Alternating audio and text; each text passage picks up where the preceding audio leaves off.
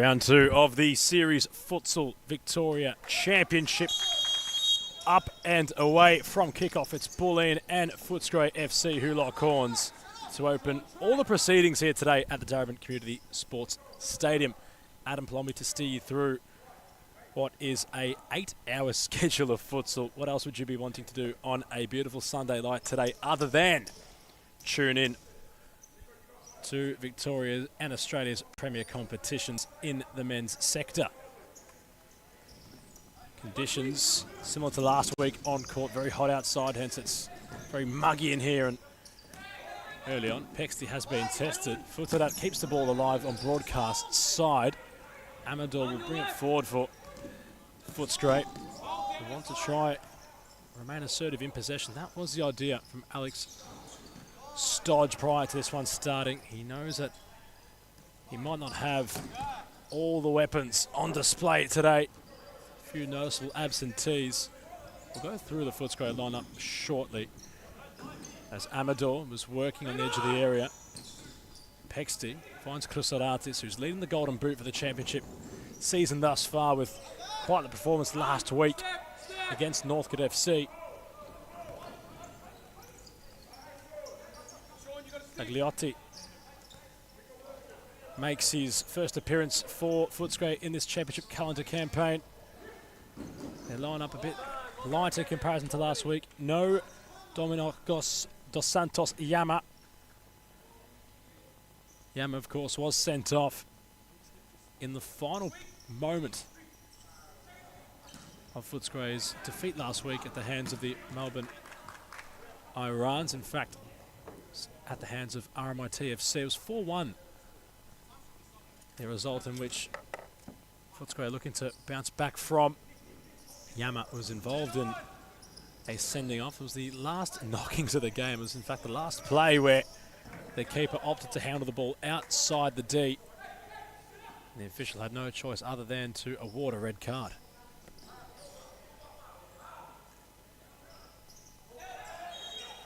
So the Scaries today line up as the following in goal.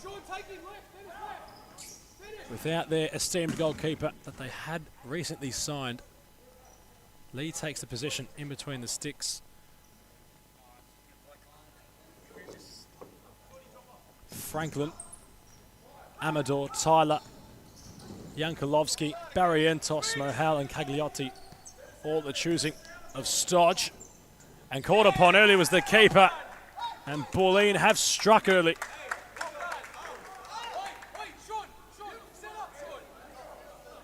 Futarat, the goal scorer.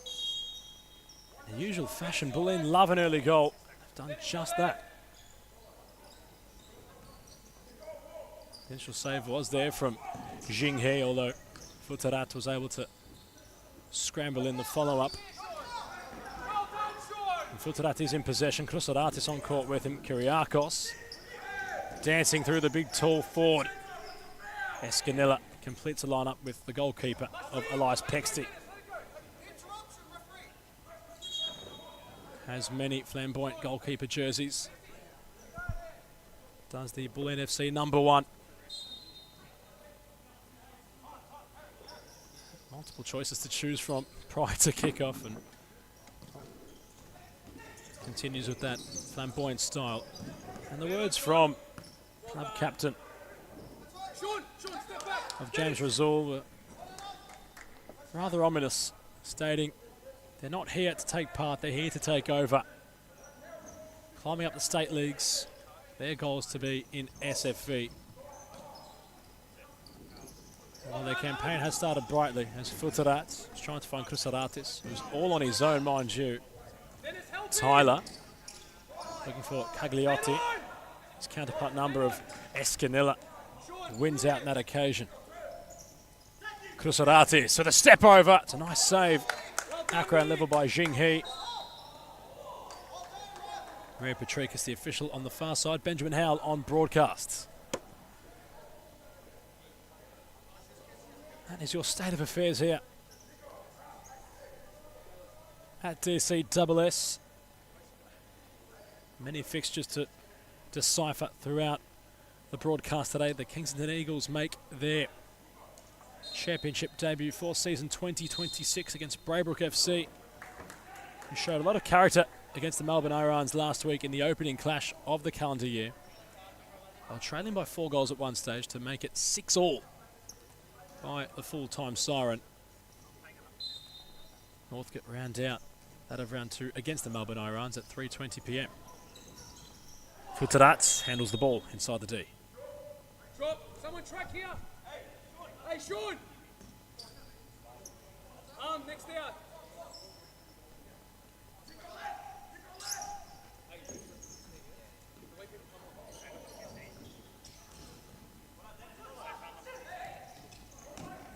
Tyler. Wanting possession back, gets possession back.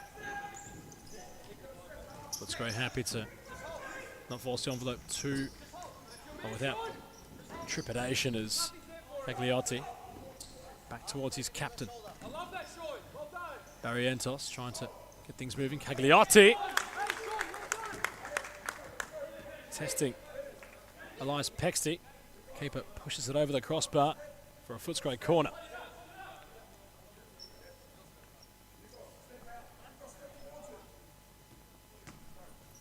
Barrientos looking to curl it.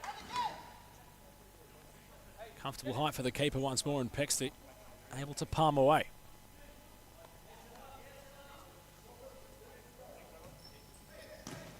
The side ball position the shot was taken from following the corner. It was Cagliotti who laid it off for Maurizio Amador. As Gallo steps inside, let's fly, and Luke Gallo scores a beauty.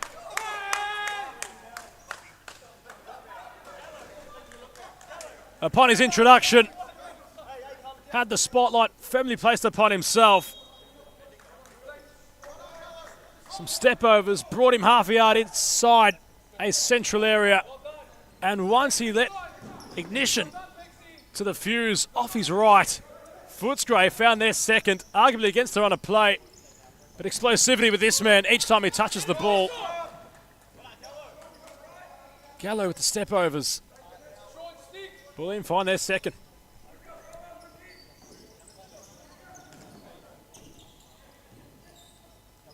Fitzroy were looking rather decent in possession. A couple of corners they manufactured, but all in vain now, considering this man looking very threatening as Gallo trying to dance around through the centre again. Cagliotti sits down, the headache creator.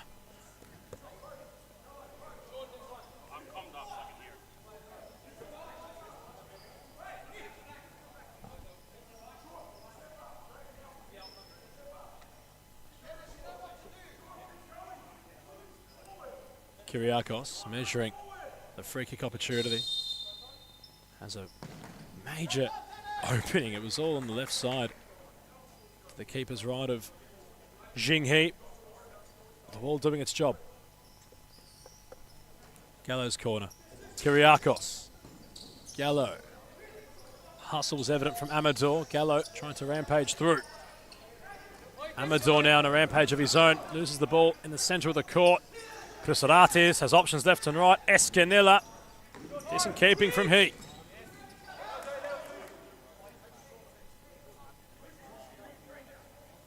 You feel as if the number 99 for Fitzroy today will have his fair share of duty. Escanilla for Pexty. Inside his offensive half. Kyriakos. Yellow. Pexty opening up to be a makeshift fifth man. The keeper advancing.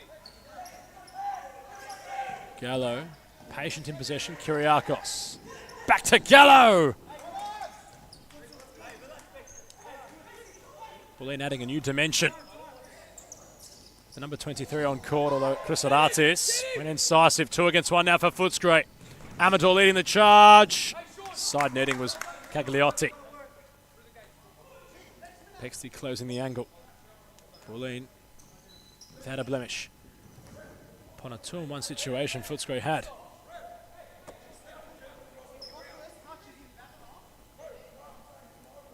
Jostling on for the first time today.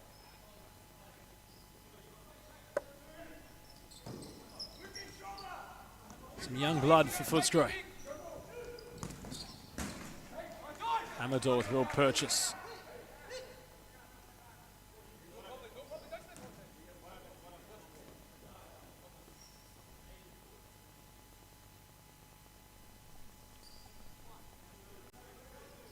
Pexty rolling for Gallo. Amador's been decent off the ball as Tagliotti just swipes at his effort, unbalanced. Razul on court. Gallo, 2 against 2. Too quick for his own good, perhaps the number 23 that time of asking. Amador. Bundles off Gallo. Razul. Gallo. Composure. As Zois takes possession. Kyriakos wanting to go a bit too eagerly.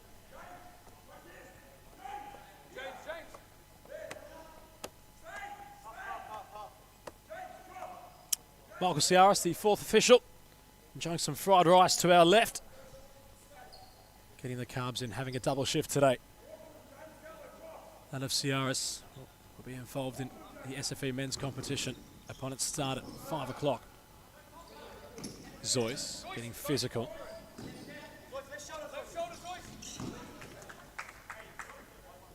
With the likes of Franklin.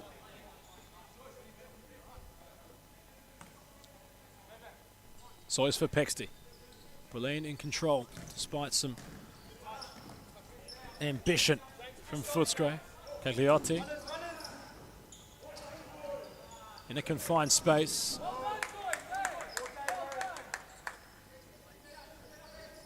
Mohale was ushered out of play. Gallo.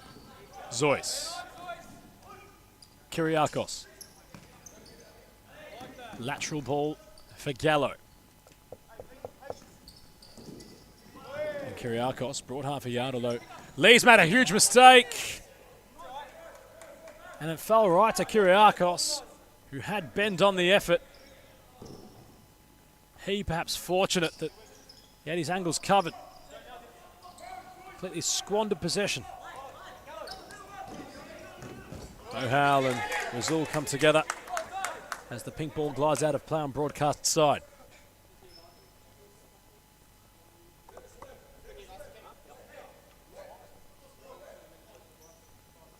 Cagliotti went through the traffic, the granted effort. Pexty covered.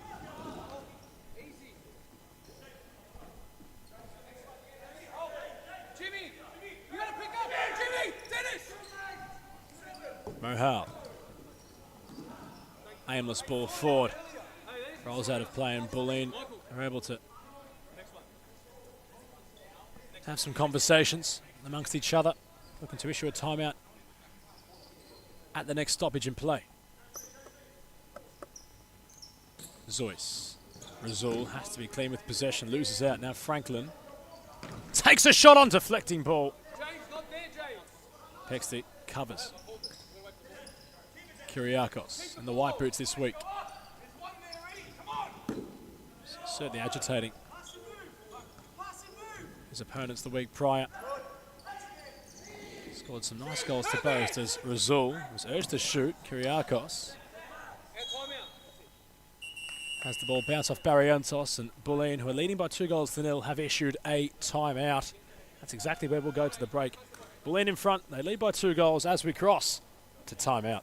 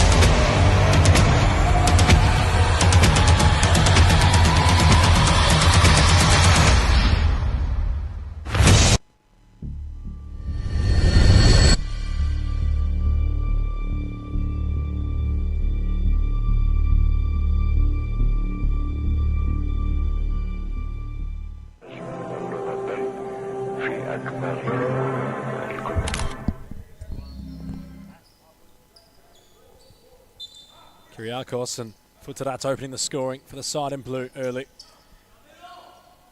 And in a very similar vein to the week prior. Bulleen looking in control. Lovely flick for Futsarat. He with a save. Zos, very instinctive.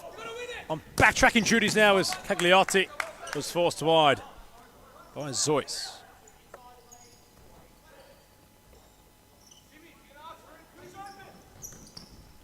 Gallo, Zois.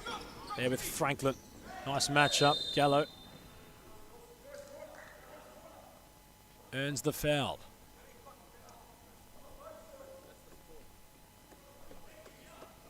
Fitzroy starting to rack up the foul tally. Another test for he. Gallo rolls it. Razul into the area. Barrientos with his wealth of experience able to clear. Gallo stepping inside onto his left. Gallo. He palms it away. Pressure still mounting on Footscray. The corner from Bulleen comes in. Falters back to Pexty. Gallo. Franklin wins the ball. 2 against 2 here for those in green. Still going Frankston, forced wide by Zois. Franklin awaits the cavalry.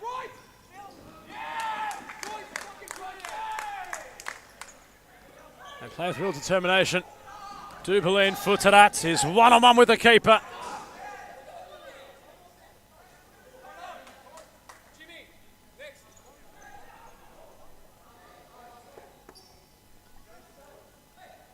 Barrientos. Cagliotti. Franklin. Barrientos.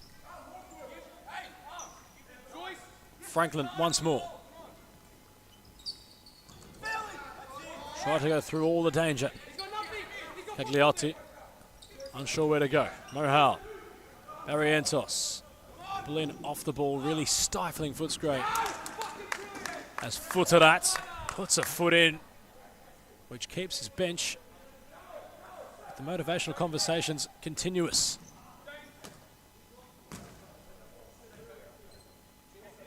Following a brief spell on the bench, it was Amador. Completely skies his attempt. Pexty, Krusaratis hasn't really warmed up yet today, and that's already a bit of a panic sign for Footscray, knowing that Bulleen's most esteemed player from the week prior hasn't really ignited yet. Scoreboard pressure also a factor. 2 goals they're trailing by Footscray. Krusaratis wants to get going soon. You feel like it could be Goodnight Irene. Those in green needing a response. That's tangible. Not out of the contest, but certainly in need of things being rectified sooner than later. Barrientos wants to shift onto his left. Futsarat fouls the captain. Now then.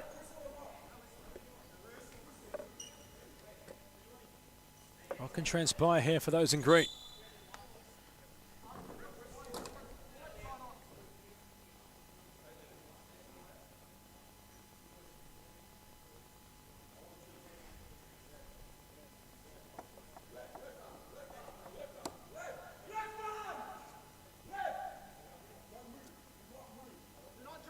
Pexty barking orders at his wall.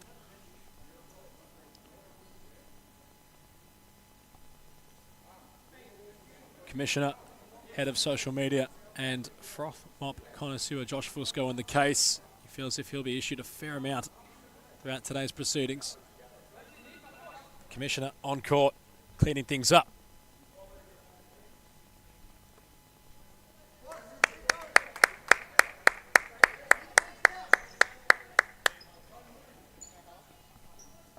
Footscray will issue a timeout. Alex Dodge bolted towards Ciaris, the 4th official, to make sure that upon the resumption of play, they've delegated this free kick opportunity, which could be of real importance to them. They trail by 2 goals. To stem the bleeding, they need something as we cross to another timeout break.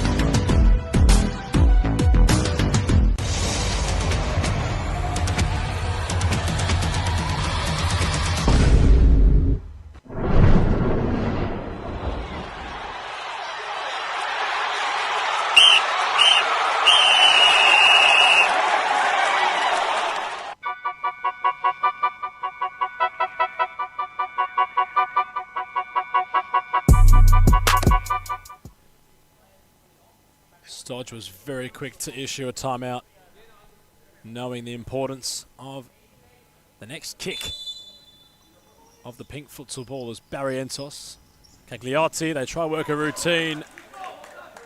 Amador had the initial cross in, which was blocked. We'll try again following the corner. Cagliotti took a bubble. Now Pexty wants to go. Rampaging through the keeper. Kusaratis, the danger man, stepping inside. Still going, deflecting ball. The Nico Kusaratis show enters round 2. So composed with his feet on the edge of the area. And once he found yardage, Kusaratis continues his consecutive scoring streak. But following the kickoff, the response was swift. And Cagliotti ensures that Fitzroy are only chasing a 2-goal buffer with an immediate reply. Fine finish to both too. And Frutarats, it's really opening up from kickoff now. This game's starting to open up chances at both ends. Amador wanted Tyler. Escanilla, Futarats has the pace.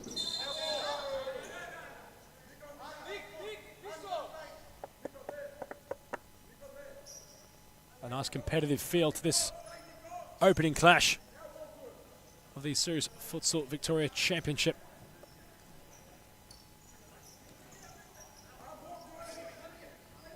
Amador.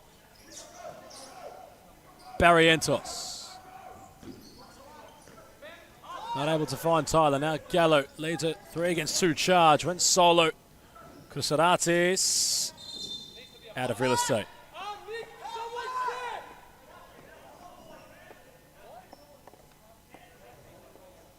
Lee. Cagliotti proving his danger. Gallo backtracks, wins the ball. Strolls forward, finds Kusaratis through the gates of Amador.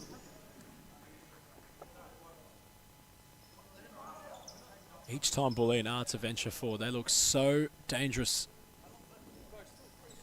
So much promise. Gallo bounces off Amador. He traps the ball. Barrientos asking a lot of Amador on the diagonal switch.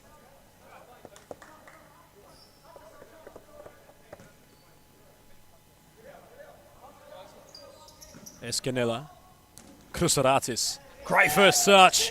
Kusaratis! Effort was central from the number 11, who's backtracking. Amador still going! Brilliant goal from Fitzroy. Mauricio Amador took on all comers, had the composure, and we have a game on here.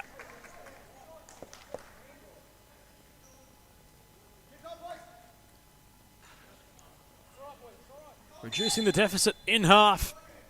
Trailing by a goal after Fitzroy. Amador, the goal scorer. Fine finish from the number 7. Nice complexion to the contest also.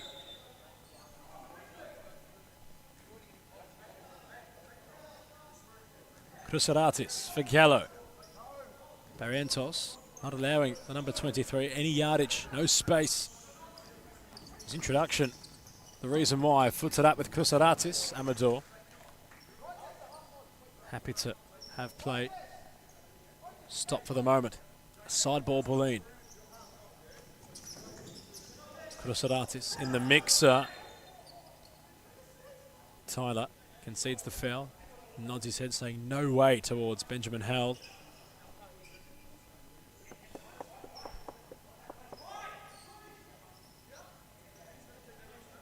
He once again leaving the whole left side of his goal open. Kusaratis opted to bend it. Cagliotti blocks it.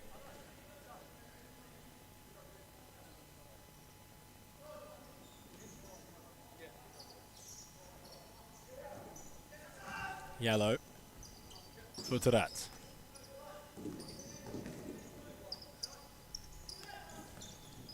Escanilla got creative. Amador.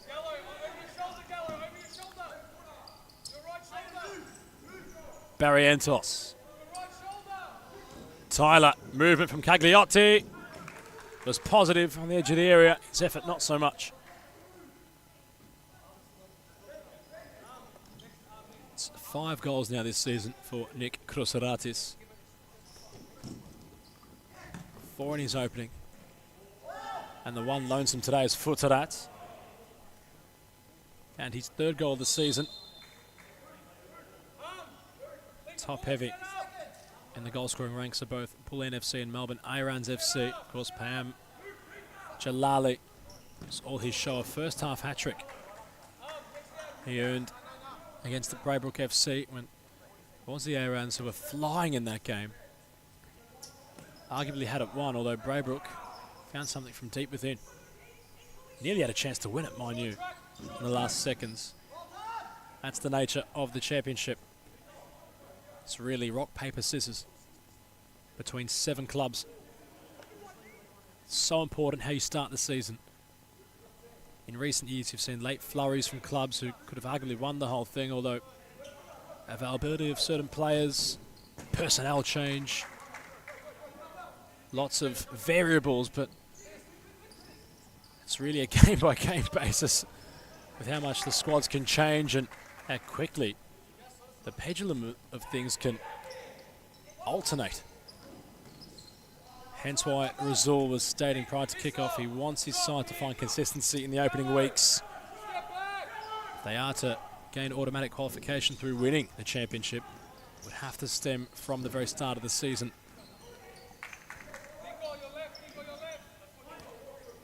Amador. Try the reverse effort.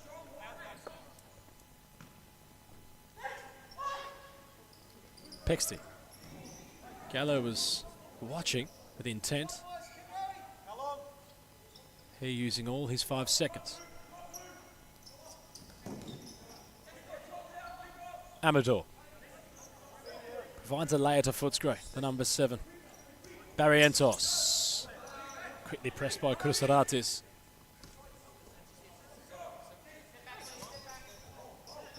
Tyler in a confined space, happy to earn a corner.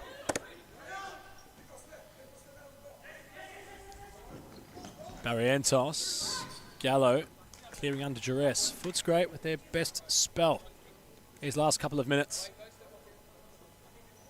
Having conceded their 3rd goal, they've come to life.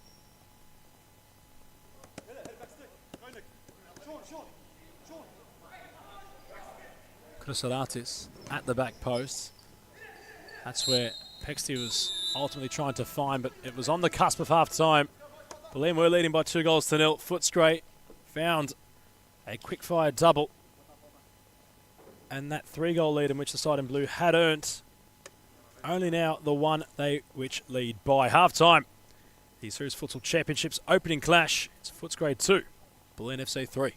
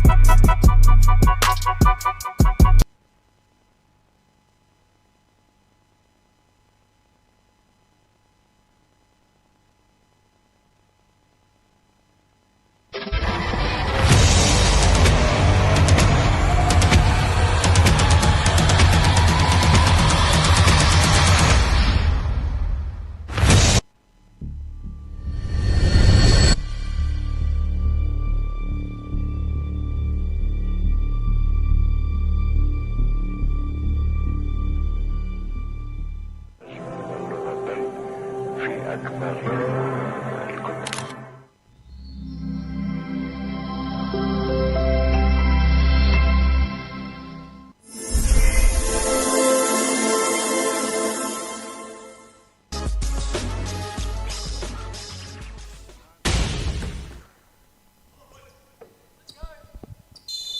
of personnel in between the sticks.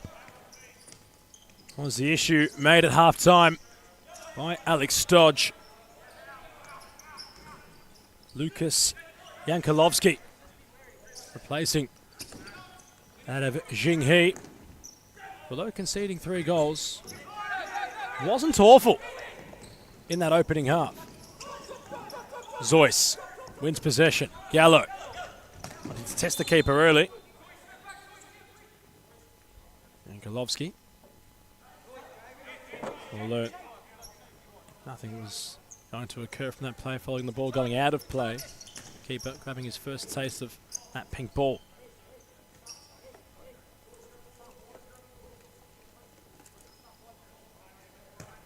Yellow, lofting. Razul finds possession. Zeus. Yellow. Shifting inside. Tyler with a fine backtrack. And now Franklin. Cagliotti.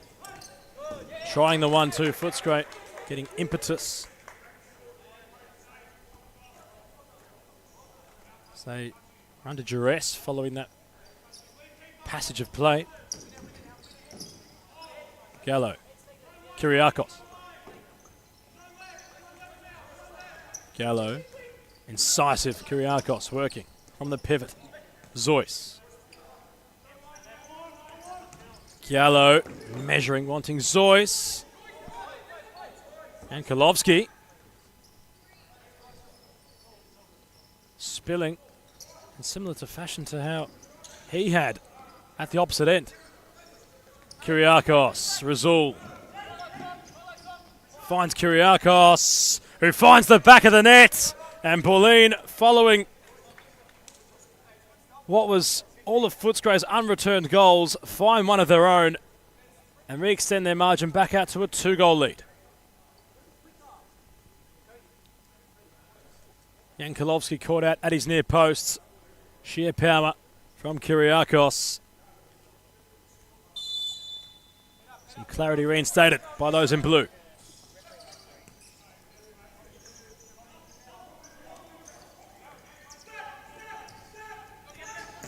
Big slide from the goal scorer. Stifles Franklin from moving anywhere with the ball.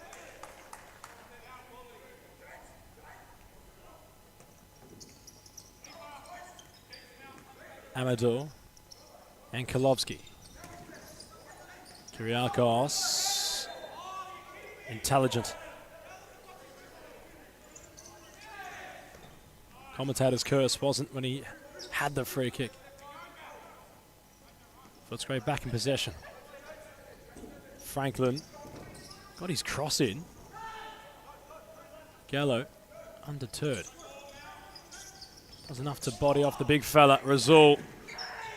Angles closed by Yankolovsky. Did not want to concede a corner to the keeper. Opts for a side ball instead.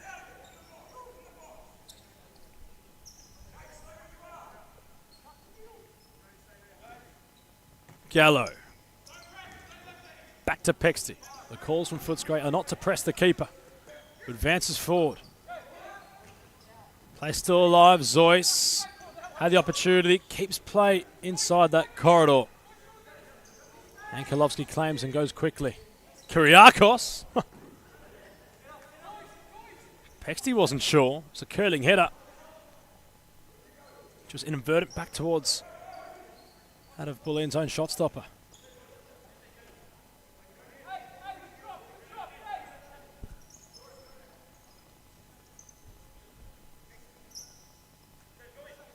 Pexty. Tyler reads it. Zeus interprets. Recycles possession. Gallo. Kyriakos. Zeus. Footscray off the ball, just stopping the runners, which Bulleen have all around their offensive half. And Kolovsky Cagliotti. Confined area for Cagliotti. Barrientos instructing his players to find the back post, considering Cagliotti had done well to swivel away. Franklin cuts off the ball intended for danger man Krusaratis.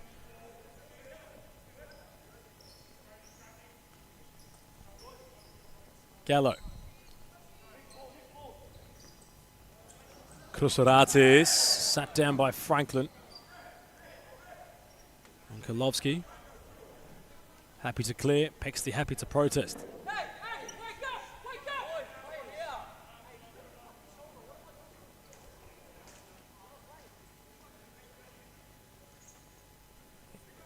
Intriguing matchup, similar in size and style of play. Perhaps Krusaratis and Tyler. Gallo trying to keep the move going. Krusaratis nearly had an opening. Amador cuts it off. Kyriakos wins the battle. Tyler plants his feet, reinstates possession. Fitzroy to overzealous, wanting to really push the envelope. Krusaratis holds it up now. Gallo can stroll into space. Franklin. Krusaratis wins the ball back. And the foul.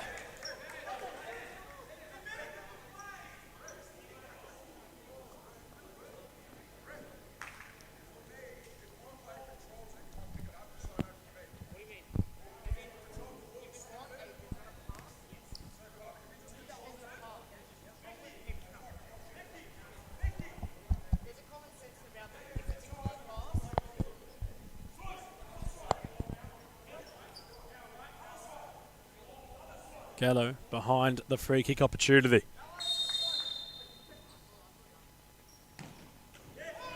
And it's brilliant. A superity from Gallo. Such technique he possesses in his arsenal.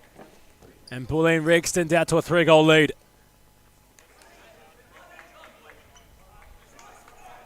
A player style which boasts, really allows for all their players to showcase their shooting acumen.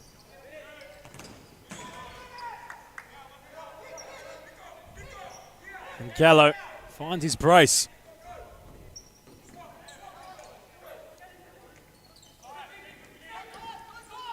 Krusaratis trying to win out. Gallo latching on. 2 against 1 here. Krusaratis!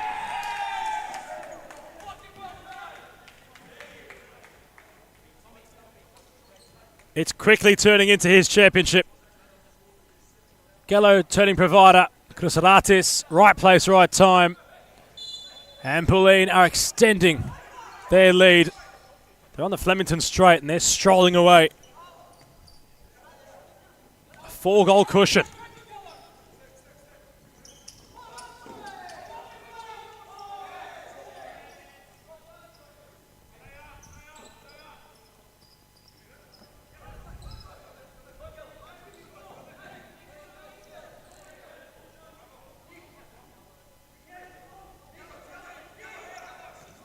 Zois wanted Krusaratis to latch on him behind.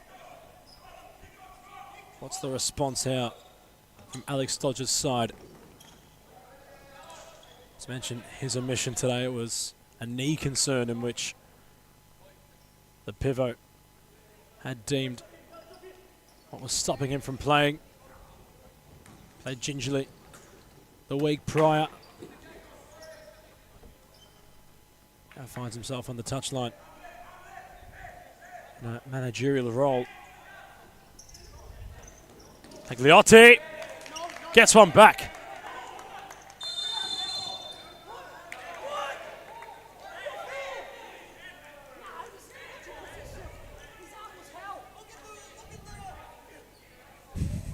James was all issuing that a VAR. Alex Dodge will claim that was a late call. Goal ruled out. Cagliotti was very crafty to swivel with the finish, although rules to nothing as it was a handball. for the goal scorer.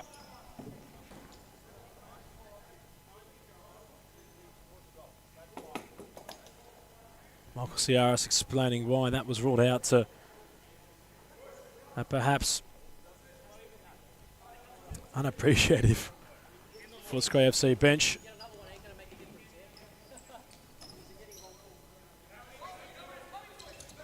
Amador going as direct as you possibly can. That's how Fitzroy are going to have to approach this game now. Mohal leading the press. Escanella gets away with it. Krusaratis, lovely control. And Kolovsky sweeps. Cagliotti has his effort blocked.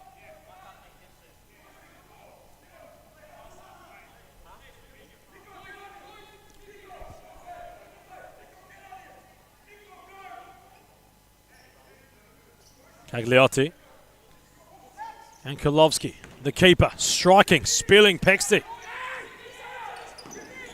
Mohal trying to gobble up any half opportunity. Pexty had to go for Tarats. Barrientos into the back of the number 4.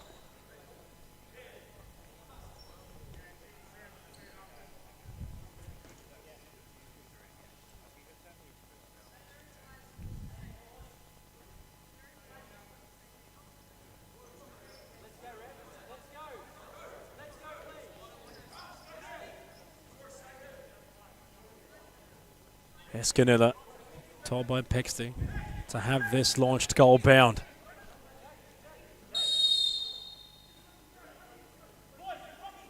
Pexty's come a long way. Escanella. Grounded effort. Barrientos. Threw a boot at it. Put the keeper off his line. Krusaratis. Futrats give and go. Krusaratis went solo. Shrugged off any potential challenge from Barrientos. Futrats shifting onto his left, back onto his right. Escanella. Krusaratis. Falls for Escanella. Mohal was perhaps outmatched physically on that time around with Krusaratis. Pexty opted to fly. Takes the paint off the goalposts. Zoyce has to control the situation. He lofts forward. End-to-end futsal momentarily. Cagliotti onto his right. Kept lofting.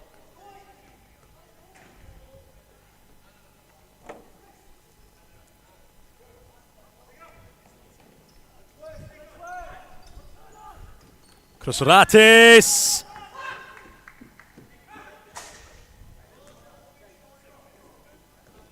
Wanting consecutive hat-tricks. Inches away. Amador.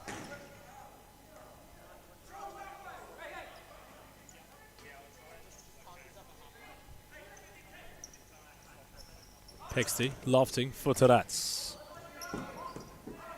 Disappointed with himself as he was unable to control the ball. And Kolovsky resides back on the bench. He back in between the sticks. In 10, that was a more offensive approach from Stodge, considering the keeper's in no man's land. And you're going to see him come off his line more and more as the game progresses. If there's any hope of Footscray coming back into this one, he will have to go off his line.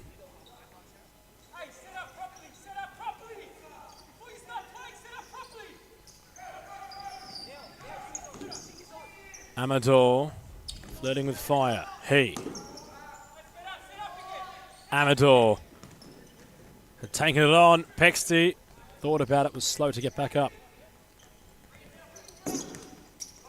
Zoyce and Tyler.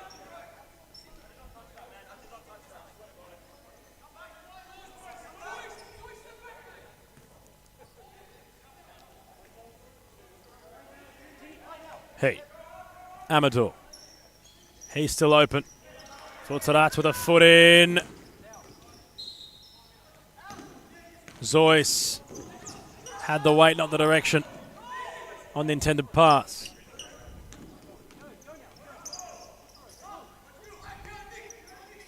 Cagliotti.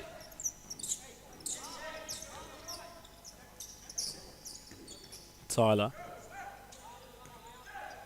Mohal. Dispossessed. Brilliant ball from Escanilla. Crusarates went to steer it. He not around the traffic of Escanilla.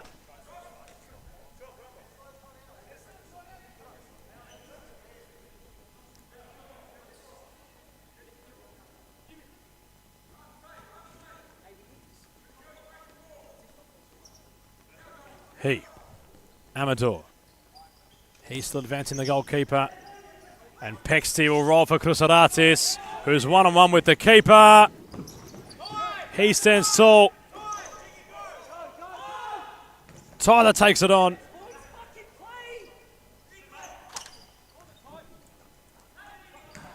At the other end, Crusarates hits the post. Stodge might want a timeout. I want 10 timeouts. And he'll get it. In fact, Bulleen issued it right before Stodge was able to. Thanks, boys. We need it. Bulleen firmly in front. The stall warning starting to sound in the Fitzroy cockpit.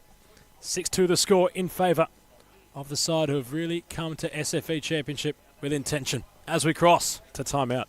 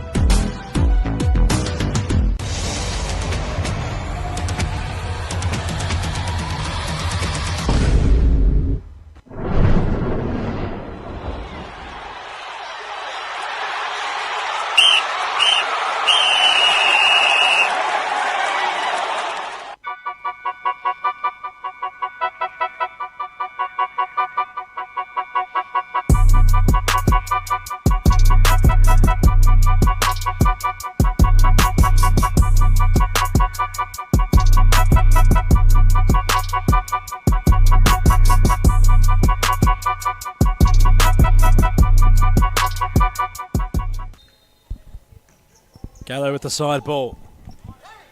Bulleen with a timeout they issued, looking to ensure they remain focused. Pexty lofting Kyriakos off the volley.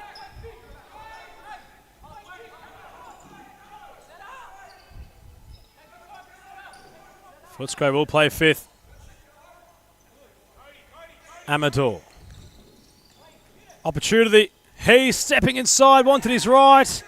Razul from downtown was blocked. Wow. Yankolovsky ensuring to his players that if they are to lose the ball, foul, they might be able to afford to. In fact, they won't be able to afford to, Footscray, considering they're already on 3 fouls for the half. That would be all systems go as Razul got very instinctive. Franklin around the traffic, takes it on. It would have been something special from the number 9. Pexty had to follow up with a save.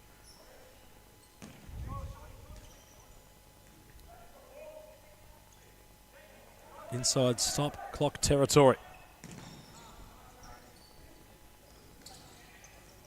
Cagliotti. Struck with the venom.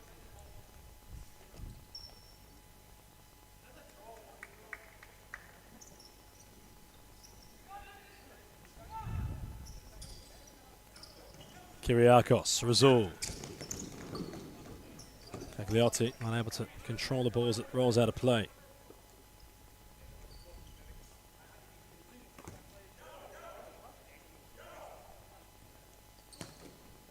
Escanilla, Kyriakos.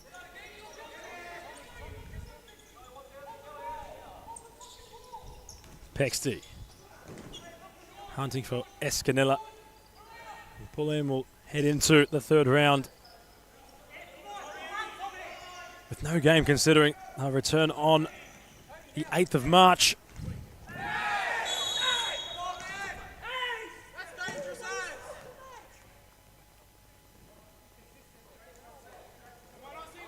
He goes down. Gallo has his hand up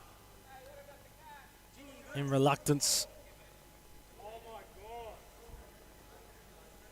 Well, Bulleen have the momentum. Follow into their return. They have a bit of time off from Championship.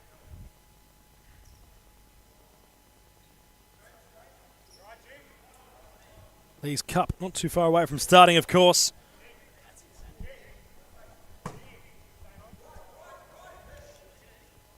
I'll take on Thornbury United, Bulleen FC, on the 22nd of February. 7:10. That clash. Fitzroy facing Melbourne Irans. Next time all clubs are to return. It's not for league action, it's for the League Cup.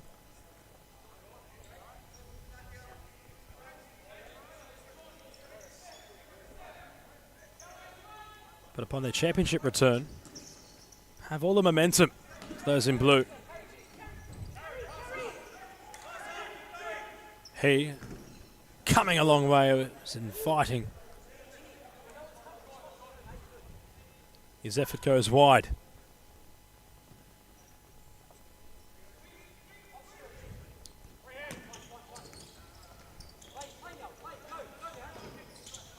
Amador trying to shift through. Still going, Amador. Tyler. Cagliotti was at the back post, though Tyler opted to squeeze it at the near post of Pexty.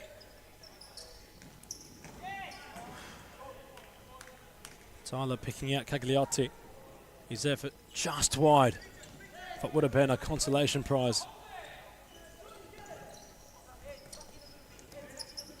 Gallo with the back heel. Franklin with the slide.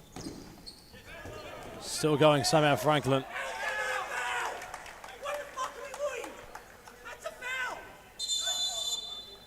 And Starge's protests have earned him a yellow card.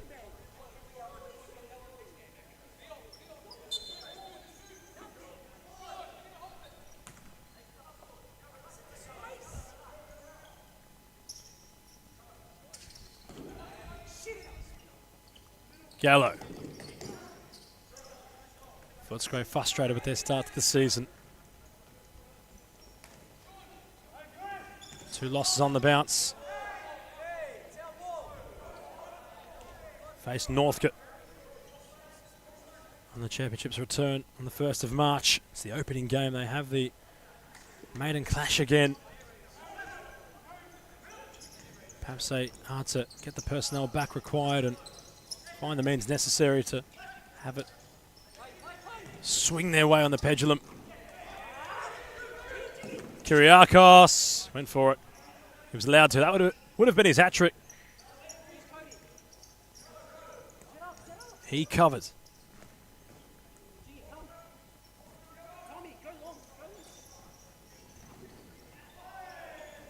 Following the return of the Championship, round 4 is Footscray's turn for the bye.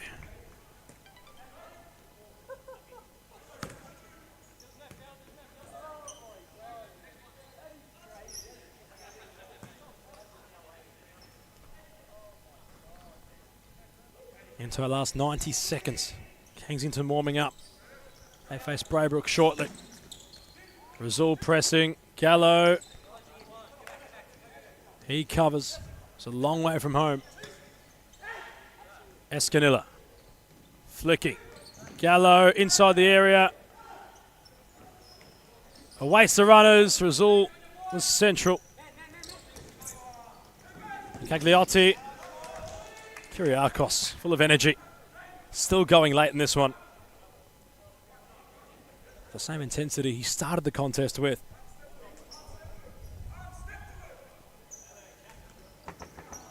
Franklin, on the edge of the area. Trying to go around them all. Kyriakos couldn't put a challenge in. Pexty rolls inside our last minute.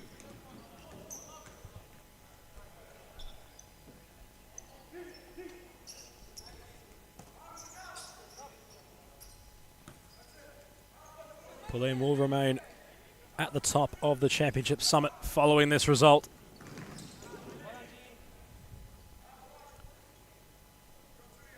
And their goal difference is really starting to help them.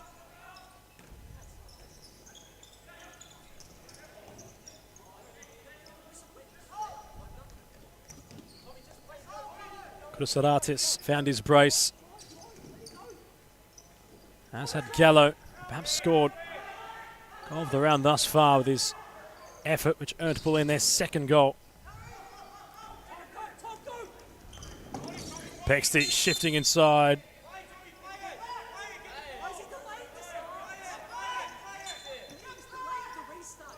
Cagliotti stings the palm to the keeper.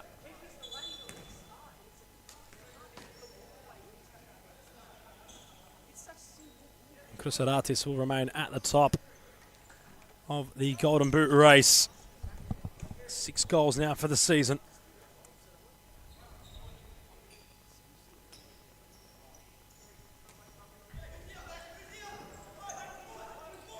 Bulleen looking like a real threat in the championship.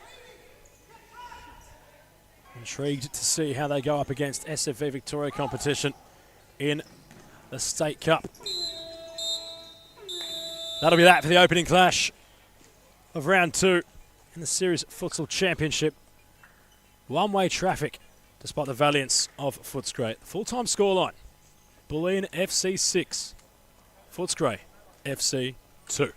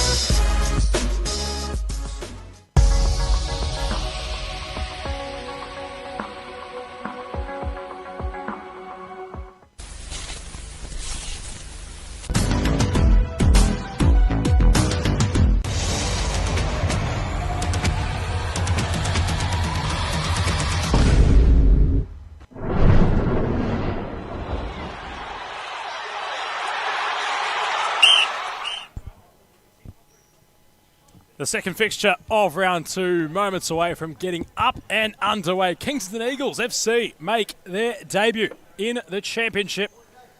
They face Braybrook FC, who overcame a miraculous deficit last week. They were trailing by, I believe, 4 goals to Melbourne Irans FC. Ultimately, to have the game finished on level terms, showcasing some real dog inside of them. Nonetheless, Kingston donning the bright red kits. Braybrook in their away jersey being these dark blue with gold stripe or alternate colour thrown throughout it. Nonetheless, Suleiman Mohammed has joined the panel as our expert for the remainder of the championship today. TD, of course, of Hume FC in the SFE men's competition. Suleiman Mohammed, welcome to the broadcast. Thank you for having me, Adam. A bit kind of you to call me an expert. I'm still just getting into it, still learning the ropes. But yeah, I have moved to Hume FC, but I'm excited to watch this championship game, championship fixture. So far the championship's very premature. It's very early on in the season, but there's been a few clubs making real headwaves. Bulleen FC, of course, the club in particular, will focus on the next 10 or so minutes, knowing how well they've been playing. Nick Chrysaratis leading the goal-scoring tally. Had a couple today, but not to individualise the current SFE Championship Golden Boot leader. But how have you found Bulleen so far in the competition? They've looked really good. They're very good. Surprisingly, they've adjusted really well to the competition, and they're making their mark slowly. Hopefully they progress, and hopefully they keep that stable throughout the whole season. It's a long season, so anything can happen. But really good signs for Bulleen so far. That was the message I was echoing to Alex Dodge, who wasn't too fond of the result Fitzroy had been on the receiving end of. A consecutive loss, and the reassurance is that it is a very long campaign. Of course, the State League Cup not too far away from starting also. As for the Eagles, Sully, fly keeper. And a noticeable start to this game from Braybrook. They are going with a fly keeper from the get-go. Yes. Referee is just kind of putting in play and making sure that they have the right kits on and the right colours. It's too similar to the players at the moment. Good spot from Maria Patrikas on broadcast side as the fourth official. And by Maria's own admission, doesn't mind the confetti flying if things get a bit too hairy. Had to really stamp her authority upon the clash and mark out any Footscray frustrations which were being vented. We'll look at the lineups. Kensington Eagles with a firmly equipped side this afternoon. Jamil and Tamim Malakia join the likes of Aaron Fabrice, Oliver Patton, Michael Scoufis, Ben Grillo, Patrick Mara, Theo Tsitsides, Johnny Krokaris and Christopher Rose. In comparison, the Braybrook FC bench looking rather lighter. Kai Tran joins the likes of Elise Mutabazi, Richard Nguyen, Elidan Tapai, Dekanui Togba, Jimmy and Min Nguyen. So 3 players more resides on the Kensington Eagles bench. They've got more artillery to choose from this afternoon. And in a very hot DCSS, Sully, could really favour the side in red having more players to choose from. Yeah, it can play to their strengths, a deeper bench. It is very warm here currently, and that may play a factor. Attacker here. There's Grillo searching forward, kept the ball going somehow. Patton, just wide. Wasn't too far away, was he, Sully? No. Good signs for them so far. But as we can already see, Kensington are pushing the pace and the tempo. Going to use that numbers advantage, and you feel that that will come into play as the game progresses.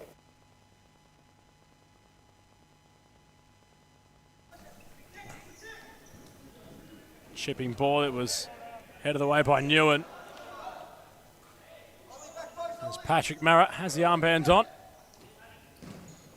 Wanted Fabrice short from the corner. Kensington have found just one of those. Sully, for the Eagles, a change of ownership, we've been told throughout the, or beforehand, from this one starting. Yes, so Tamim Malakia has given up ownership of the club, and you can see that somewhat they've changed. They've changed their kits already. They've moved off to Aku kits. See more organised. And there's your opening goal from the Eagles. New ownership, new look, same results. Oliver Patton. There to glide the ball home. It was a fantastic ball, which he was the recipient of, and the Eagles have liftoff in the championship. Yeah, great goal from Oliver Patton. That's what he is. Like, he's been a perennial goal scorer in the championship. He's been doing well so far. He's been the bright spot for Kensington. He's usually the one who gets on the score sheet early. Braybrook will have to find a response quickly. Grillo teasing with his footwork. Lofting ball. And Akia not able to control, but also in the pre-game, Sully was mentioning a new lease on futsal life now, knowing there's no more ownership constraints. Yeah, I can understand his sentiment. It's very difficult to run a club. It's not easy. The easiest part of running a club is actually the game day. Everything else that goes before that is difficult. Still going, Patton in for a second. The Eagles are stretching their wings and they're flying away with a 2-goal lead.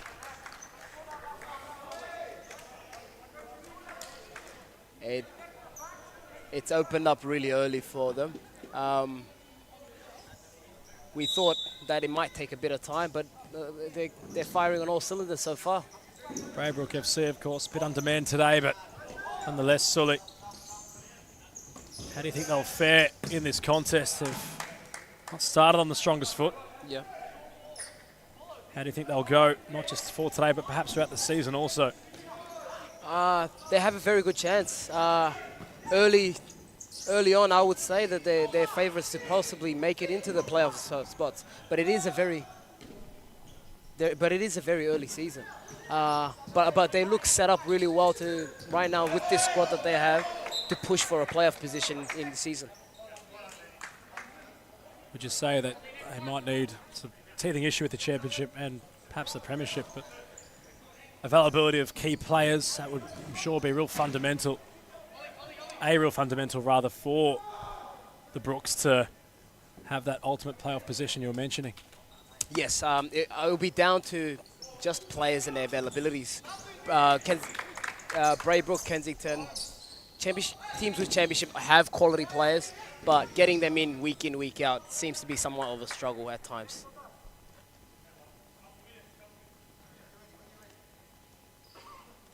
Grillo further down the court. In the lateral area, completely unmarked. Fabrice. Alakia.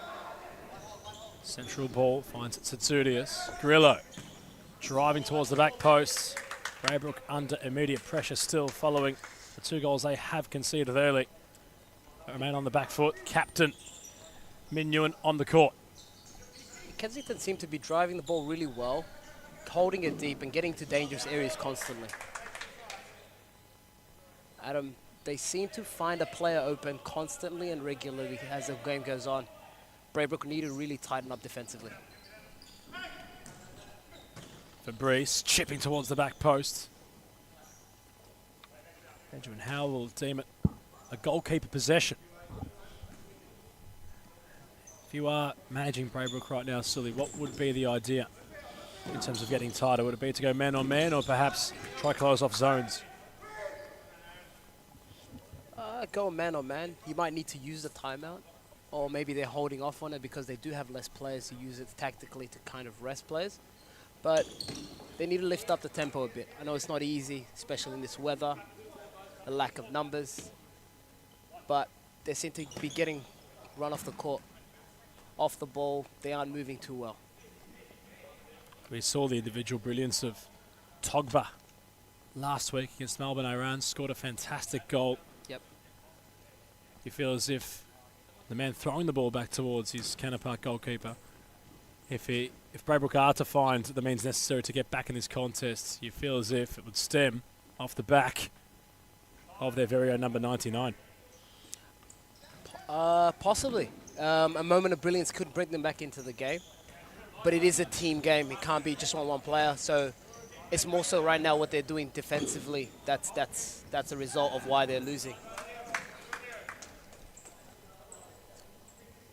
The likes of Aldian Taipi, perhaps, in a defensive role can provide stability. He's on the flank, although intrigued to see if he could get further down the court and perhaps provide that defensive solace as the game progresses.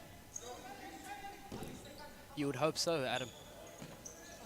Well, if you're Braybrook, that's for sure. If you're Kensington, you're enjoying what it is. You're enjoying life right now if you're Kensington. You're in a stable spot. You seem to be keeping the ball really well. Kensington, they're playing really well. They're controlling the tempo and dictating the game so far. Fukaris not measuring his pass. No, a rare mistake there. Lots of experience. He's a very experienced player. Played last at Thomastown. Taipi trying to jostle off a couple of red shirts using his strength. Tamim Malakia, the recipient of the foul.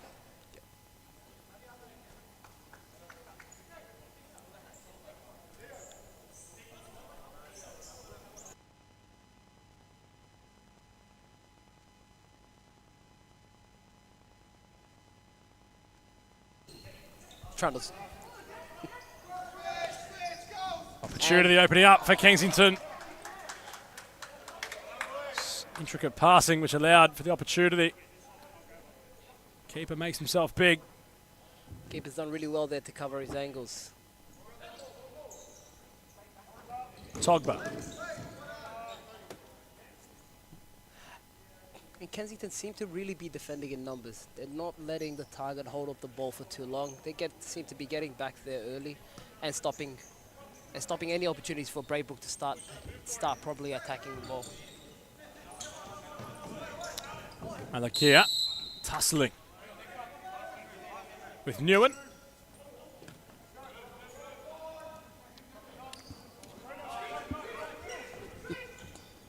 Kakaris. Malakia. Tsudius. Now away with the ball at Braybrook. Strolling inside their offensive half. P might have an opportunity. Well kept in the end. Angles covered by Michael Scoofus. Michael Scoof's done well there. Unlucky that he couldn't sort his feet out, but those are the positions that Braybrook is trying to get into. So hopefully they can keep playing and then try and get a foothold in this game. Newen. Isolated, trying to step around out of Kakaris. Scoofus rolls short. Mara. Going down his flank. Opting to use the likes of Tsudius, who's had a lot of the ball recently. Comes in towards Tsudius. Trying to use his strength to bully away the likes of Newen. And the keeper.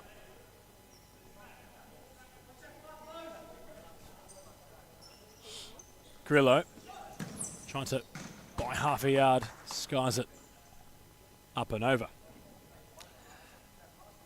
Yes, Ben Grillo there showing us a bit of his own moves and stuff. He's been a bright spot for Kensington through last season. He's always their main guy. He's been their stalwart player. He's been there for a while though, Sully. He could have has. sworn. He has been there for a while. We know how long roughly Grillo has been applying his trade at the Eagles. For as long as I can remember. Sorry, I don't have any exact details with you, Palumbi. Part of the furniture. They're number 9. Grillo flicking on. Great find there. Kakaris. Couldn't find the pace of Mara. Newen wanted to go down the centre of the court. Mutabazi earns the foul.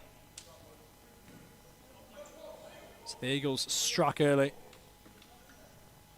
Have now tried to withstand the rebuttal of Braybrook FC, although Sully hasn't really been too testing. No. Michael Scoofus, he hasn't exactly been tested adequately yet, the goalkeeper.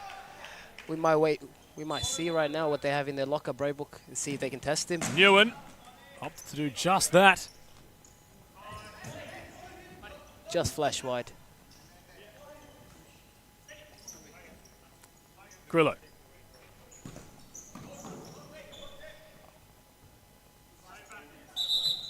Bounces off Min Newen. A little bit somber at the moment. On court 1 at DCSS. Grillo gave it a real go. He is starting to find the mark, Grillo. Mutabazi. Kakaris forcing. Player to move more defensive. Min Newen unable to go around Tsudius. Not the worst start to life for the Eagles in the SFV Championship. Their danger man re-emerges. Patton. Jostles on court. Min Newen. More provocative for Mutabazi. Fabrice. Patton on the ball again. Each time he's on court, Sully looks so lively, doesn't the number 11? He seems to be getting into those danger spots all the time, constantly and regularly. He seems to be in the thorn of the sides of Braybrook so far. And if they hope to win this game, they need to slow him down. Grillo rampaging. Min Newen cuts it off. The keeper of Jimmy Newen had committed. Yes. He's done well, the keeper there to come.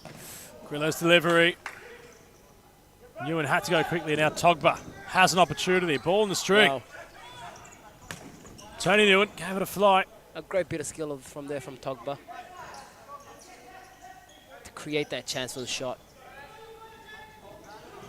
Has the flair in his game.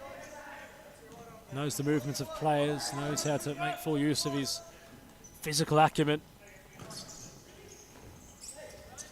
Newen slides, the captain. And it will be Braybrook's ball. So Min Newen glances towards Tony Newen on natural side. Goes direct for Togba, holding things up. Tony Newen inside the area, the captain of Jimmy Newen flung his foot at it. And they've got a corner. It's a good outcome. Great outcome. Anything can happen from a corner. If you've developed your set piece as well, you'll get a good shot on goal. Christopher Rose came across with a timeout in hand to give to Maria Patricus. The Eagles, with a 2-goal lead, have issued a timeout as we cross to a timeout break.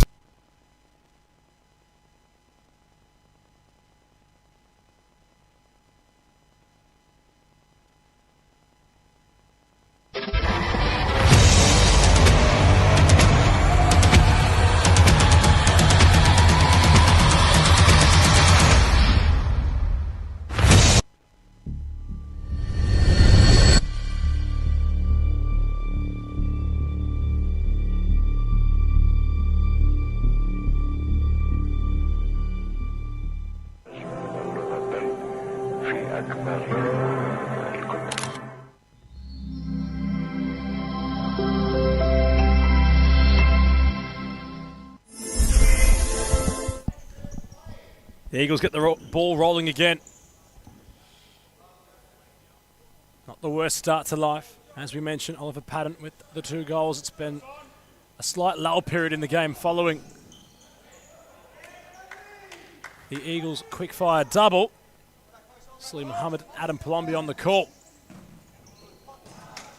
And those in red, Sully, still getting busy, not allowing Braybrook any opportunity in this contest. Currently, it seems to favour Braybrook. It seems to favour Kensington so far. Other than a few individual opportunities from Togba to create chances, Braybrook keep flashing wide, keep finding that back post. They just need a player to finish off there, back there, Adam Palombi. The Eagles asking a lot of the questions. It's been a one side of the fair thus far. Braybrook might have a pulse if they can get the likes of Mutabazi and Togba going. Newen wanted Togba. Grillo won the battle. Taipi got the block in.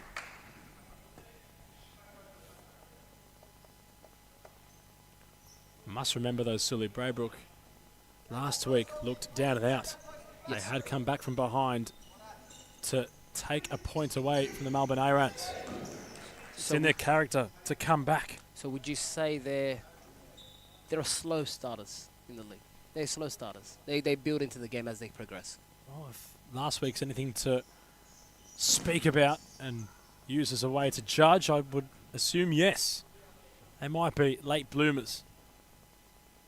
Melbourne Irans looked as if they had the game all but wrapped up silly at one stage. Yep. It's miraculous to see the comeback from Braybrook. It all stemmed from Togba, and there could be a 3-on-1 situation here. And Newen has found Togba, who sits down his opponent. But Skoufis was brave with his goalkeeping. Fabrice was sent to the shops. He's up on his feet now to number 4. Rolling central, flicking wide. Mara's effort. Much the same. Was wide, but off a Braybrook shirt. Corner for the Eagles. Fabrice, edge of the D. Newen not trying to concede a foul. Fabrice out of space. And Braybrook have issued a timeout of their own And we'll go back to another timeout break. 2-0 to score. The Eagles remain in front.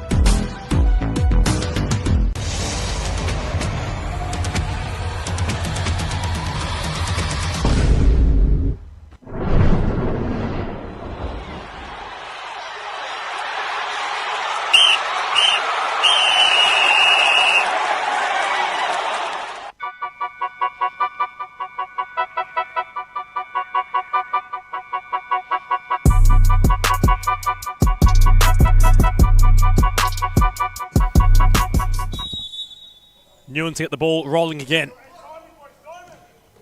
Braybrook, must be said, Sully, had the timeout, are on demand, and didn't really use the full 2 minutes that they're allocated. They seem to be ready to keep going. And they seem to start off with a 2-2 formation, 2 targets up top. It's interesting. It does clog the middle, though, so they have a lack of width going up in the court. Taipei and Togba essentially leading the line, if you will, using their strength. Taipei back on defensive duties. Togba doing much the same. Wants to accelerate down the court. Fabrice in pursuit.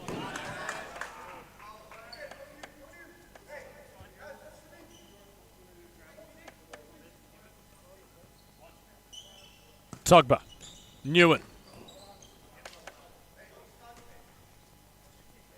Caught in possession, and I believe Togba was surprised to see commentators. Had a glance towards us to say, what are you guys doing here? It seems slightly frustrated, Togba, at the moment. Hits the frame of the goal. And what was, I'm assuming, a cross attempt. Skoufis had his angles covered. Big loft from Sitsudius. Malakia.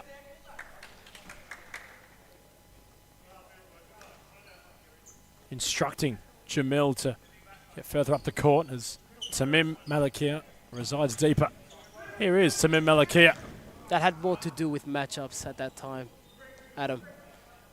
Togba is a bigger boy. Tamim would like to have that matchup. And Palombi's laughing. There's a cowardly differentiation, as described by Salim Mohammed as, and I quote, he's a big boy. Don't make it weird. Cross comes in from the Eagles. And they seem to be getting the ball in the right spots. You just need to get someone to flick it on. Still 2-0. Scoreline not unattainable. No. Fabrice. Togba backtracking. Malakia. Fabrice had to be composed, and now the Eagles have the numbers. Fabrice finding Jamil Malakia. Sitsudius, it comes in. Clearance had to arrive from Newen. Noticing a bit of a pattern here, Sully, with the 2 more advanced players from Braybrook. Once Kensington are able to match the press defensively, they have numbers swarming forward. The 2 most forward players are struggling to follow their runners, and it leaves them on counter-attacking opportunities, having to deal with overloads. Kensington. Chance here now with Togba wanting Taipei. The Eagles flood back quicker than the Brooks can go forward. Sitsudius finds Fabrice. Sitsudius on his own in the centre was Jamil Malakia. Newen's clearance is in vain. How's he kept that out, Sully? Well, he's done well there. He's got his feet sorted, and he's covered up for his own mistake. Unconventional, though, wasn't it? It is. It was very unconventional. Doesn't seem to be doing the normal things that a futsal keeper might be. But if it works for him, it works for him. Right now, he's keeping them in the game. Trying the Brooker T. Spinneroonie to keep the ball out. I say Brooker, considering Braybrook. Brooker T watching, I'm sure he is, would appreciate what Nguyen's done there to keep the ball out. I'm sure the 5-time world champ is a bit busy. Couldn't imagine what else he'd be wanting to do right now on a Sunday. And watching the championship. Still have another clash ahead of us. Nearing the halfway point of the coverage. Northcote FC, Melbourne Irans FC. Would have to be a real bounce-back performance from Northcote, considering last week a 4-goal difference. The final score, Bulleen winning 6-2. I'm sure Marasic and company will look to be on the bounce back at 3:20 p.m. Yeah, and then those two teams know each other really well. Second and third, finished second and third last season. 2 playoff sides that played against the championship teams. They're probably looking to come back and make a statement and try and get to the spots and retain their positions at the top of championship. Togba. Nguyen. Central for Tony Nguyen. Wanted Taipei to move.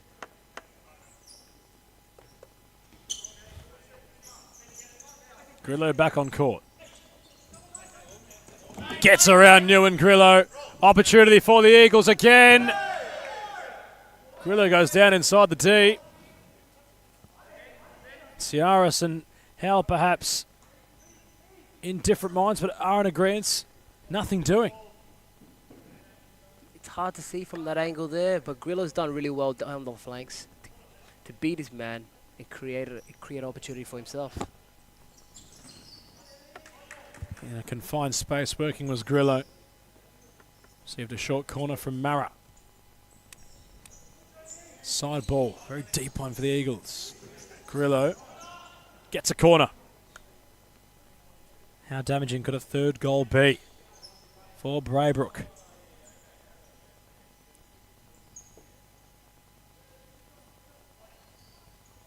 Grillo drills it in. Zudius, well, if he made any contact, Sully, it would have been goal bound, considering the pace of the ball from Grillo. He just needed any glance. And he gets half a glance as Nguyen's defensive searching pass goes afray. Jimmy Nguyen does well to find Taipei. The Eagles at the moment really able to backtrack. They have all the stamina, Sully. You could argue they're running Braybrook off the court. The Eagles are doing really well, and every man counts. Everyone is chipping in. Everyone is delaying their player, and it all adds up.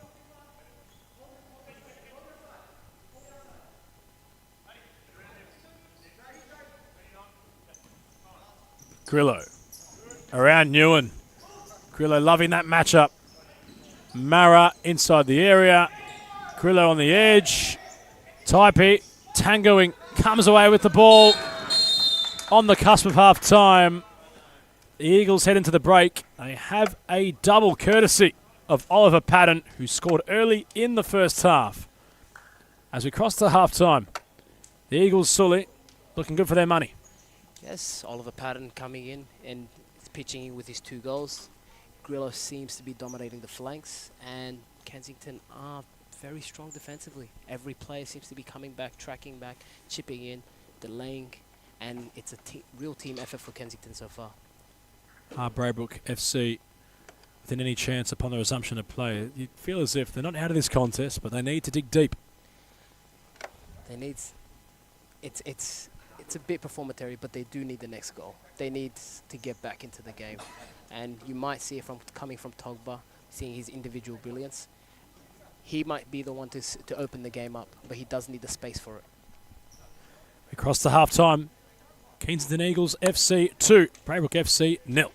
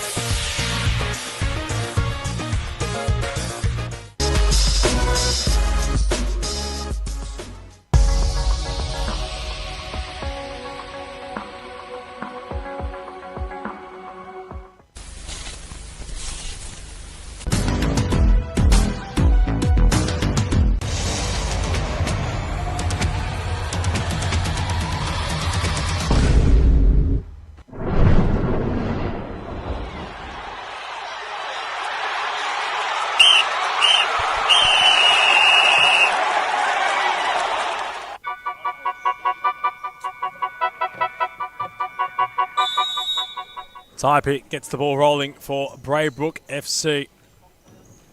They kickstart the second half. Although having kickoff, they've squandered possession. Our expert Salim Mohammed still on the case. That's not how you want kickoff to go.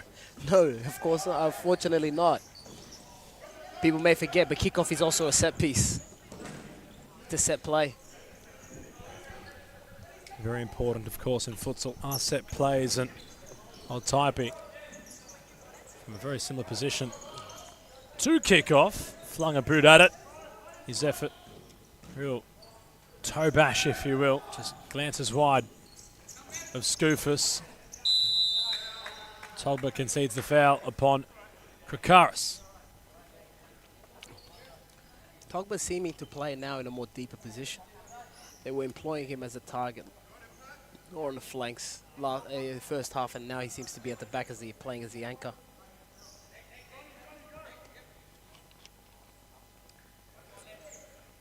Togba just man marking the likes of Patrick Mara. Patton took it quickly, although Michael Ciaris never sounded his whistle. And Oliver Patton will have another go at it.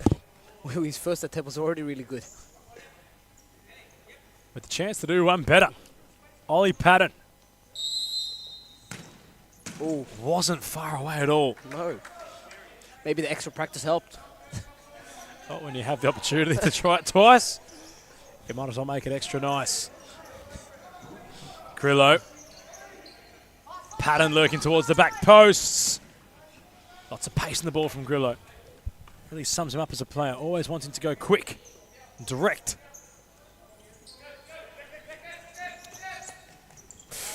Togba makes an error. Patton really should have scored.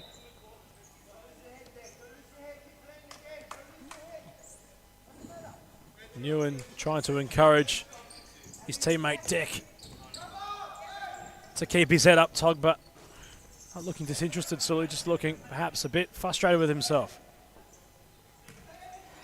Yeah. I don't believe he's had a sub on. He hasn't subbed off. It's a Bazi from downtown. Togba nipping at the heels of Patton.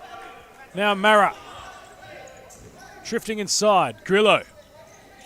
It's been very important on the flank for the Eagles thus far. Krakaris. Grillo. Nguyen saves. Mutabazi. Earns a side ball. Nguyen has to utilise his keeper. A rushed clearance, all they could manufacture. That time of asking Braybrook.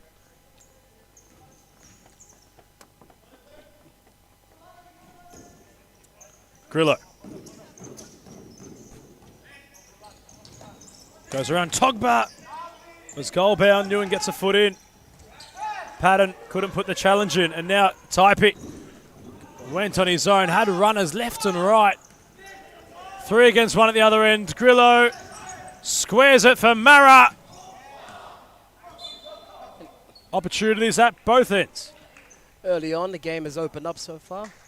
Counter-attacks coming both sides. The middle is less clogged, and the game seems to be much more open than it was in the first half. Takes a touch off of Newen. The Eagles have a corner. Typee comes away with the ball. Has Togba on for the pass. Mara backtracks quickly. Togba not too pleased about not receiving the ball. Yeah, we can see his frustration there. Newen. Togba not presenting. Patton. Still progressing. Patton is really searching for that hat trick. Maybe that's on his mind because he had a play on the back post. Newen. Fabrice has the energy. He's one-on-one. Angles were covered by Newen. Jimmy able to clear. Togba found. Went inside on his right. Left and after. That's the Eagles. Togba's lucky there not to get a yellow, you'd see. Very careless challenge. I know he's a bit frustrated that he has lost the ball, but he's left something.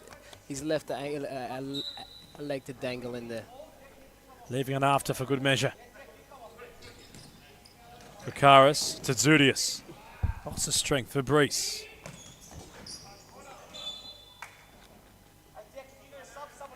A Kensington corner.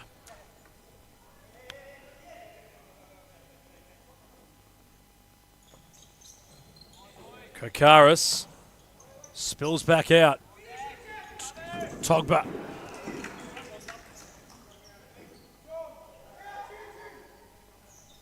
Not around Kakaris, who takes a spell. Correct me if I'm wrong, Adam. Togba hasn't had a sub yet. He's on the court for the whole game so far. Gesturing, he wants a bit of a break. The number 99 works it for Newen. Gets around to Tsudius. It's a Bazi. Mara in the way. And now Malakia. Can't control the ball the way he wanted to. Fabrice. It's a Bazi. Back to his keeper. Newen. Has to be composed. He was cool. Newen from Mutabazi. He acknowledged the idea. Although the number 5 wasn't able to latch onto the ball. That was lateral towards him. Fabrice. Opportunity for the Eagles. They work it. Tsudius wanted Mara. That's just a case of overcomplicating it. You have a shot, you take it on. I know you're trying to walk it in, but you need that extra goal. So if you're Tamim, you see the goal, you're in the middle of the goals, you should take that shot. It's still 2-0, still a bit dangerous. The game has opened up really well for them. It is opening up a fair bit as Malakia has the pace slowly, but perhaps too quick for his own good. Yes, yeah. But both chances have been created for both sides. You feel like a goal is coming soon. But both keepers are doing really well to keep the teams in it. Newen and Tsudius come together. Malakia, Braybrook crying handball. Play resumes. Newen working very deep defensively are Braybrook. Nearly got away with it. Jamil Malakia works it for Fabrice. Tamim Malakia. Fabrice. Tsudius. Fabrice down off the ball. Jamil Malakia, meanwhile. Fabrice. Threw a foot at it. Newen able to scramble. And Kensington did really well there to just control the tempo, slow the game down a bit. And they could have an opportunity. Skoufis with a save. Newen nearly in and around the keeper.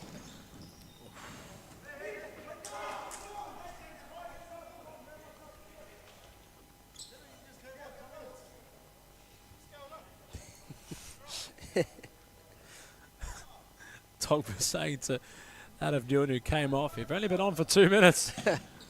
Keep fighting, he says to his captain. He's asking for more, Togba. Understaffed in the kitchen, never a good sign.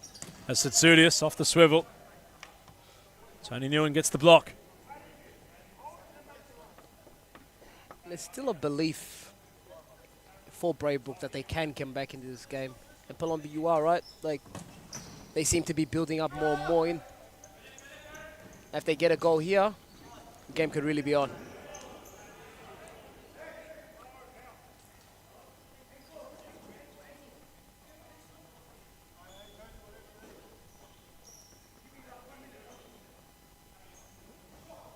Typing with the side ball. Nguyen was bouncing before it reached that of Min Nguyen. Hence he scuffed it. Fabrice Tsutsoudias has a physical advantage. Though Nguyen is just enough to unbalance the big fella.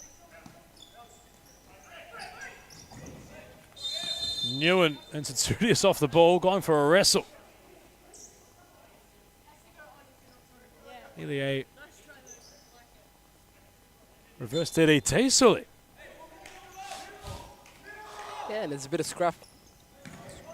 scrappling off the ball. Fabrice Tsutsoudias. Kensington looking very ominous. And Tony Nguyen's feeling it. He's limping off. Insert Dek Togba. Grillo. Fabrice. Tsutsoudias.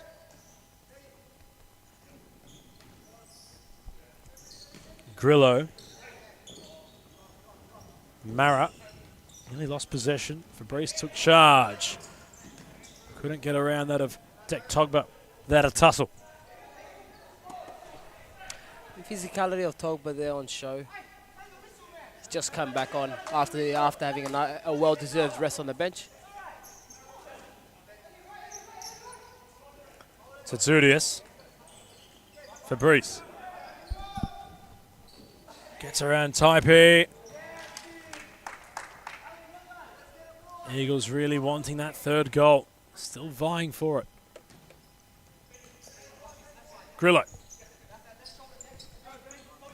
Mara. Fabrice. Tsutsoudias. Mara. Brilliant ball for Tsutsoudias. And Grillo has an opportunity still. Togba heads away. It could have been goal bound, Sully. Yeah, it could have been desperate defending from Braybrook. They're really holding on to this game. Grillo. Their shooting range has gotten closer and closer as the halves matured. They are really knocking on the door. But Braybrook seem desperate to cling on.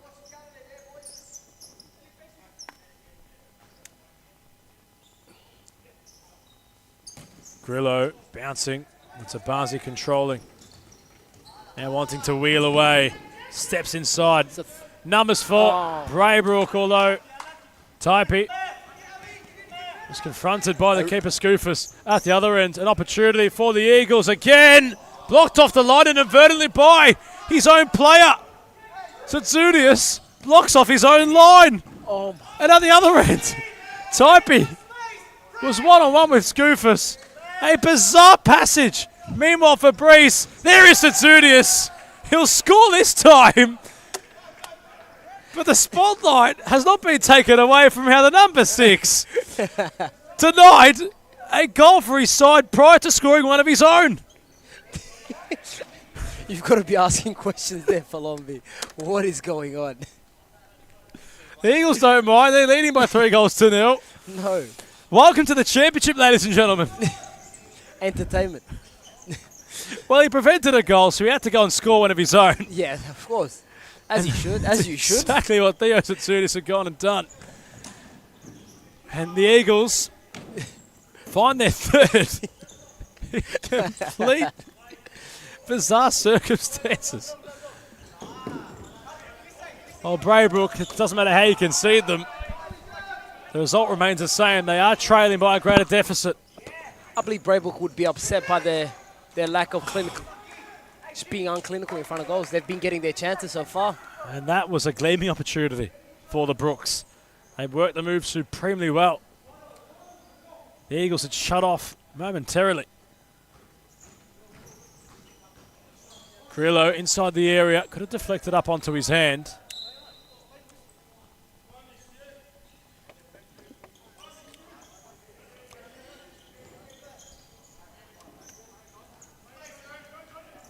Fabrice.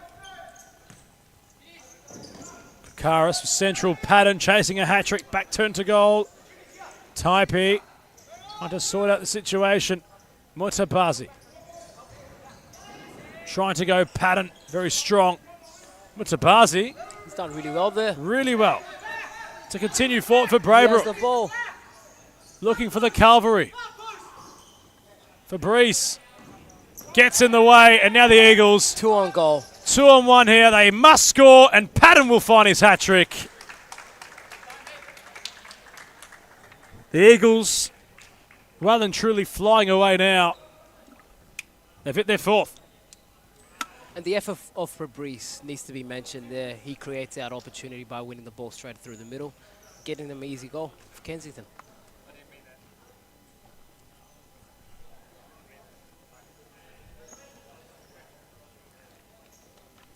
The body language from both sets of players, Sully, tells a different story. Kensington feel like they're in control of this game and 3 points are coming their way. It seems really desperate for Braybrook at the moment. They have not issued 5th man yet, although they had left their goalkeeper in no man's land following that 4th goal they had copped. Ace. And it could be another danger sign as Patton finds his pick of the bunch. He chips the keeper from close proximity. And now the question is, do you call a timeout if you're Braybrook? Timeout card in hand.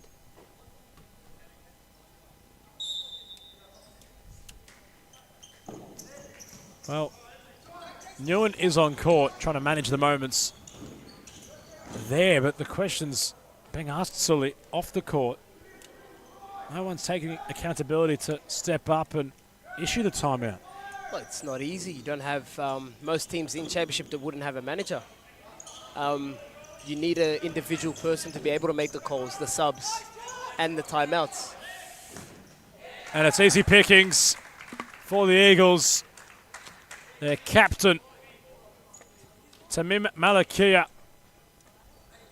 uncontested as he's inside the D. And the wheels, Sully, are now falling off the Braybrook bus. They had to issue a timeout. They were certainly up against it. As we cross to a timeout break, the Eagles have struck 5.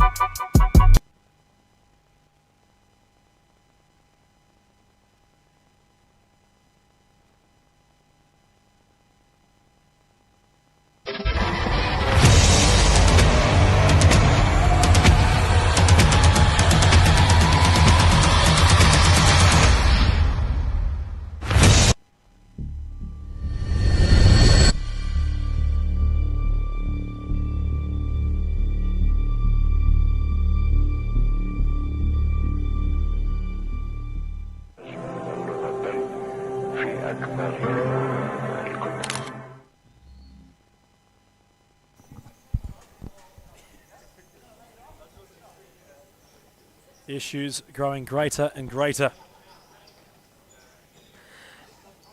for the Brooks. And for anyone who wants to know, Palombi is currently on his he's ordering food.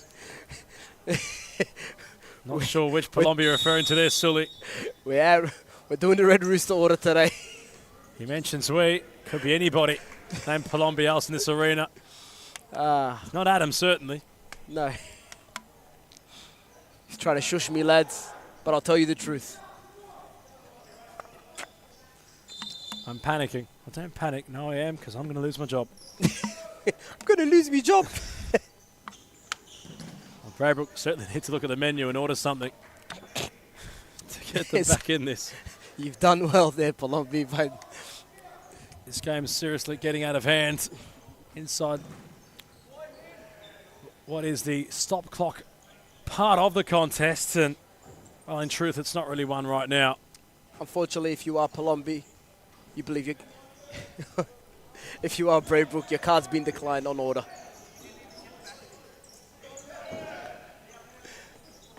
Patton's had a field day today, the number 11. Grillo trying to roll it back and towards his path. Newen, it's hit the head of Patton upon the goalkeeper throwing the ball out. It's disoriented him there. It's very. That nearly was a gift. Seal signed and delivered. I don't think Patton was ready for it. We've had our fair share of moments, which I'm sure both sides will look back on in this contest and find the funnier side of, the brighter side of that is. And there might be another here. It's merely a training session right now for the Eagles. How Have a far- corner. How far is Patton from the Golden Boot race at this point? Chris He's got 4 Aratis today. found 5. Well, 4 the week prior, mind you, found 2 today, so he's on 6 goals. Patton in a game is Got 4. not far off emulating what Chris Aratis has for Bulleen.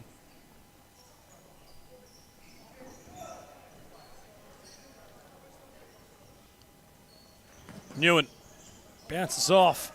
And Mara Patton. and Patton. It's his Here he show. is again. Newen dives to save. Grillo with a big slide. Upon Taipei. The Eagles wanted the ball there. They were chasing Braybrook like a pack of wolves. It's commendable from Kensington how much effort they're showing with that late in the game. With a 4-goal comfortable lead. They're still playing doggedly and refusing to give an inch to Braybrook.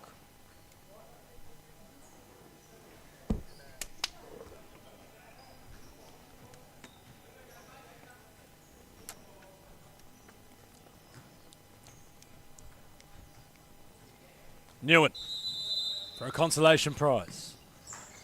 Rolls it. Side netting. Out of Min. Well, full emphasis solely on our third and final championship match of the round. Melbourne Irans up against Northcote FC. Northcote Sully in need of a huge response following last week's performance. Yeah, and Northcote have had a lot of boys, a lot of turnover from their team. They're trying to gel together and get the team sorted. So today's clash would be really important for them and their title, and their hopes in championship. Taipei wins the ball back. Now Jack Togba goes on his own. Taipei also wanting the ball. That time of asking.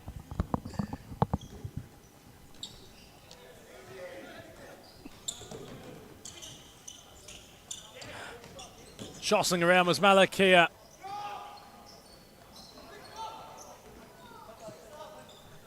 Not far away from this one, coming to its conclusion. It's been one-way traffic, although Braybrook might find a late consolation again.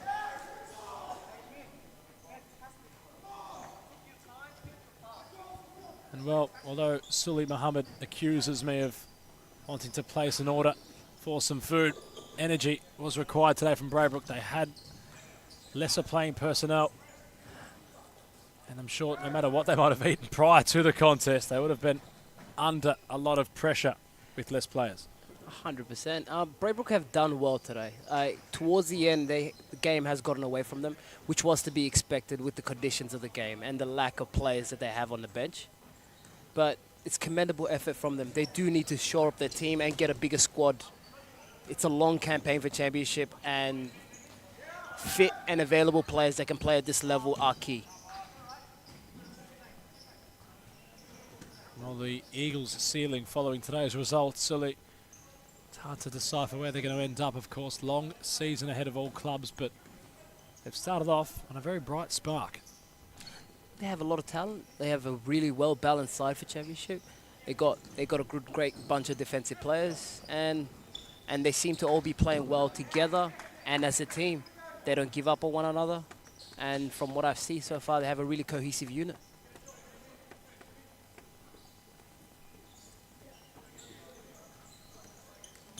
Malakia. Tsudius gets the ball back and, well, upon the half opportunity, flies at it completely. Grillo lofting, heads the ball lateral. And by judging from the Melbourne Irans playing personnel they've brought in today, there's a few noticeable changes that were admissions last week. Intrigued to see how they go as Mara. Ewan came a very long way. Mara wanted a foul.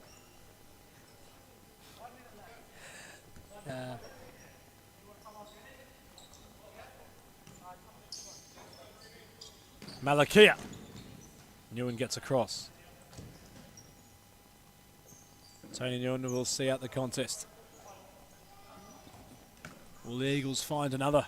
It's good to see him come back on, Tony Ewan, especially after he hobbled off. Tsudius. Following this result, the score difference will be very important for Kensington in weeks to come, considering they're going to have arguably the best score difference in the competition. You might jinx them here. They got on the Braybrook do have a corner. Well, Bulleen, of course, conceding only 4 goals, scoring 12, sitting on the top of the summit after 2 games played. 8 goals their score difference. Grillo will venture forward. Tsudius on for the pass. He'll place in his second. The Eagles finding yet another. And they have 52 seconds, Sully, to match that of Bulleen's score difference if they are to find one more goal. It is possible. It's a futsal game. 52 seconds stop clock is a lot of time, and anything can happen here. Back to the drawing board for Braybrook FC in weeks to come. No futsal, of course, next week. Have a look at their fixture in the Leagues Cup shortly. Still time for a late consolation. From the corner, Taipei, casual giveaway, Grillo. And the goal that you thought might come could right be here. on here, and he is on here. And Braybrook have not been able to contain that of the Kensington Eagles number 9. Grillo joins the goal-scoring party. And the Eagles now have matched Bulleen FC's goal difference. With an 8-goal lead in their maiden contest in the 2026 SFE Championship.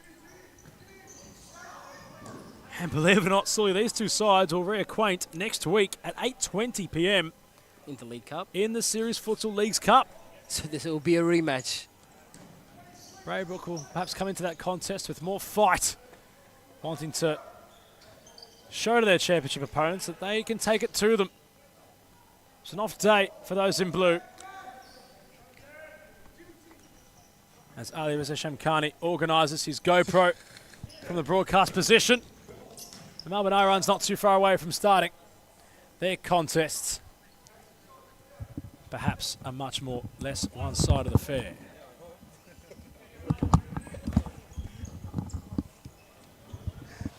Where you want to put it here? And that'll be all she wrote. The Eagles start their campaign with an 8-goal unreturned thriller. One-way traffic. Full-time score. The Eagles 8, Braybrook FC 0.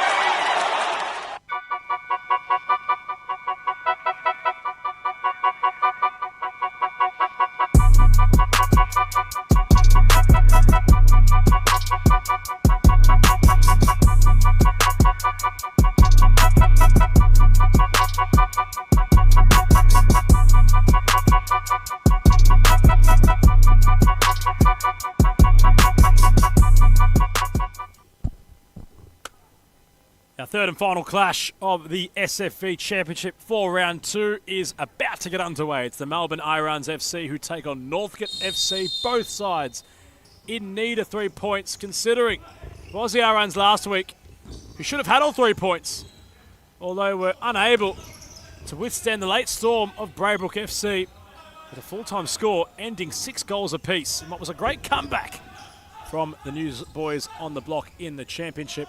Northcote up against newcomers also of Bulleen FC. Full-time score 6-2 in favour of the current league leaders upon their maiden clash in the competition. Marasic and company will look for a swift reply as we look towards the Northcote FC lineup for today. No particular order. Many at the disposal of Marasic and company. He's in possession now. Finlay Kerridge is the understudy goalkeeper. Giovanni Garcia, Daniel Cavalche Geraldo, Peter Lynn, Mari Al-Kawaja, Jamie Razolin, Ryan Merriman, Alois Hartinga, and Isho Haskell. So firm lineup for Northcote. As for the Irans, Ali Reza Shamkhani is the goalkeeper. Shoban Shokri, Payam Jalali, who scored 3 goals last week, remains on court. William Venegas, Reza Dara, Reza Tamori, Mo Al Hassan, Samuel Shimo, Noah Chinama, and Adnan Bandig can complete the lineup. As storming in are the Irans, and it's none other than Payam Jalali, who continues his rich spate of form in the championship by opening the scoring in this one.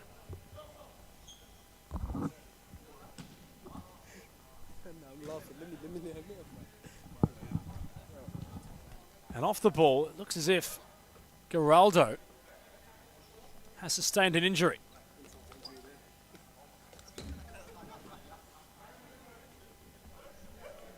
Haskell not able to close the angle. He was caught in 2 minds.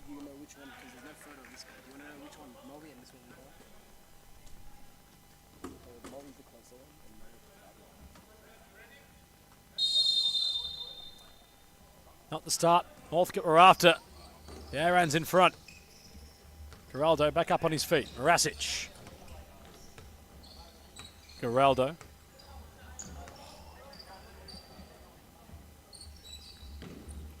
Ranzolan. Pressed firmly.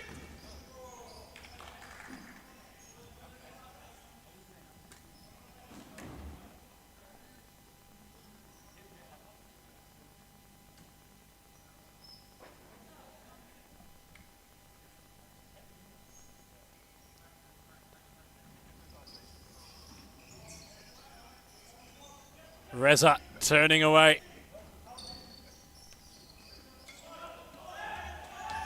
Shokri. Jalali going all on his own and scoring a brilliant goal. When this man is on, he's simply unplayable. Payam Jalali with a brace, and that is our pick of the bunch for round 2 in the championship. Drifted around the Northcote players, and the finish he applied a complete superlative. And those watching at home, I'm sure, are relishing from the recent Irans goal. They're looking lively. Haskell unable to get a palm onto anything. Al-Khawaja. No foul. Jalali looking for one. And composure. Shokri. Down the court. Flick on towards Reza. It's nice from Shimo. And there's such fluency about the Iran style of play right now. We'll check in with our expert, Sully Muhammad, shortly. In fact, we've got him now. Sully, how do you decipher the opening 2 minutes we've seen from the Irans? Just brilliant from the Irans. Northcote seem to have no reply. Individually, Irans are just a step ahead right now. And 2 goals, 1 brilliant team play, and another great. Haskell forced to make the save. He got low, the keeper.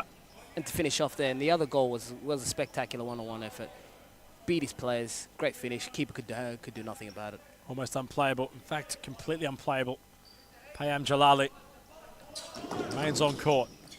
The Irans, though, Sully, before we let you go, they always start with full intensity, but if last week's anything to go off of, or to go by rather, they had the game won. They had then lost perhaps their gas tank, considering they were firmly in front, had the scoreboard on their side. They let go of the throttle, and their opponents were completely invited back into the game to the point where they had taken points from the side in front. Unforced error right there. Now, one player came on with a bib on and getting a yellow. Perhaps too keen to get into the action. He wants to get his name on the score sheet as well. And that is not William Venegas, despite donning number 5. We'll find out for you soon. Venegas Jr. on court. Firstly, before we do let you go and enjoy this contest, your thoughts on the Irans? Can they keep the intensity? Well, they correct. I'm going to ask you a question before I answer. What was their bench like the game before when you said they gave up the game? It was a bit lighter, perhaps not giving up the game, just running out of stamina. Yeah. They were undercooked, but they were head and shoulders The better team? in front and the better team on the day against Braybrook. Courtesy of this man is Jalali, picks out Shimo. Well, they've made some signings. They've got a few additions to the bench so far from Noah Chinama and Mo El Hassan, who've played in series. So maybe they do have the squad to see out a victory and get the 3 points. Time will tell. Sully Muhammad, our expert, will have him on throughout the game. He's going to go enjoy this contest. As Jalali is chasing another first half hat-trick, opted to square it. Could still be there for him. And he has found a first half hat-trick. Northcote not clearing their lines. It's a huge calamity at the back. And Jalali loves a first half hat-trick. He has 6 goals for the season now.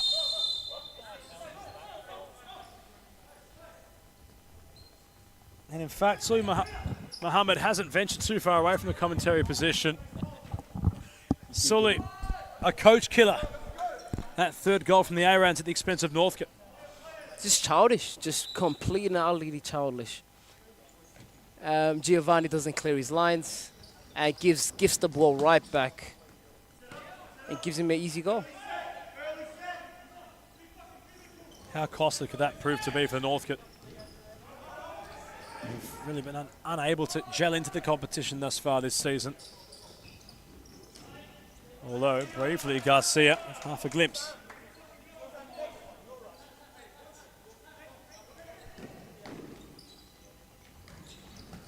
It's more provocative play from Merriman.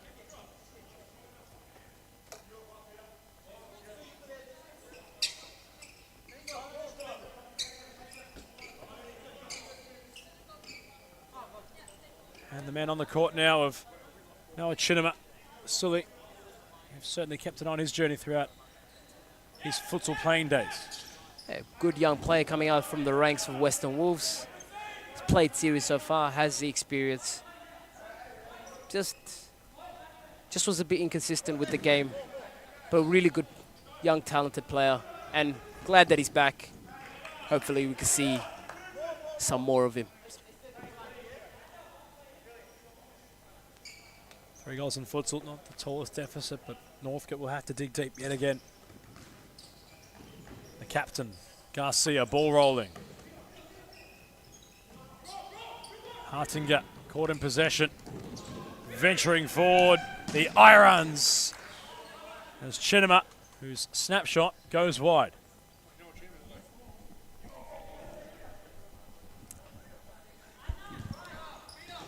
Merriman trying to work it for Garcia. Chinema. Al Hassan. Bit shallow the ball for teammate Chinema. They have a laugh about it, the duo.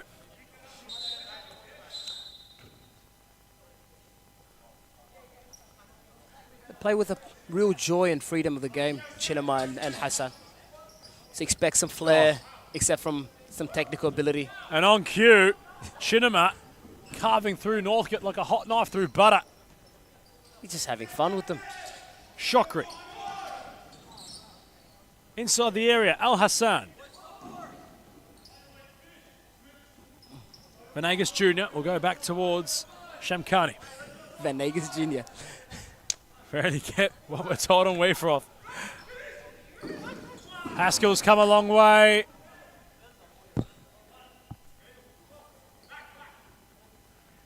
And in fact, it's not Venegas Jr. That's Adnan Bandri in the number 5. So despite Venegas being featured today, he must be stuck in traffic, because he's not on the Irans bench. Lovely touch. Chinema. Rasic had to shut him down. We steer our attention towards the SFV Victoria Premiership. Not far away from starting their campaign. FC Carlton Hart taking on Fitzroy at 4:50. A few signings Shaban Rajab had made in the off-season to bolster Carlton Hart's new campaign back in the top flight. Garcia testing Shamkani. Shot record in possession. I want to touch in with our expert commentator, obviously Mohammed, shortly about FC Carlton Hart and the signings they've made. Hogan amongst the ranks. Yeah, great young player. He played really well for us in Northern Phoenix. Good young spark. And Carlton are back in the championship, back in SFV, with a rejuvenated squad, new coach. See how they go. First game. Rudy Wickett makes his return. Seb Wickett also joining his father at FC Carlton Hart. Yalda Silva. Lots of futsal with the veteran, formerly of Pasco Vale. They also picked up Jaden Watson, Kawan Kora from Northcote. Good signing so far from Carlton. A huge test, of course, against Fitzroy. We'll look to flesh that out further, Sully. A timeout has been issued. Melbourne Irans lead by 2-0 as we cross to a timeout break.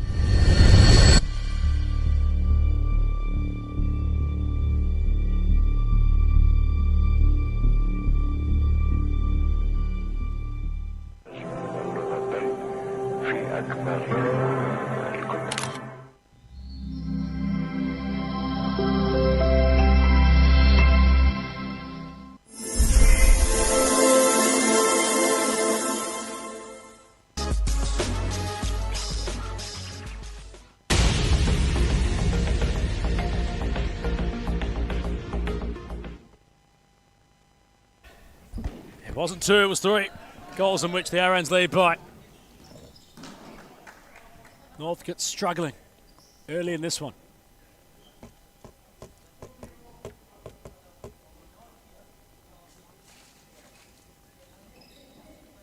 Al Hassan.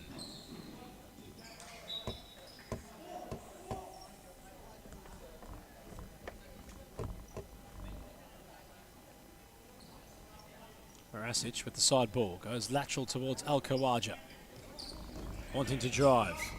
Stumbling through. Does well, the youngster. Marasic. Merriman. Takes a shot on Shamkhani, spills! And sticks a leg out to deny the follow-up from going in.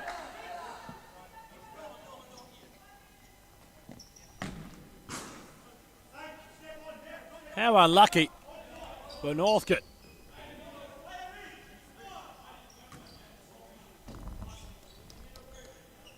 It's almost a certain goal it would have been. As Reza turns away, Haskell diving his near post to save. Al Hassan trying to buy half a yard to skip through. Al Khawaja strolling forward, he goes down. Tamori concedes the foul.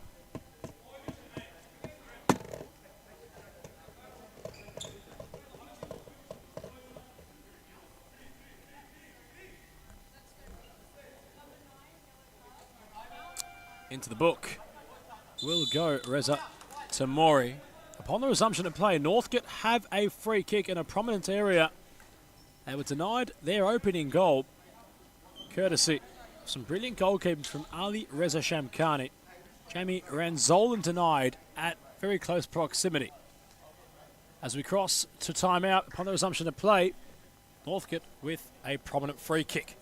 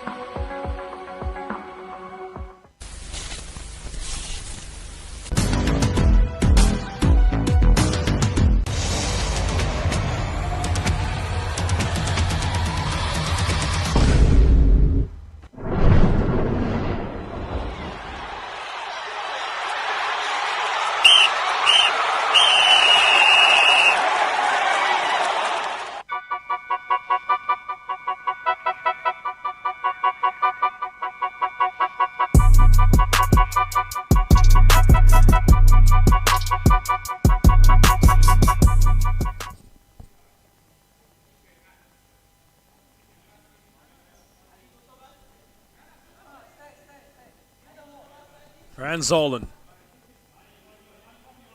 denied a certain goal from some decent keeping by Ali Reza Shamkhani only moments ago.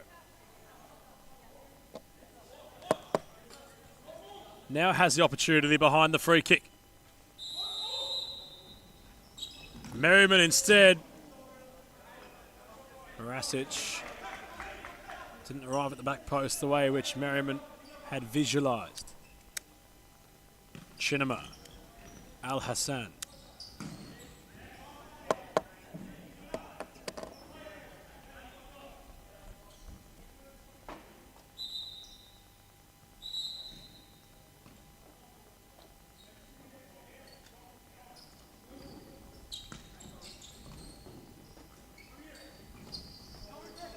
Al Khawaja pressing heavy. Tamori. Marasic. Rolls nicely towards a wider area. Could be a crossing opportunity. Good hustle from the veteran Reza.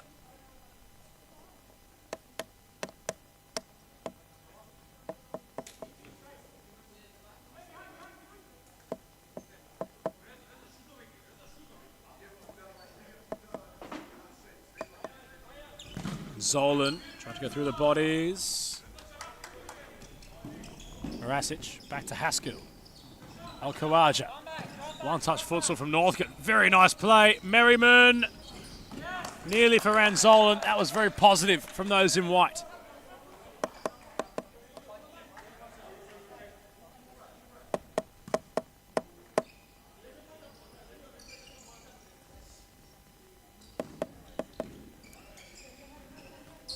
Ranzolan chipping for Al Khawaja. Shifting central. Merriman. Jalali gets a foot onto it. Ranzolan wanted his left boot. Tamori provides a tackle.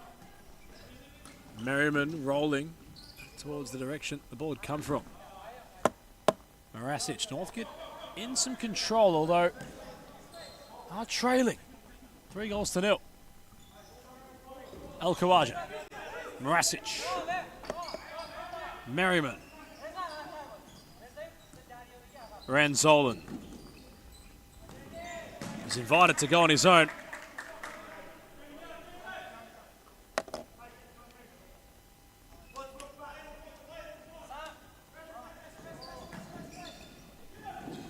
Pasco uses his voice. Comes off his line to claim the ball.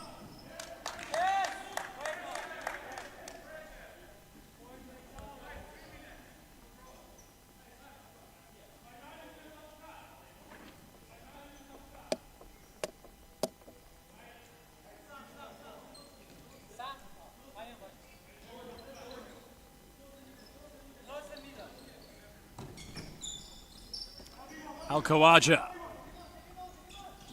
Could be one-on-one. He's trying to go through all comers. Jalali skipping away. Loves this situation, does the number 10. Shimo has it brought behind him. Marasic. That's a yellow.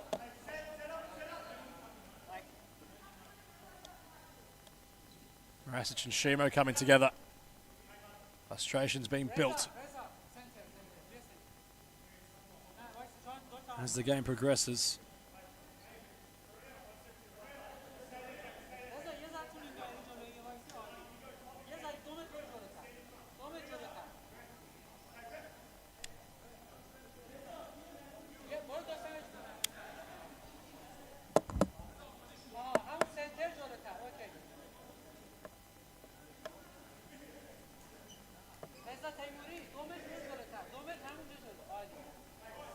So Chinema.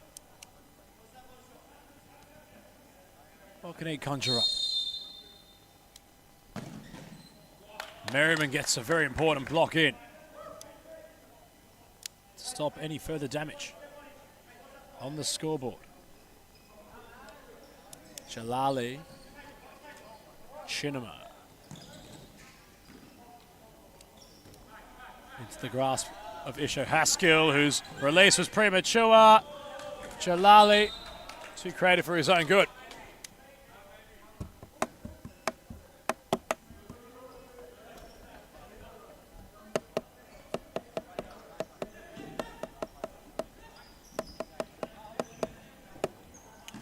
Ranzolan skipping through. Garcia went for the squaring ball, and now Chinema had the ball caught beneath his feet. Couldn't escape in time. Wearing that tomorrow morning will be out of Alois Hartinger. Be feeling that as he just limps off.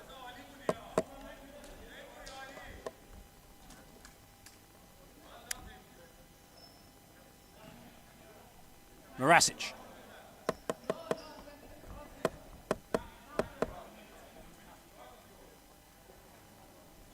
Trying to get the movement going. Jalali squares it.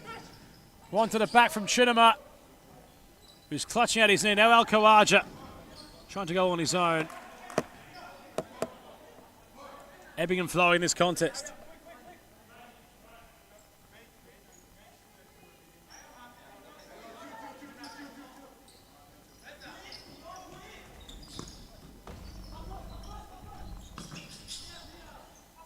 Hustle from Lynn was evident.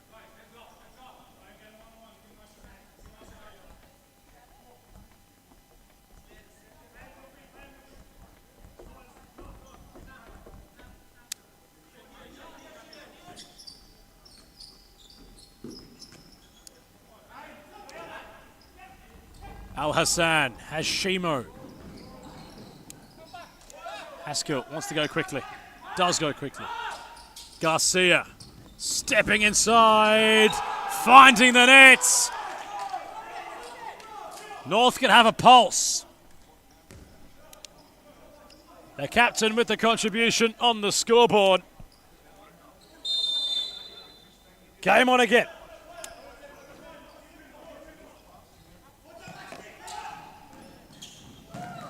Shimo nearly a swift response.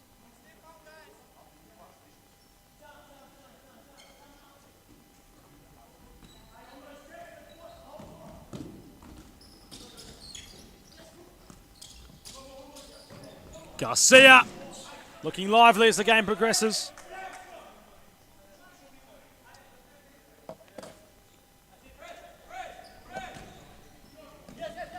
Shimo back turn towards Merriman. Holds the body nicely.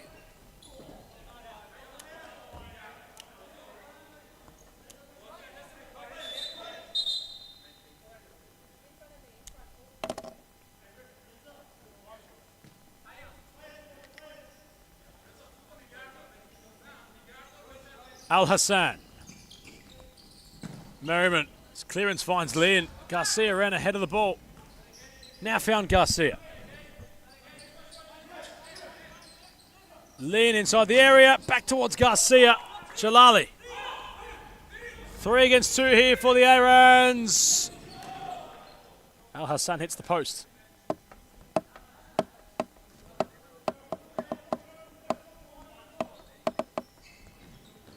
Driven ball, Jalali, edge of the area, Shimo, off the post.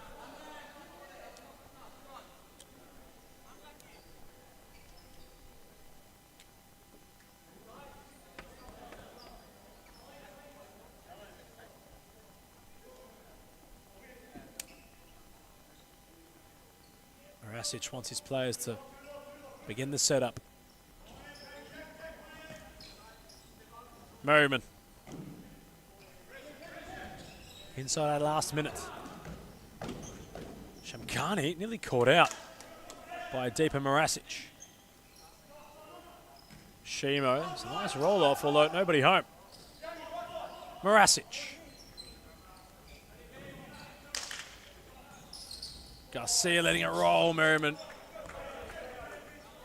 Planting his feet.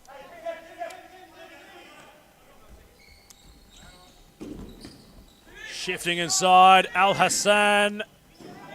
And Zolan, good use of his body.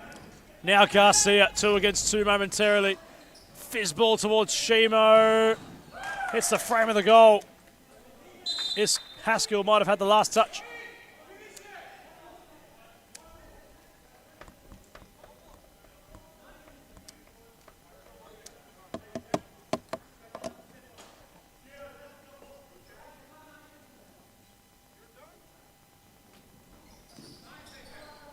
Last few seconds, but it was a very quick start, wasn't it? The Irans in this opening half. And following such, go into the second half with quite the lead. Although Northcote have been showcasing what they're made of late on. Last second, teams Patrikas. That'll be half time. We steer for home. The championship not too far away from coming to its conclusion in its second round. Northcote trail by 2 goals. It's 3-1 in favour of the Irans as we cross to half time.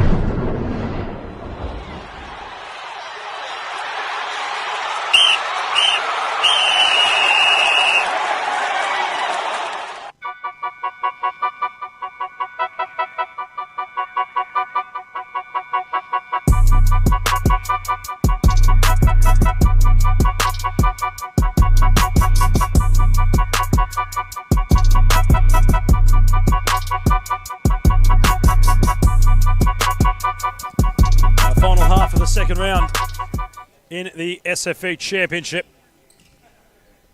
Not far away from the Premiership beginning, where FC Carlton Hart lock horns with the Fitzroy Tigers. Morasic knows that Northcote need to keep in that same vein they're playing in throughout the final 5 minutes of the first half. They were the side with the ascendancy.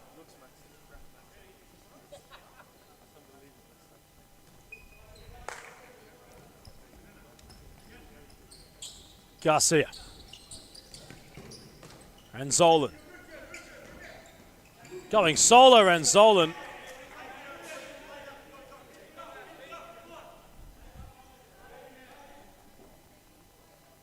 Takes the side ball quickly. Garcia. Merriman. Back to Garcia, had the ball behind him. I want to try skip around that of Shimo. Whose clearance was turned into an effort towards goal, and Haskell had to call for calma, more tranquilo. Merriman, Morasic. Garcia. Ranzola.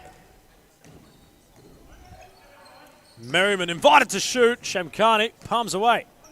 Now Reza. Jalali.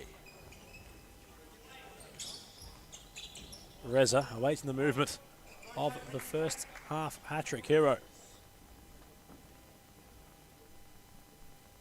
Shockery calling for pause.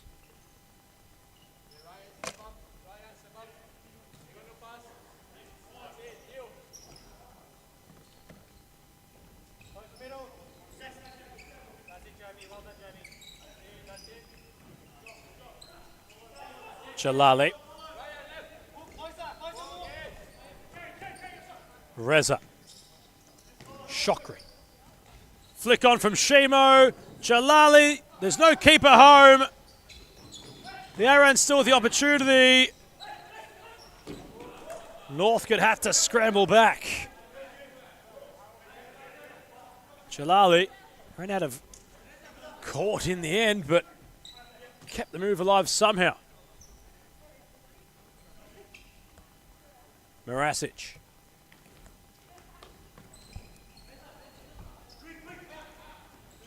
Receives it from Ranzolan. Merriman. And Zolan. Reza places the ball towards Jalali. Might have a shooting opportunity. He hits the crossbar. Haskell remains down. Jalali looking for a fourth, and he was inches away. But despair for Northcote potentially with Haskell. He was trampled by Reza.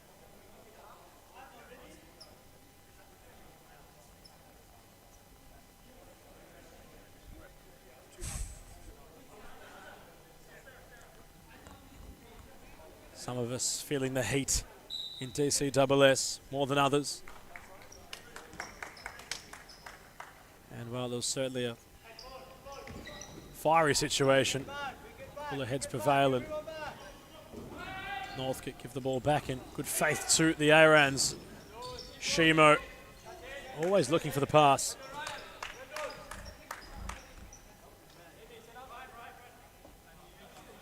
Bandy is the initial target. Merriman. Shockery cuts it off. Reza. Thought he'd go on his own.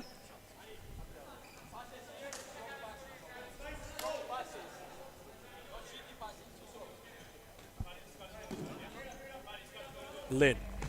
Al-Khawaja. Lynn under immediate pressure. Flicks away towards Merriman. Cut off by Bandy, although Al-Khawaja controls it. Merriman. Looking for an advancing Al-Khawaja who acknowledges the idea.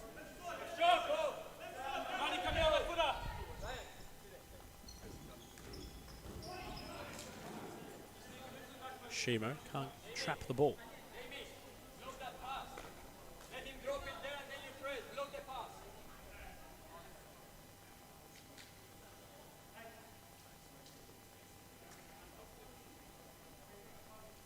Northcote in no rush. Lynn. Merriman. Skipping forward. Lynn.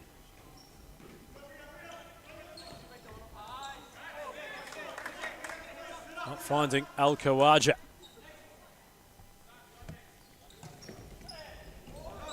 Merriman takes charge. Initially gotten around Shockery. Went back in towards the path, which does have the advantage of the Melbourne Irans number 8.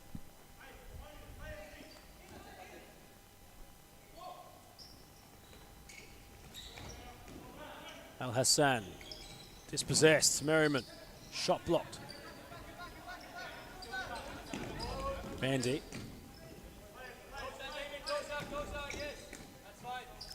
Tamori for Al Hassan. Ranzolan. A roulette was the attempt from Al-Khawaja.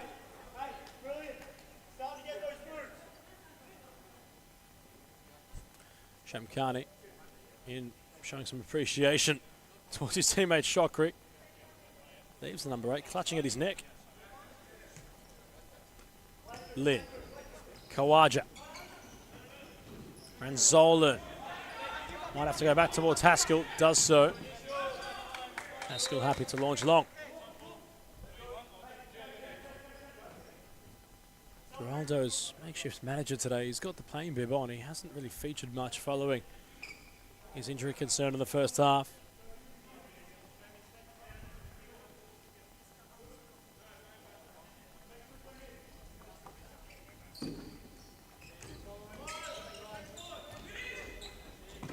Bit of pace showcased from Bandy.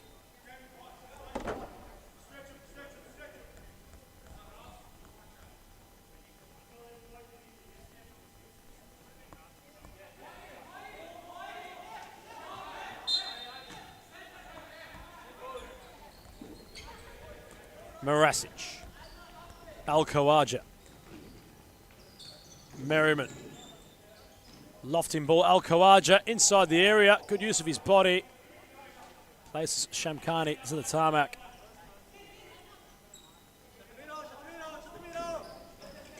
Bandy. Does nicely to find Al Hassan on his own. Recycles possession.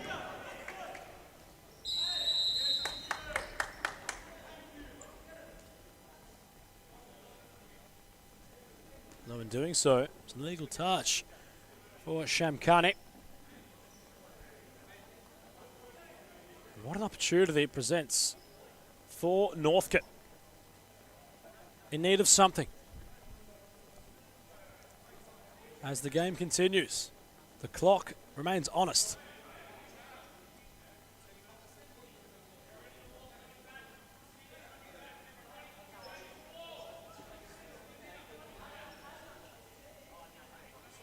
Marasic looks towards Merriman and Ranzolan.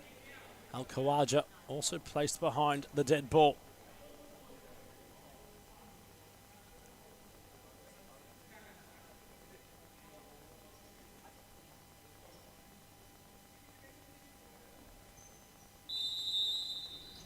Al-Khawaja, the wall does its job.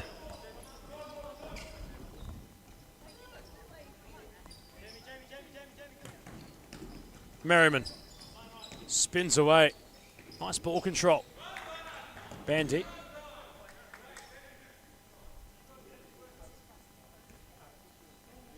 Close on Merriman's tail. Al-Khawaja. Rasic.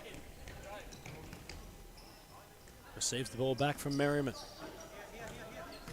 Al-Khawaja, first touch, helps him. Bandy. Trying to get the ball back, Al-Khawaja. Nice lateral pass. Ranzolan still going. And Merriman. The players a lot more positive from those in white and aqua.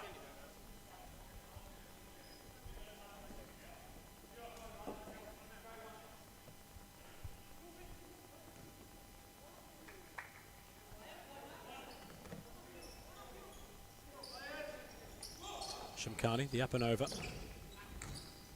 Al Hassan, comfortable for Haskell.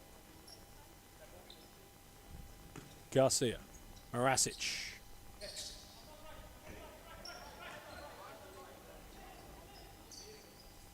Al-Khawaja, Merriman. Garcia, flicking. Al-Khawaja, scooting around Shokri.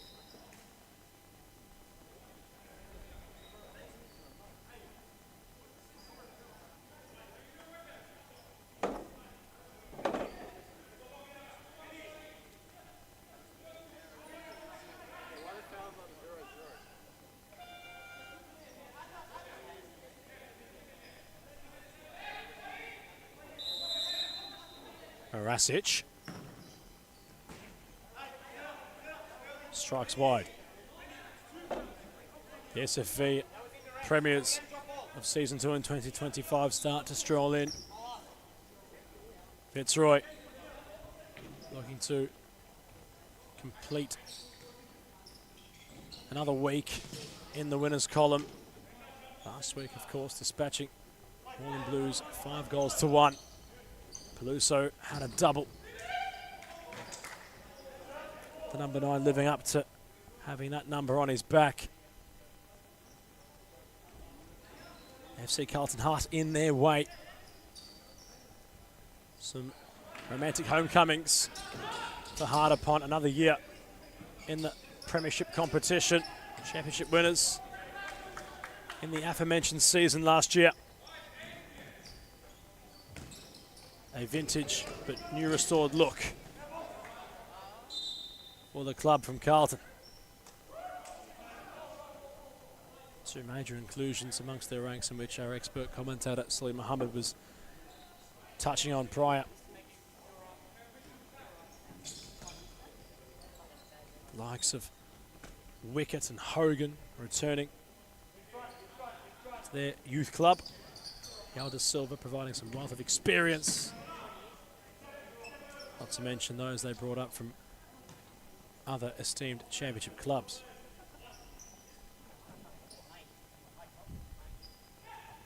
Shokri. Brilliant ball. Haskell punches away. Tamori looking to latch on.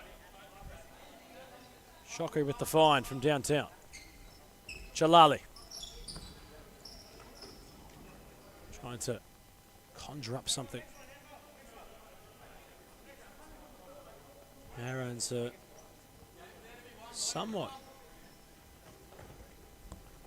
not falling out of steam, but certainly not playing at the velocity they were in the opening 10 minutes. Those early goals really providing a buffer of security for Northcote, reminiscent of their performance last week, maturing into the game as it goes on, rather than starting out the blocks quickly. Still a chunk of time left in this one. Stop clock nearing a factor. If North get hard to get back on level terms, their comeback would have to start soon. Marasic asking a bit of Merriman, who'll arrive at the ball.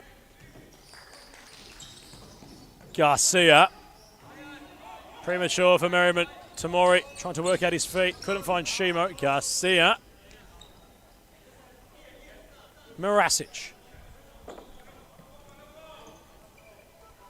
Merriman.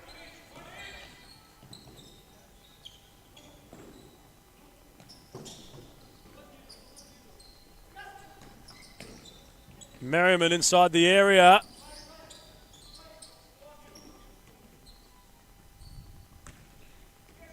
Marasic. Shimo goes down. Ciaris sounds his whistle. The yellow card will be issued for Marasic.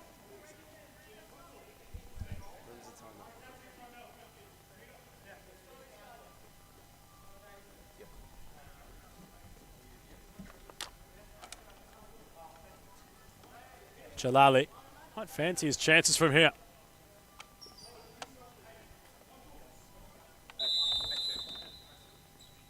Jalali looks to bend it. Haskell, comfortable height. Keeper able to claim and will release for Marasic. Ranzolan. Garcia. Jalali nearly away with the ball. Has Marasic with close company. Finds Shokri. Garcia. Oh, and Jalali will latch on. He could be in here. Haskell with a one-on-one save.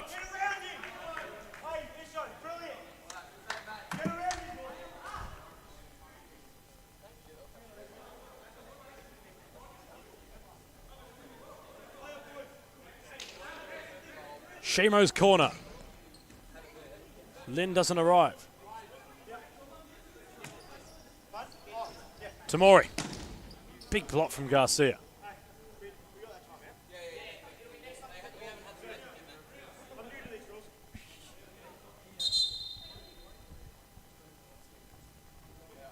As Garcia goes down. Might have some cramp.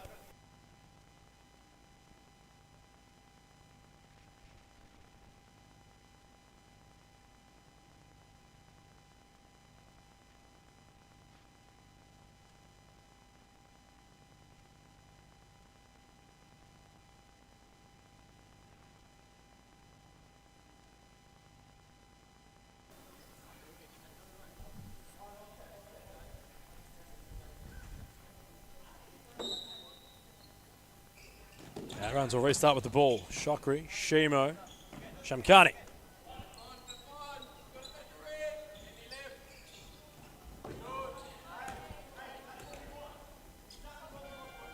Well, timeout will now be called. Northcote with the timeout, trailing the game. They need something quickly as we cross to a timeout break.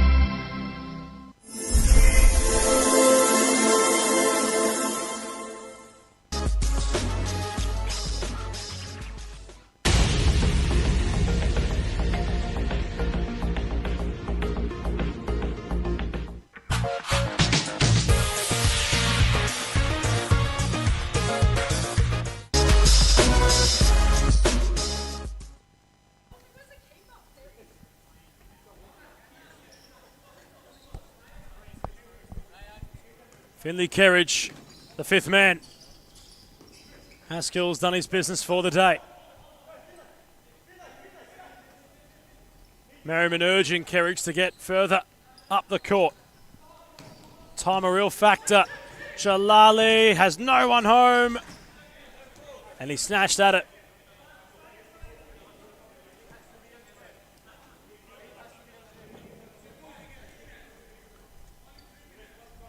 Morasic. Merriman.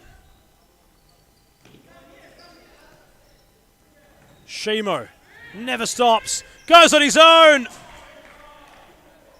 They're being invited. The Irans are having multiple invitations to put the game beyond unreasonable doubt. Kerridge. Al-Khawaja has an opportunity. Shokri. Yet again, is trying to really go for it over the top.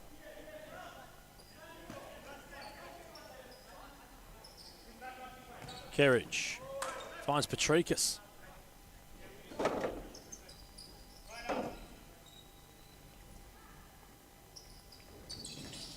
Shokri, not as far as Garcia. Morasic has a man. Jalali cuts off the ball, and now an opportunity. Bandy squaring it for Shimo, who finds Bandy. Couldn't find the top corner.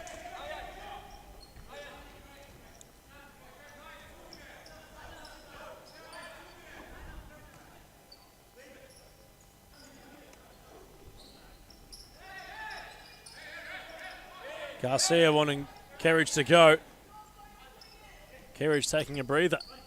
Al-Khawaja earns a foul.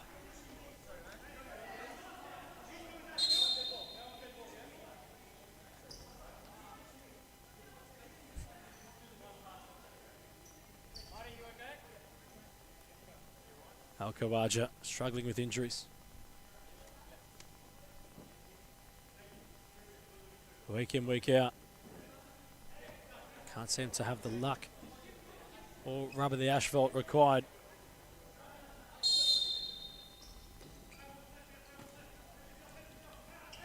Kerridge.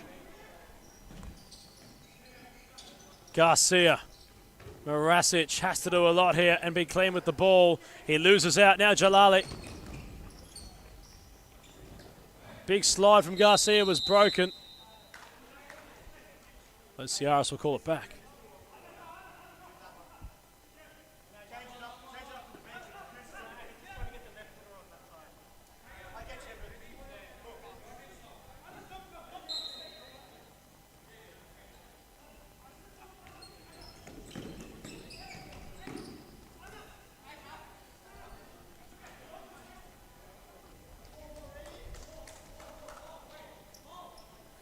Have a glimpse at the live proceedings of the championship ladder in a moment.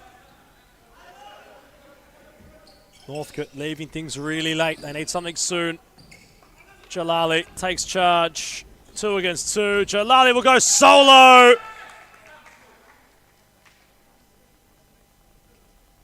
And the captain is now the leading top goal scorer in the competition. That's 7 league goals in 2 games for Payam Jalali, who ensures all 3 points will remain with Melbourne Irans FC.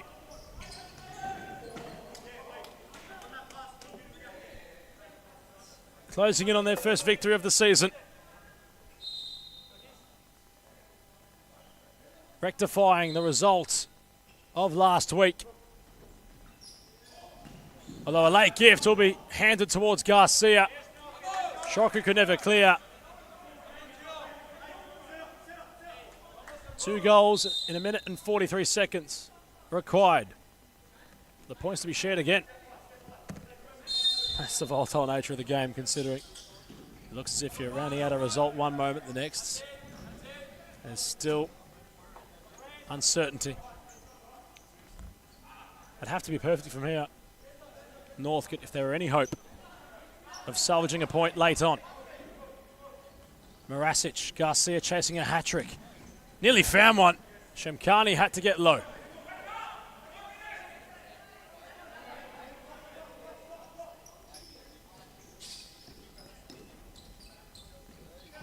Merriman stepping up an extra gear.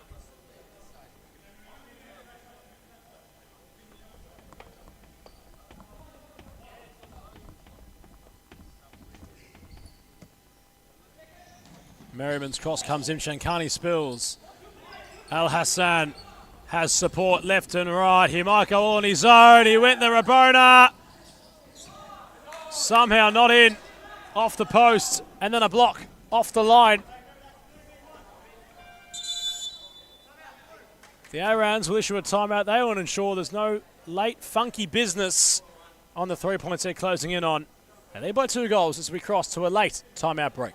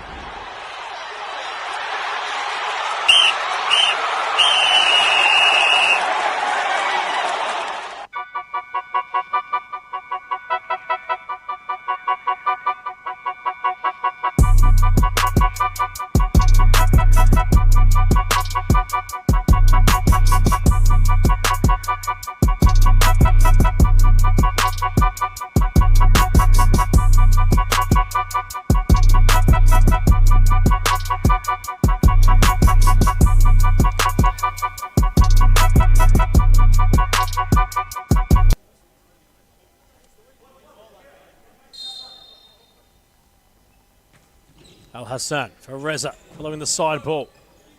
And Zolan sits down the veteran. Al Hassan has skills in his locker. Merriman has the determination. Al Hassan gets it back. The Irans trying to kill the clock. They'll have possession in the last 30-odd seconds. Shokri.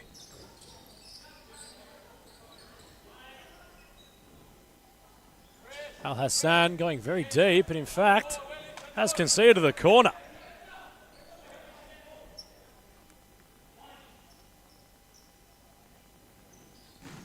And Zolan. Merriman will go again. Into the mixer. Kerridge. A protest handball.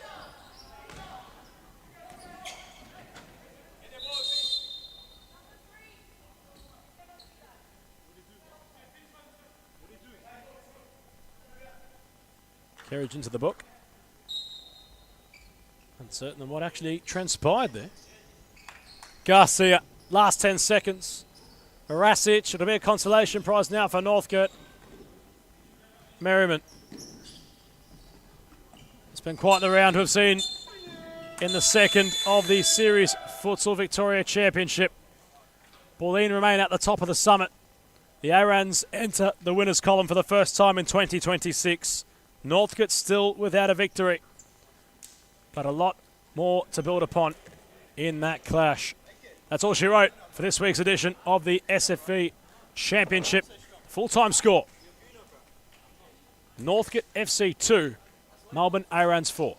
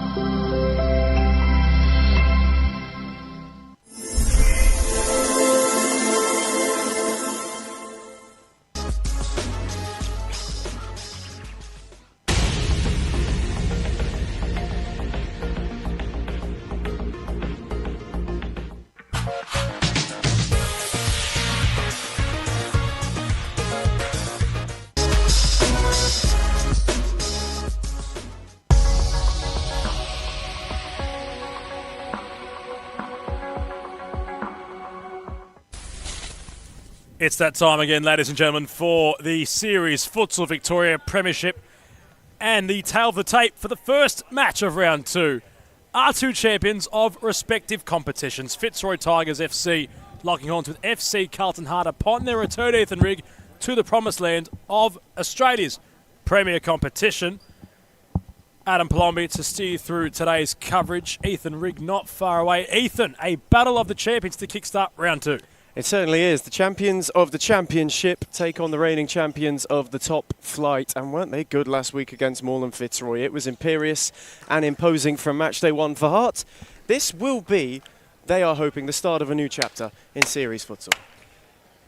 We'll take a look at how Chaban Rajab, alongside Rudy Wickett, making his return to Hart, has lined up upon their first match in over 6 months in the promised land of SFV.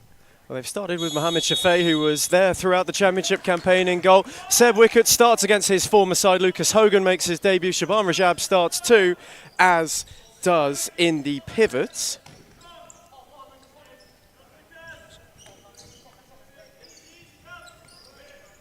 Pivot, I believe, might just be that of Lucas Hogan, Potentially. who came across from the Northern Phoenix following their no longer club being a status, I suppose, of dissolving, so we're looking for, Ethan.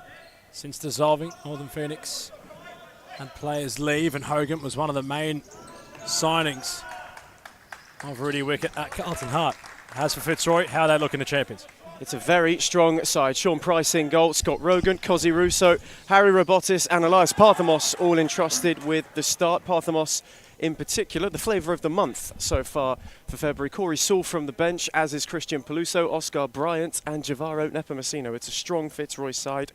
For Hart on the bench, Aidan Power is amongst the substitutes. They will be hoping as well that Kawan Kura comes on to make his debut as well. Yao da Silva, a name in which we can't leave out quite the esteemed futsal veteran, formerly of Pasco Vale. Now finds new life at FC Carlton Hart, who, Ethan, in recent years haven't really found much cohesion upon their return to the top flight, but it must be said from the offing, the signings they've made look very strong. It was a real quartet of intent from Reece and Teresi and co in the transfer window. They want to give a better showing than what they did this time last year, when Hearts unfortunately undermanned and it turned into quite a dismal campaign. They want to be more competitive. That is basically the message that's being pushed throughout the entire club, that they're not just here to try and avoid the drop, they try to secure themselves consistently. Firm press, Watson winning the ball. Not to mention, of course, that of La Rocca. Lexi faltering to injury, still remaining a focal point of the club off the court, helping with their youth programs, running social media pages. Really excited for his recovery following that knee concern. Scott Rogan for flavour of the month, Elias Parthamos. Russo back for Parthamos. The sniper in possession. Sean Price in between the sticks. Aaron New having a lot of influence, of course, on the Fitzroy number 21.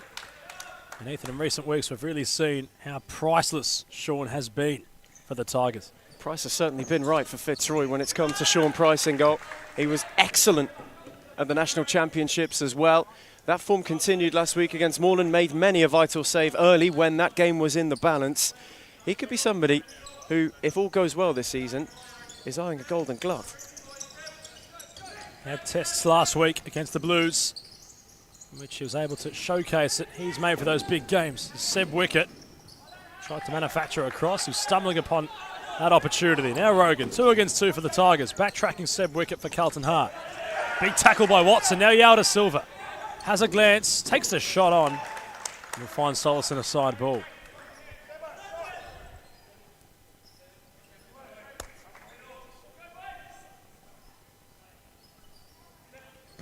Wickett drives it low. Watson nearly with the back heel. Welcome back, FC Carlton Hart. Watson so instinctive. And it's the championship winners who have scored first. Goal scorer for Carlton Hart, number 5, Jaden Watson. And that's one way to reinstate yourselves into the Premier competition. Fabulous from Watson. Just the start that Carlton Hart were hoping for. The first effort was an audacious flick. It was saved well by Sean Price, but he kept it alive on the rebound. And the back heel is a stroke of brilliance. Jimmy Soufis with a almost look of dismay from his bench. DCWS stunned into silence as Rogan wins out. Has Corey Swool, went solo, had the futsal route as the pink ball has gone on a journey outside the court.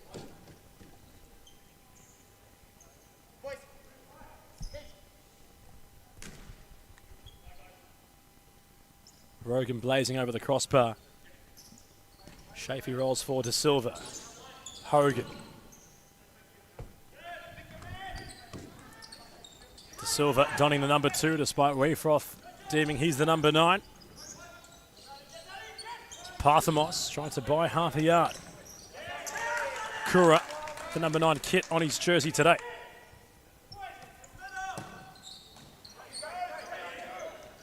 Hogan steamrolling forward. Kura.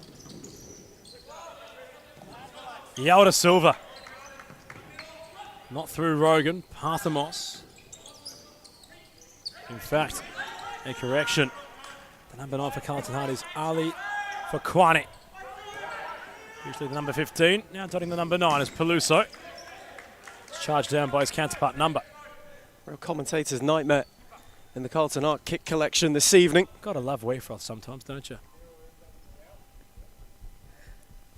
Shafee rolls it short for Wicket.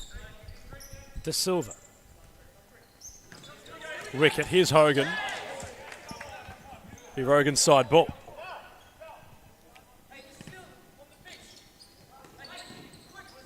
Rogan will bounce the ball off Hogan and continue as if nothing happened.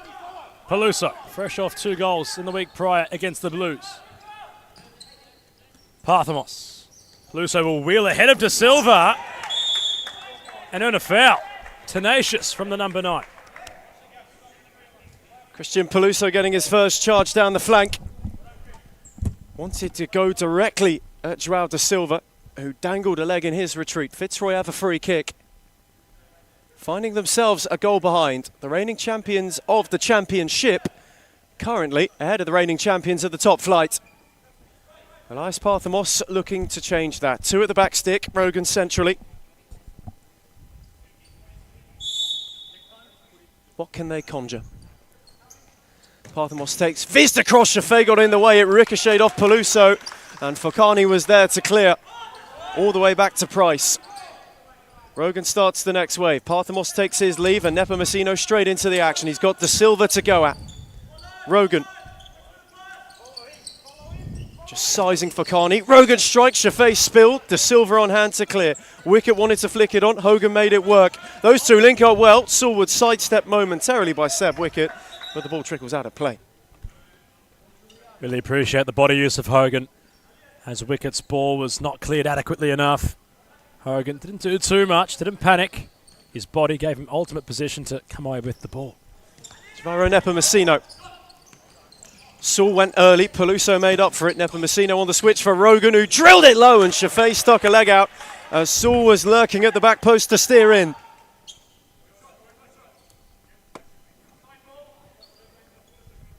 Tidy keeping from the Hart shot stopper, who's been busy since they went ahead. Sewell's corner, Peluso stole it. Nepomuceno at the back post on the volley. Blocked by Wicket, and now De Silva's on the charge, but his touch was too heavy. And it allowed Price easy pickings. He quickly flings for Peluso, whose take was tidy. Sewell, Rogan. They really are targeting João De Silva to go at. He threaded it for Nepomuceno, who, in a sea of hearts, was the finest surgeon there. Now Hogan's on the break. At the back post, he wanted De Silva, who went centrally. And a good look on the counter for Hart comes to Nout.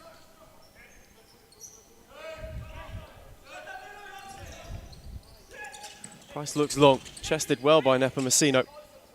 Saul. Charging at De Silva. Saul breezing his way beyond. Wanted to steer for Peluso, and Chaffee got the angle perfectly right.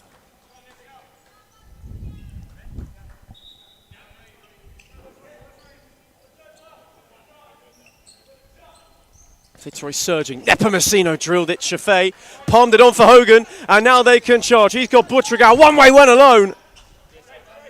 Flashed his effort wide. Price momentarily short-sighted. So much elegance about Hogan within his strides. Long ones as he gallops almost towards goal.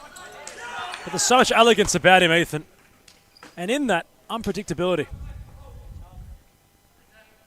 Real live wire for Hart this season. Someone they really want to run a lot of attacks through. They want to run a lot of their play through, and will be key to them staying up. Peluso, who got beyond Hogan, rolled it for Nepomuceno. Now Saul.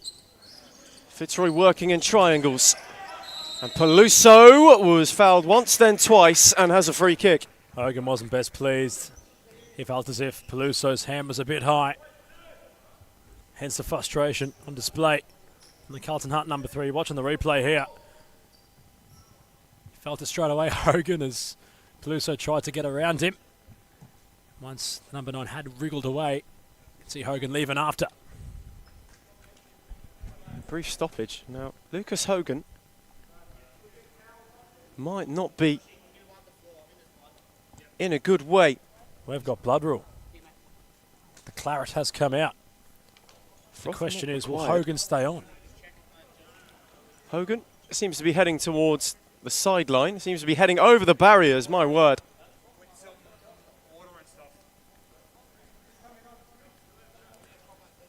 Caught an elbow. Perhaps was collateral damage as a result of that entanglement.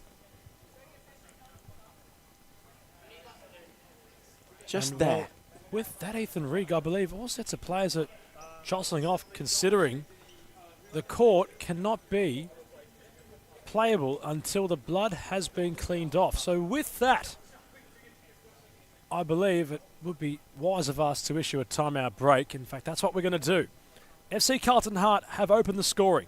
Jaden Watson with a back heel to lead Fitzroy by a goal as we cross to timeout.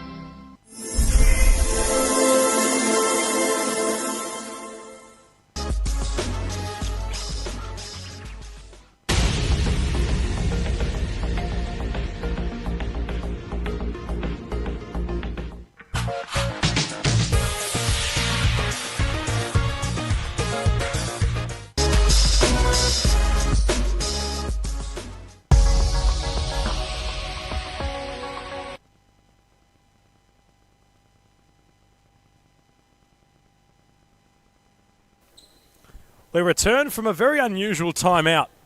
Lucas Hogan had some claret evade his nose, which sent the court into a freefall. The officials deemed it unplayable until it was cleaned, Ethan Rigg, hence the delay in play. But if you are just joining us, FC Carlton Hart, yes, the championship winners have themselves in front against the SFB 2025 Season 2 victors of Fitzroy, leading by a goal. However, Parthamos has a free kick, looking to silence a loud FC Carlton Hart start. He wasn't far away, was he, Mr. Rigg? It wasn't a million miles away from an equaliser, similar territory to the one which he scored from last week. Lucas Hogan in the far corner, just nursing that nose. Hope it's nothing too serious, just a little clip of an elbow, but he took some time away from the court and away from the benches.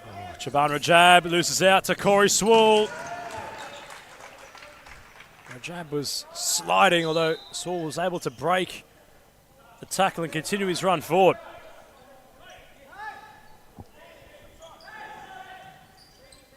Bryant takes a shot on, deflecting. Shafee, brief confusion. Would have been beaten had that deflection go on target. Shafee was just wrong-footed by it at the wrong moment as well.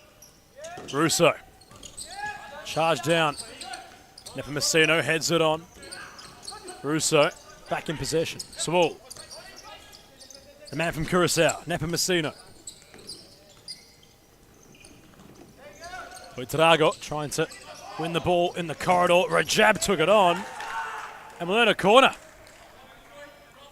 It's a good battle from Hart as well. They're starting to win those 50-50s. Their intensity on the second ball has been fantastic so far, and that's where Fitzroy have been unable to cope, and it's where they've been so vulnerable on the counter. Rajab from the short corner. Watson towards out of wicket. Couldn't control the ball. Backtracking upon Corey Swall. Bryant keeps the move going. Swall advancing further up the court. Insert Shaban Rajab with a sliding challenge.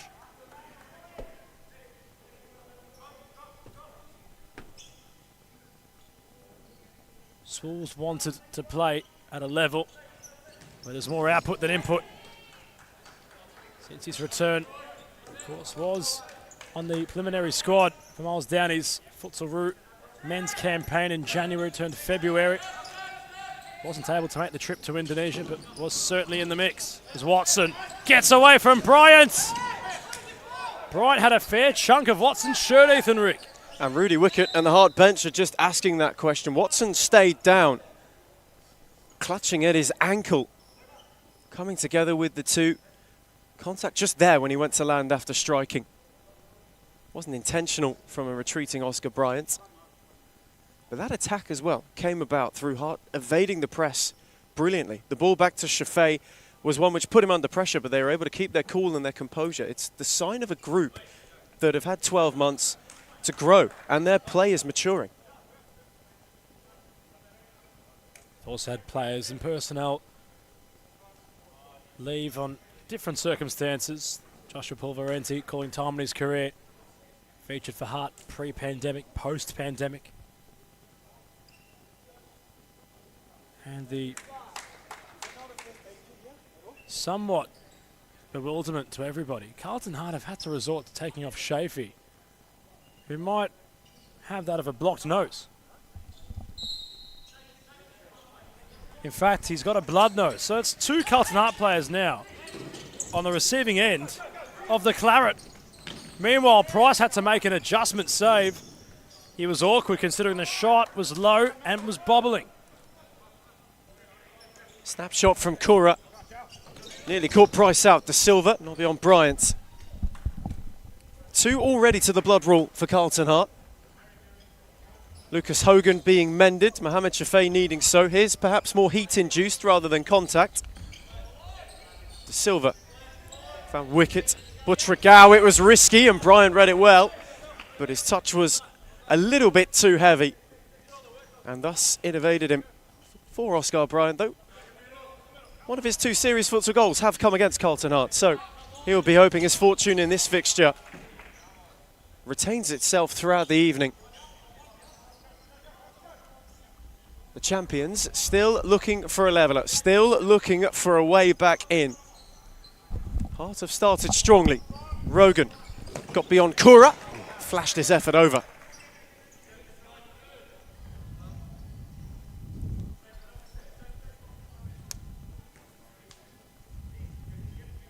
We see it's very much a wounded Hart side at the moment. That's a tidy ball from De Silva. Kura couldn't re-find him. Nepomuceno battled with Butragao. Rogan out the other way for Oscar Bryant, who had two centrally. Russo and Nepomuceno. Fancies a go on his own, away from one. Kura came across the challenge. It ricocheted out for Rogan. Rogan happy to slow things down. And then breezes way beyond Kura. But De Silva's slide was to good effect. It's been a very, very passionate start from Hart, with it being yet another smashing, albeit scorching, Sunday in February. This place resembles a sauna once again. It's quite warm. The question really for this Hart side now is, can the intensity be held throughout? De Silva had a snapshot and was not a million miles away from testing Price. Yeah, De Silva, you look through the archives, you've seen him time in, time out over the years, provide many moments, especially at Futsal in Brunswick. Pasco Vale, I'm sure, enjoyed a lot of his service with the club. Such a peripheral goal scorer, knows exactly where the posts are. And despite his vintage, he still feels as if he'll have a lot of influence on court for his new employer, providing that wisdom to those around him. Seb Wicket went down the line for Butragao. Russo telegraphed it well. Rogan's flick took a touch before finding Parthamos. Rogan. Fitzroy loading once more. Elias Parthamos trying to work a yard on Kura. Rogan, Russo. They work in tandem, those two, and they find Robotis. Patient from the reigning champions. Need to find a way through the legs of Kura for Parthamos, who lost out to Butragao. And now Wicket leads a counter. Kura up with him.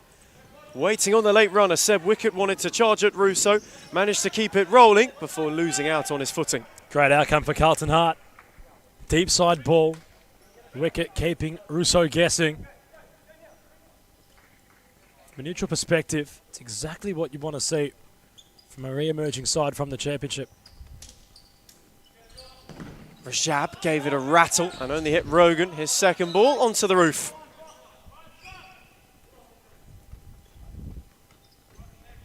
Still going well in this start, our Hart. Fitzroy, though, still searching for that leveller. Rogan, Parthamos, Russo, one-touch futsal. Rogan, Robotis. For Kwani, having a fair chunk of Robotis' shirt.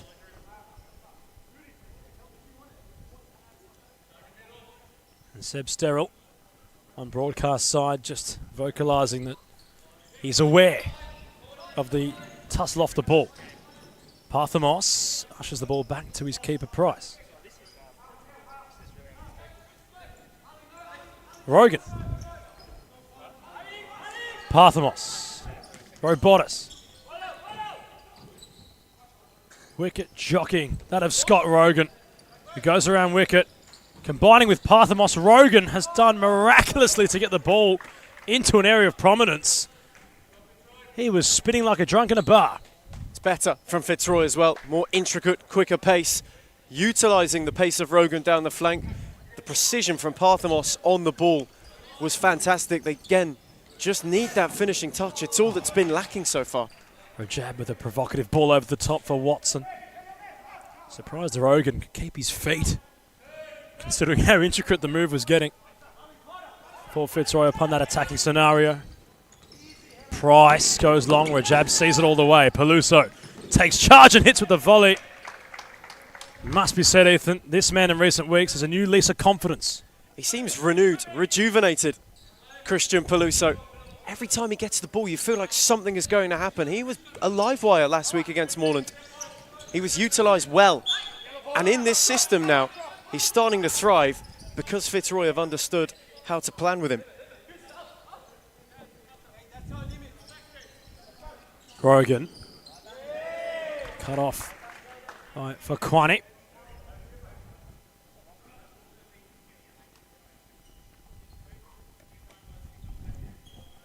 Rudy Wicket to look towards the stop clock. Rogan. Parthamos. Kura trying to defend that of Parthamos. Watson sitting behind Rogan. Here is Parthamos. Cutting onto his left. Robotis, they're queuing up. And Peluso, it looked as if he bundled in. But somehow the keeper has prevented the ball from going in. Unbelievable. Christian Peluso can't believe he hasn't scored. Fitzroy can't believe the move hasn't come to fruition. The first time they've been able to break Hart's shape, they've been able to get themselves some joy. Robotis had an acre. The ball across was a good one. Peluso prevented miraculously in the end. It was terrific goalkeeping. And Luca Martina, who's had to come on for Mohamed Shafei, was well prepared. Way to introduce yourself on the SFV stage. It's well done by Martina. And I've got a word from the Carlton Hart bench that Lucas Hogan has left the playing arena with a broken nose. Jimmy Soufis not taking any time to issue that of a stoppage of the contest. They've got the timeout called. Fitzroy still trailing by a goal, but the developing story at DCSS is Lucas Hogan has a broken nose. Will that prove to be a potential thorn in the side of FC Carlton Hart? We'll find out upon the resumption of play.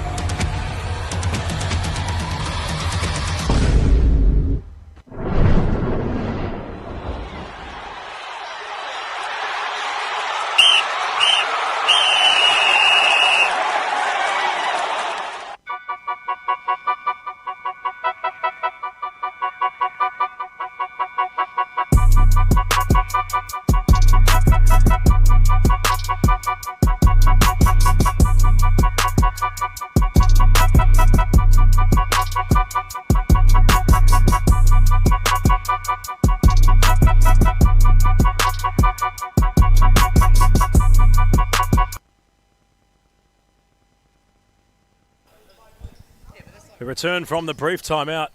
Scott Rogan has the fly kit on, although still not undeterred and rigged by a developing story. Lucas Hogan no longer at the disposal of FC Carlton Hart on a day like today. How costly could that be for the championship winners? On a day like today, it'll be crucial.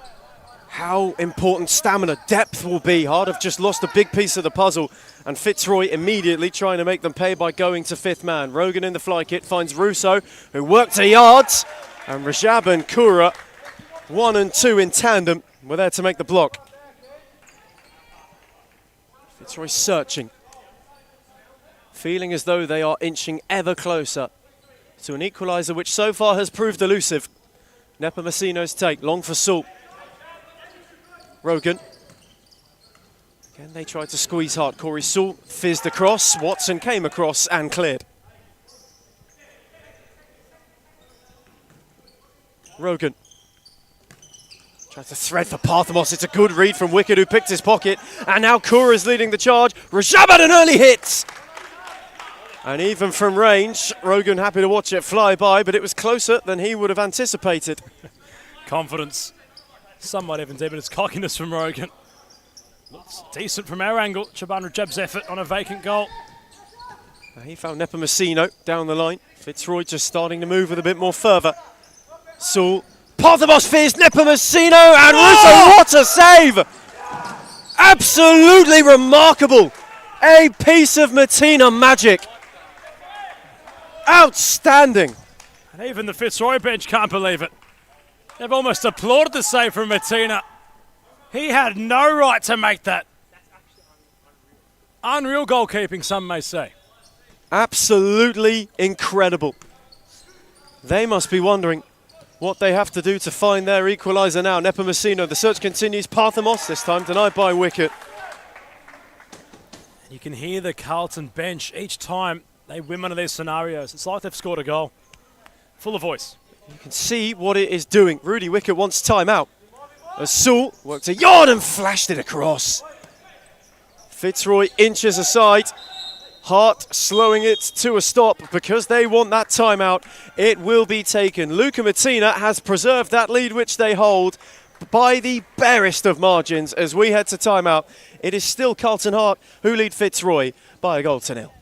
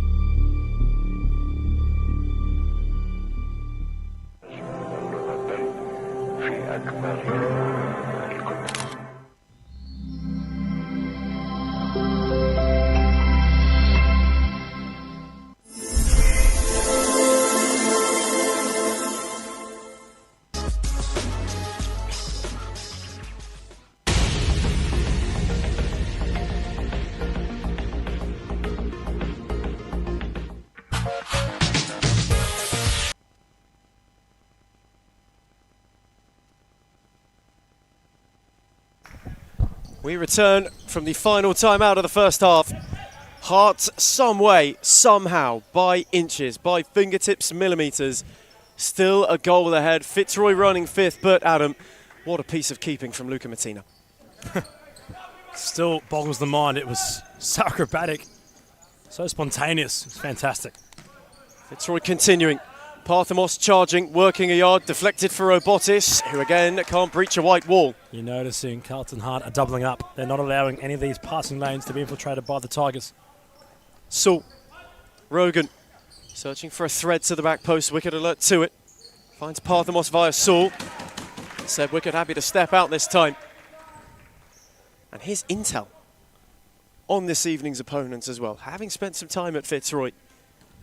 I'm sure will be proving fruitful for Carlton Hart at the moment. Rogan once more for Sewell. Those two trying to find an opening, as they so often do. Sewell, Rogan, Kura was across. Still Hart not budging. Nepomuceno, what can he provide? Rogan once more. It's patient, precise, although it's lacking venom at the moment. Robotis, Sewell. When will the fangs be bared? Rogan slowing it to a standstill. You could hear a pin drop in this place right now. Such is the tension. Rogan. Again Nepomuceno. Again they can't find a way through. Hart holding firm. Corey Sewell. Fancy to hit. It took a ricochet. And Wicket with a lash. Although they won't mind that diligent defending. It's hard to assume that he'd want that back. It was in such a hurry towards Seb Wicket, but imagine Carlton Hart were to capitalise upon the vacant net Fitzroy leave open. Rogan still with the purple fly kit on. Sewell. Lots of lateral balls and now an opportunity for Watson! He's hit the post! Time stood still in DC-SS. Carlton was so close to their second. Imagine that had gone in. It would have written headlines. Inches for Watson. Hart will be hoping they don't rue it. Well, he scored with a back heel to break the deadlock, and now Nepomuceno finds an equaliser. Just as things were getting hairy for Fitzroy, the man from Curacao, the coolest in the place, and the champions find a response. Goal scorer for Fitzroy, number 10, Javaro Nepomuceno. Sliding doors moments, if ever you'll see them in the competition. Ethan Rigg, how close was Watson? He was centimetres away, he hit the inside of the post, the ball bounced back out. And following such, Fitzroy had scored. It would have been a catalogue of screamers for Watson to start the season. But that is how quickly it flips on its head. You give them one opportunity. It was patient, it was precise. We wondered when that real firepower would kick in. Nepomuceno saw a pocket, a slither at the near post and fired it beyond Martina before he even knew where to react. That is how fine the margins are for Hart. Off the post at one end, and a small gap means 1-1 at the other. What a half opportunity forward to Silva! Brilliant save by Price. What a moment that was for the veteran in new colours. Desperate to get his first goal. Rajab had an idea. A clutch moment from Sean Price denies Carlton of their second. Brilliant save from Sean Price. It was brilliantly pressed, really well worked by Hart to win the ball back in such a dangerous position. And as he was looking to go through one-on-one, Price was alert to it, picked his angle, got it right, a stroke of fortune in it. But another massive opportunity. And on the other end of it, Martina's made a blunder. Took longer than his allotted 4 to release. Well, it is indirect. Regardless, a task for the Tigers. Carlton Hart having to tuck in the gloves here. And look at the array of talent on court for the Tigers. All 4 of their on-court players can strike a ball, but it will be Corey Swall to do so. Following Rogan's touch, it's Corey Swall rolling for Parthamos. The flavour of the month for some reason. Elias Parthamos restores clarity for the champions. And Fitzroy hit the front for the first time in this one. Goal scorer for Fitzroy, number 6, Elias Parthamos. As much as Carlton Hart have had their moments, Ethan Rigg, the champions are built upon moments which they take. And Parthamos was there to take his. It's 2 moments of precision for Fitzroy, who have been frustrated for so long in this half. When it fell to Parthamos, they toyed with Martina, they toyed with the entire Hart setup. He picked his spot in the top corner and placed it with aplomb. Flavour of the month for a reason. That was a Michelin star finish. Terrific from Elias Parthamos. And his rich vein of form to start the new season continues in some style. Corey Swall told to come off as he's got some blood on his back. Never a dull moment in Darebin. Saul trying to see the funny side on the touchline as Rogan resumes. Parthamos. Fitzroy end in a late flurry for half-time and find themselves some breathing room on the break. That one for Rogan hit with too much venom. Hard have got to be in a hurry if they are to catch them out. De Silva lobbing. Butragao nearly got there and then he collided with Price. Jimmy Soufis and Corey Saul incensed. Parthamos carrying, roll for Nepomuceno, who again wanted to catch out Martina. And retrospectively, a yellow card dished out to Butragao. He really bulldozed in to the Fitzroy keeper after he claimed.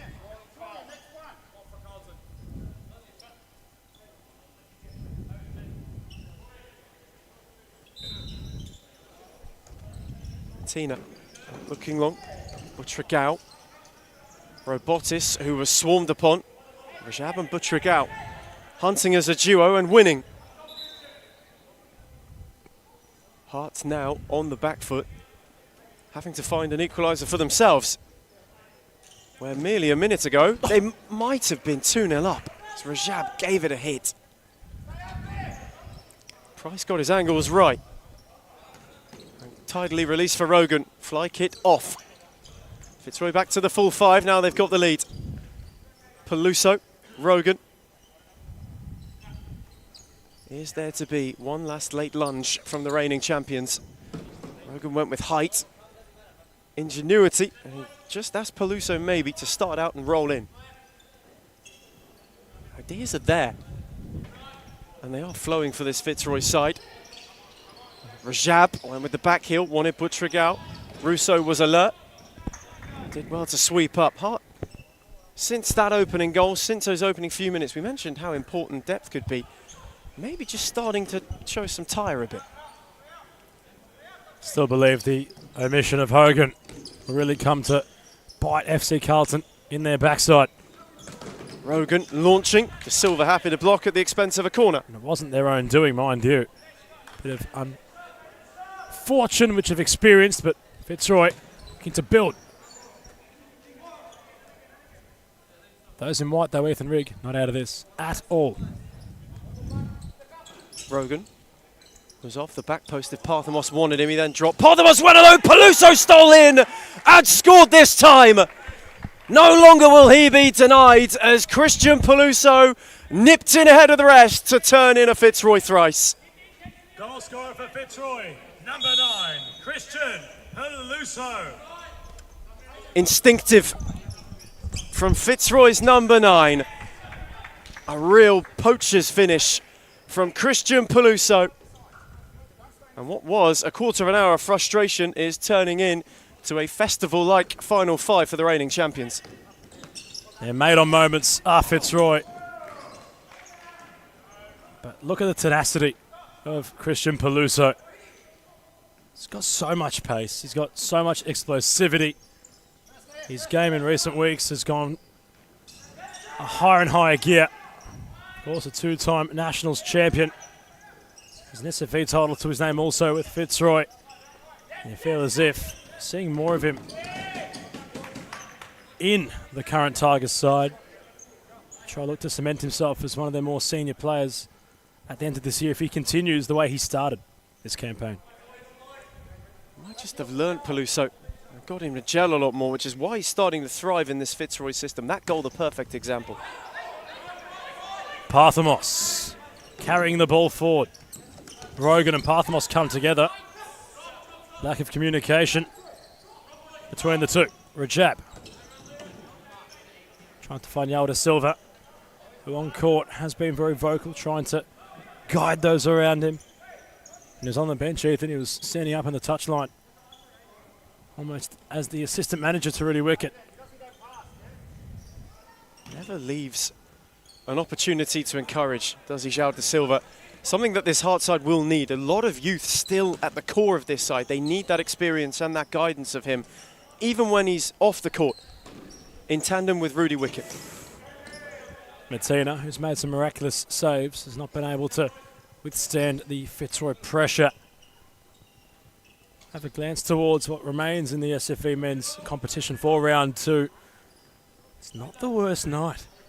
Pasco Vale up against Hume for our main fixture at 6:20. We close off the round with Thornbury United up against Melbourne Irans. Both matches, Ethan, can go either way. It's worth mentioning. You look at the personnel for the Black Army tonight. None other than Ethan DeMello, fresh off of his Futsal campaign. And scored, of course, in the competition. And provided a couple for the Futsal. As another of our very own, Cosi Russo was nipping. Matina forced to make a double save, but DeMello will feature for the Black Army in their 6:20 matchup against Pasco Vale. Meanwhile, back in this one. Parthamos, wicket blocks. Rajab, nearing our last 40-odd seconds. Rajab's ball with no real purpose. Now Peluso had it caught beneath him. Insert Yalda Silva. All eyes for the ball. There was only one way that was ending up in João da Silva's mind. Quickly across, got in ahead of Peluso. Happy to thump it out of play, but for Hart, it's just those little moments on the break. That ball from wicket slightly behind Rajab. It slows it down. It allows Fitzroy to get their shape back. They've been good defensively in this first half of Carlton Hart, and Rudy Wickett will be impressed by that. But it's now on the other end. They need to show more polish. Rogan sits down his opponent. Recycles with Parthamos. Russo. Parthamos. Rogan. Rogan for Parthamos into his stride. Alcociaris issues a corner for Fitzroy. Last 8 seconds. Can Carlton Hart prevent any further damage? 3 unreturned goals they've been up against as Rogan will make it 4. From the corner, lightning quick are the champions. And it's Scott Rogan who enters the goal scoring party. Goal scorer for Fitzroy, number 7, Scott Rogan. On the cusp of half time, it's a red time goal for the champions. And it's a killer for Carlton Hart, who, having lost the momentum, having conceded 3 without reply, the one thing that Rudy Wickett would not have wanted was that concession. Despite the valiance of the championship winners in the first 12 minutes of their first half back in Series Futsal Victoria, they now find themselves trailing by 3 goals. A score, Fitzroy 4, Carlton Hart 1 as we cross to half-time.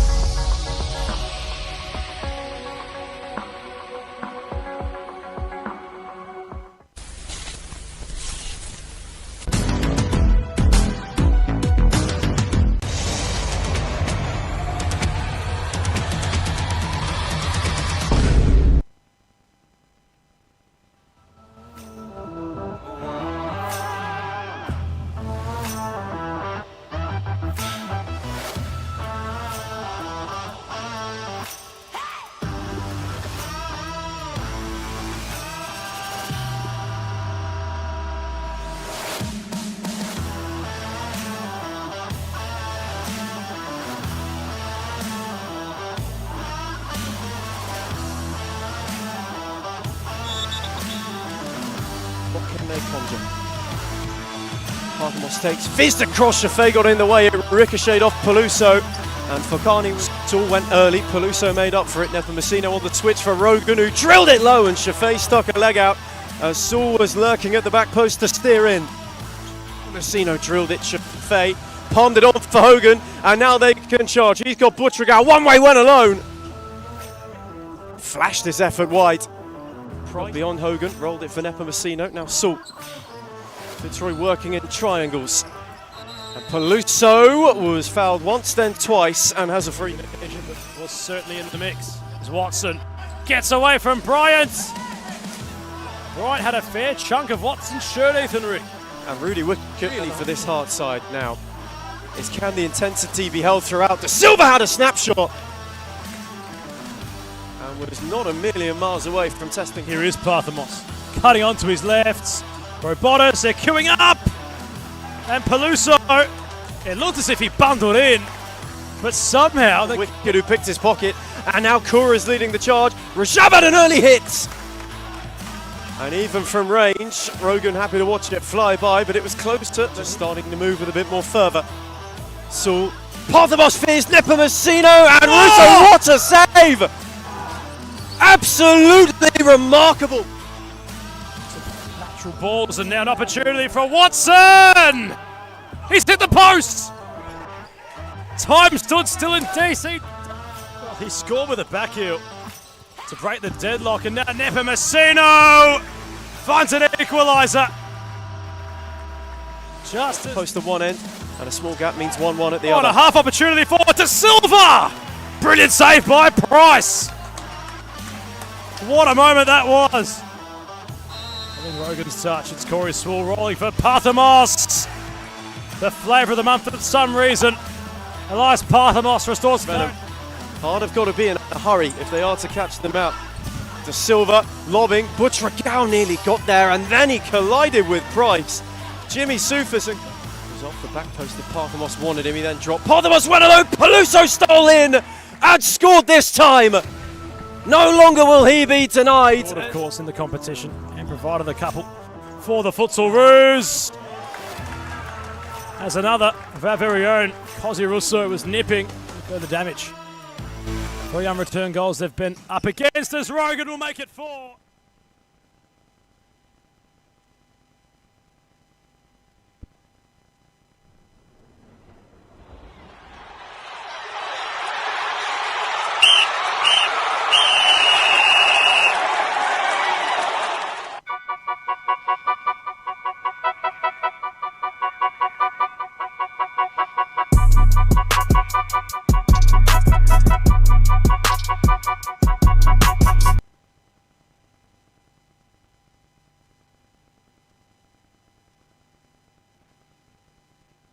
We return from half-time in Darebin. Both coaches happy to take the team talks outside. It is a steamy and sweltering Sunday evening in Melbourne's northern corner. You can't half mention that it is a sunny and truly supreme afternoon as well. And Fitzroy have been supreme so far. They were frustrated for over a quarter of an hour by a Hart side who took the lead early, but 4 unanswered, a quartet of strikes, has Jimmy Soufas' side firmly back in control. The reigning champions lead the winners of the championship, who their return to series futsal has shown some glimmers. Defensively, they've been sound, but Adam, the second half is where we will see just how much firepower Hart have got. It will be a true test of their character. They've showcased some real impressive guile in the opening 20, although they'll have to really reach high up in their gearbox if they are to try and match that of the champions. And I was saying prior to this half starting rather, that this game's got a real Thomastown feel to it, Ethan, where a lot of sides will score early against Fitzroy and then just try sit back, withhold the pressure. The smaller court would allow for the side defending to have more of a case to go on and win the game, although the big court providing more pockets of space to open up. Jada Silva's free kick smashed into Saul. He was quick to try and rip it away from Rogan. Him and Kura combined. Bryant bundled into Watson, who's been in the wars this evening. He one of a string of casualties Hart had in the first half. Mohamed Shafei was one of them with a blood nose. He's now back out there. But the big news, if you've just joined us, Lucas Hogan with a broken nose, out of the game, out of the arena. Hart will be hoping not out for too long. But for somebody of massive loss for this side. Especially when they need him most. It would be in a game like tonight. So if Hogan's watching, our sympathies with him. Corey Swall donning the number 80 on his back, considering his original number had claret all over it. Oscar Bryant given a shove from Watson. Maybe just wanting to level the score in the second half. Truly bizarre turn of events. Corey Saul was called off just before half-time for that, and here he is searching down the channel, wanting to go the other way round former teammate Seb Wickett, who stood him up well. Saul's in a hurry to take. Rogan arriving! And lashed his effort just wide. Opened up so invitingly for the Fitzroy skipper. Drilled his effort devilishly. And Mohamed Shafei was happy to watch it really whiz beyond the far post. Had that been on target, he may not have been able to stop it. Silva on for Wickett once more. Wanted to thread it. Watson stolen a yard. Kura was lurking. Price flung an arm out in desperation rather than anticipation. It didn't take a flick, and thankfully for him, there was nobody arriving late. Fitzroy just giving Hart a couple of openings at the start of this second half. Rogan waited. Saul was charging all on his own. Wickett was slow to find him. Rogan didn't take the option, wants to charge at Kura instead. Now wanted the switch for Saul and wins Fitzroy corner.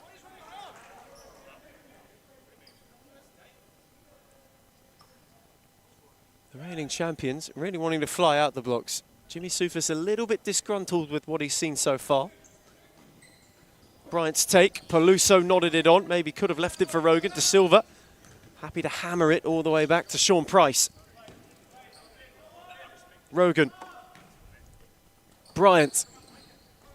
Couldn't go beyond Watson. Rogan once more. Peluso. De Silva again just poked a foot in at the right time. Fitzroy kept it going. It ricocheted for Peluso. How's he still going? I know he stumbles in the end, but how is he still upright? He's a jack in the box, Christian Peluso. He had no right to keep his feet. He's limping off here, but complete and utter determination from the number 9 to get his shot away. Man rejuvenated. Christian Peluso at the start of this new campaign. That's showcasing just what a shot of confidence can do. Fitzroy have a free kick in a really promising position. Off the back of Peluso's persistence.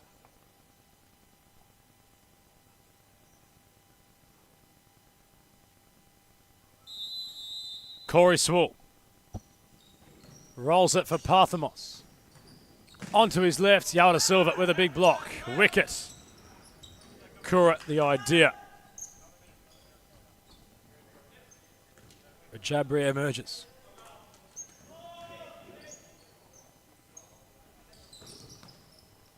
Swall. Kura, not around that of Corey Swall. Ball just getting slippery for the meantime. I have mentioned it's hot in here, but must be said it feels like it's only getting warmer. It's Watson. Round Peluso. Ball into the commentary area, and there goes things within it. Ethan Rigg was ducking behind the desk. I was standing up to punch the ball away.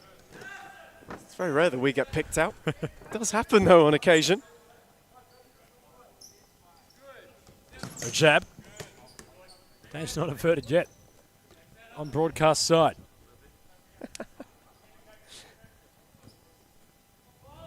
Wicket will try his luck, not through the traffic. Swall with the block.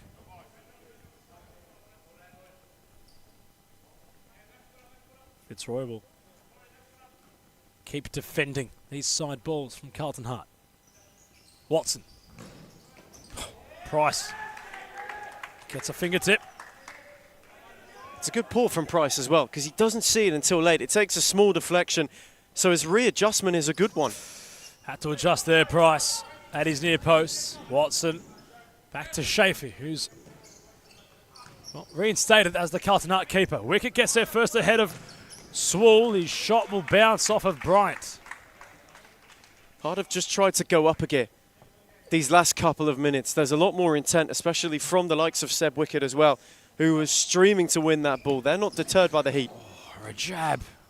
Picked out both Kura and Watson. So both were perhaps unaware of who was going to strike first. Doing so, put each other off. Price. Swall. Confronted by Wicket. Corey Swall with a rare touch. Last off a Carlton Hart shirt. Rogan. Parthamos. Bryant on the diag. Rogan lateral. Bryant. Rogan. First time for Parthamos. Rogan shifting centrally. Swall advancing down the left flank. Rogan. Dispossessed now Kura. Is one-on-one. Opts to take it on. Wasn't bothersome for Price, who saw it all the way. Nepomuceno replaces Bryant. Swall. Rogan not wheeling around Watson. Shafee commands his area. Rajab. Kura. Ball matched with Parthamos physically. Fitzroy's press has now just gone up as well. These last few moments when Hart have had the opportunity to play out. Shafee's judged things well while gathering. His issue is he looks up and he doesn't see an option. Nepomuceno sees an option. It's a goal-scoring option. It's the brace the man from Curacao was looking for, and Nepomuceno finds it as Fitzroy find their fifth. Goal scorer for Fitzroy, number 10, Javaro Nepomuceno. And the contest is well and truly now in the hands of the champions. And for Hart, it's just a switch off momentarily. Allows Nepomuceno to get Fitzroy's fifth, and this game is quickly going the way of the reigning champions. May not have looked that way 20 minutes ago, but they've showcased some real grit so far this evening, Jimmy Soufis' side. They turned on the flare against Moreland, and Saul is turning on the flare, as is the save from Shafay. Wicket hustled, Corey Saul relentless, Nepomuceno with him. And Javaro Nepomuceno was adjudged to have handled it. Saul comes for a breather. There's Butragao. Wanted to thread it for Kura, took a flick off Robotis. Nepomuceno on for Parthamos. Once again, Fitzroy happy to reload. Rogan, Nepomuceno. This time Parthamos. Couldn't get around Kura and nearly lost his footing. Tidy 1-2 with Nepomuceno. Parthamos driving. Butragao the first. Set for Robotis. Thumped in via a deflection. And Fitzroy are running riots. Goal scorer for Fitzroy, number 18, Harry Robotis. Wonderfully done from Elias Parthamos. It was relentless. The second attempt, the little flick to find Robotis, was truly inventive and truly, truly rapturous in the end. Carlton Hart perhaps unravelled by the brilliance of the champions. They've emulated the score they put beyond Moreland last week. And they've gone one further this week. Hart searching for a way back. Butragao forced the fingertip from Price. Can they just give themselves something? De Silva hammered it into Nepomuceno. Parthamos happy to hold off Butragao, who's got to be a little bit cautious. De Silva flying in. It broke, and Parthamos dangled a leg. And Hart have a free kick in a position of promise. Fulcani did well, and Elias Parthamos will find himself in the book. Late was Parthamos, he knew straight away. And there could have been a real shooting opportunity for the number 9. Fitzroy just accumulating more fouls as the game goes on.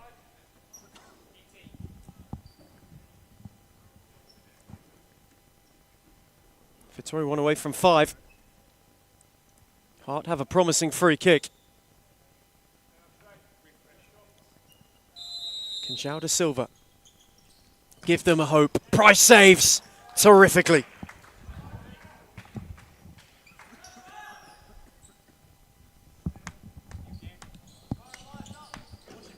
Hart still searching for Carney, who won that free kick. Wanted to roll it for Aidan Power. One of those younger members was very good in the championship last season. Played an important part in this side winning the title, and they'll be hoping, Rudy Wickett will be hoping, he can continue that good momentum into the top flight. Although nights like this always prove a test and a challenge. If they can get him firing more regularly, Hart's survival hopes, they don't hinge on it, but they certainly wouldn't be hindered by Aidan Power finding a similar vein of form that he did last season. Would be helpful for Chubbs and company. Although, just wonder in this one how the mentality was so switched on when they were in front. Following the 2 goals they conceded in quick fire, it's been one-way traffic. Just perhaps question their resolve. Their idea in the opening 10-15 minutes of stop clock futsal was fantastic. It's perhaps no longer the case, but Fitzroy, I suppose, accustomed to controlling the games and the contests. Done just that at the moment, but you wonder if Carlton Hart could have perhaps tried to be more provocative upon conceding 2 goals rather than remaining tucked in and not finding more of an offensive outlet. And I think that's the one thing they'll look back on as well, especially when Fitzroy went to that 5th man and they got a couple of snap opportunities. Watson was unlucky, but they just maybe needed to take the game to them a bit more. It might have been tentative from Rudy Wickett's side. That will be the one thing they address, just that aggression when it comes to pressing as a unit and winning the ball back, because that's how they found the cracks and that's how they created many an opportunity. Parthamos launches long to Silva in prime position. Not around his former teammate of Nepomuceno. Meanwhile, options queuing forward for Carlton. Power not able to open up things for Kwani.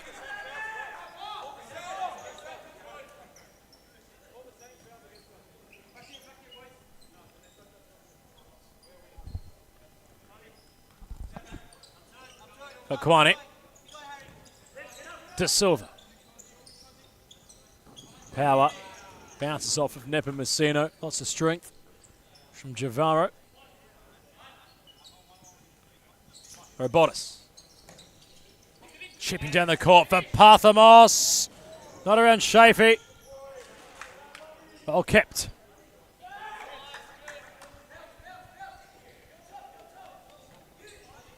Nepomuceno. Which way is he going to go? Parthamos. Robotis. Lovely 1-2 with Russo from Robotis. The Lions are ready to rectify the result from last week. Notorious for the wrong reasons. Their opening games of the season. As Russo.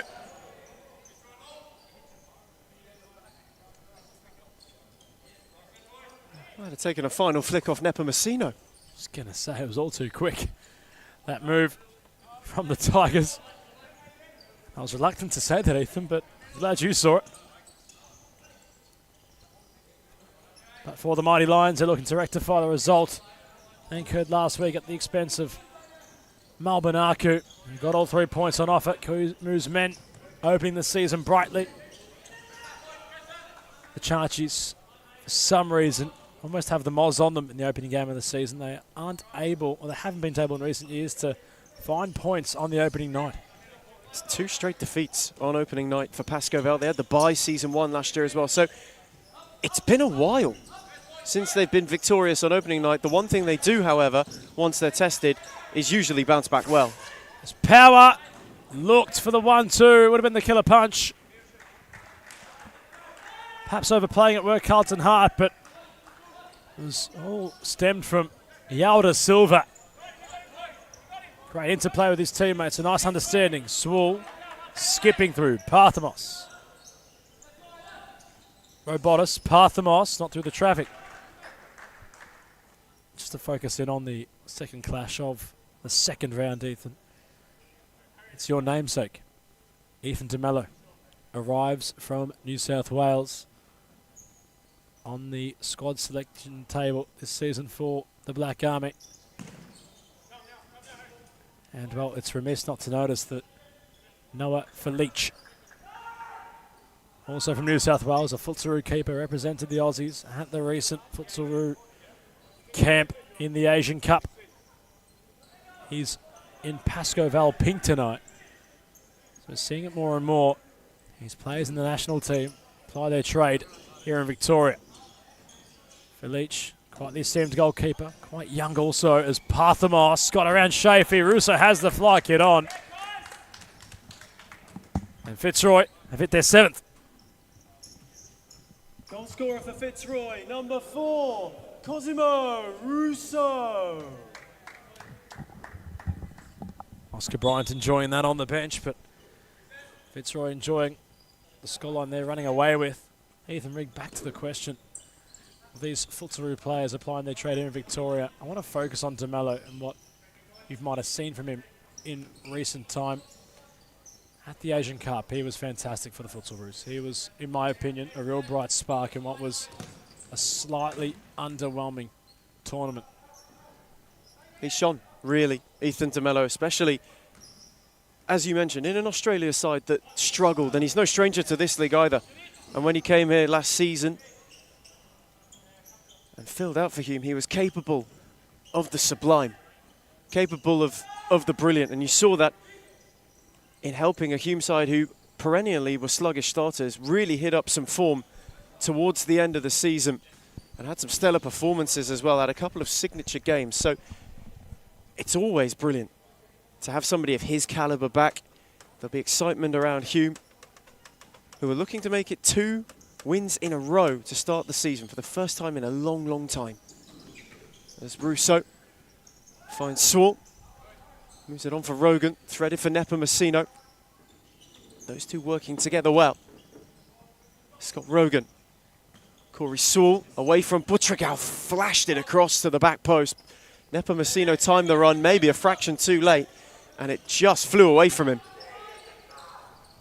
Chaffee looked long, Rogan nodded into touch.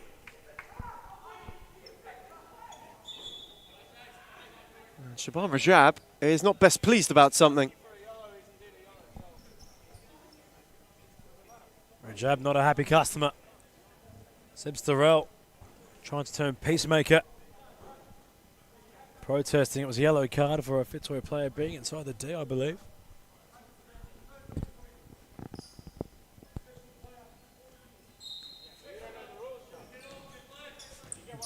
Shaban Rajab and Jimmy Soufis conversing with one another.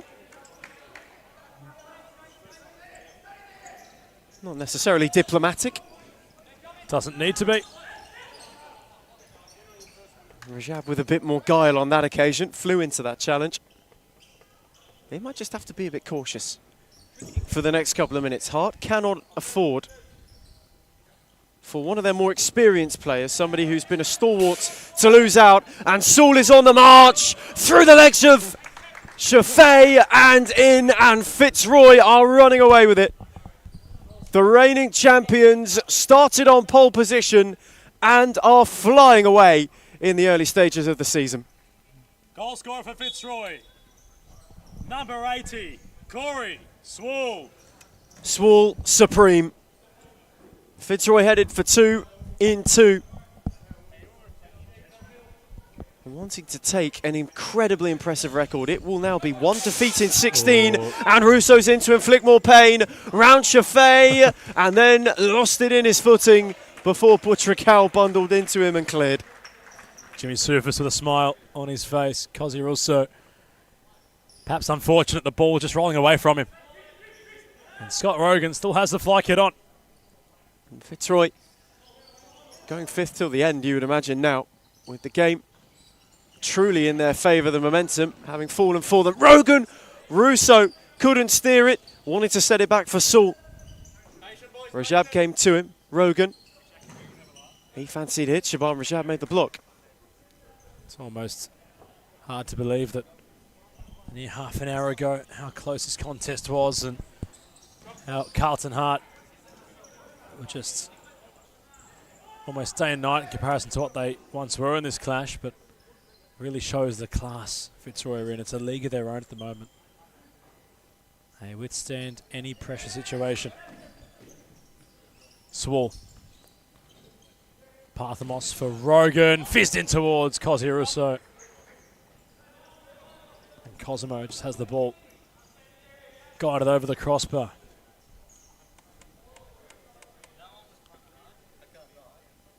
They're getting inventive, are the Tigers. Having fun out there on court. Swall takes command. We'll get a corner.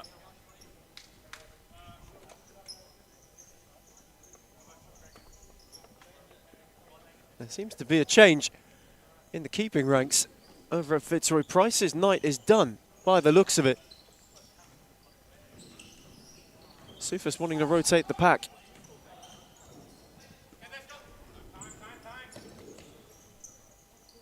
Grudelit looks as if he'll have some match minutes under his belt. On the next stoppage, Rogan, Russo, Corey Swall.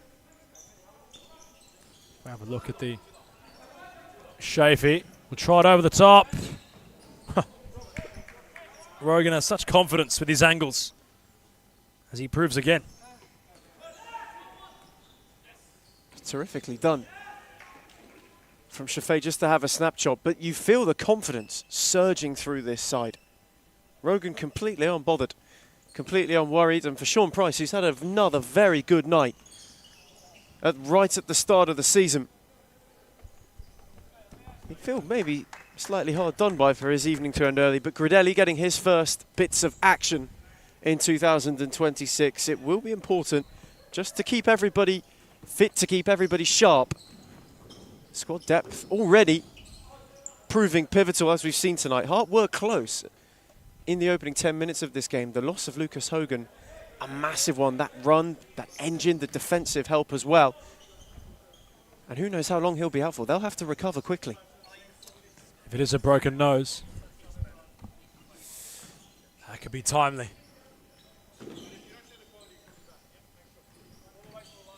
Parthamos, Swall. Yalda Silva takes charge, and Corey Swall charges him down.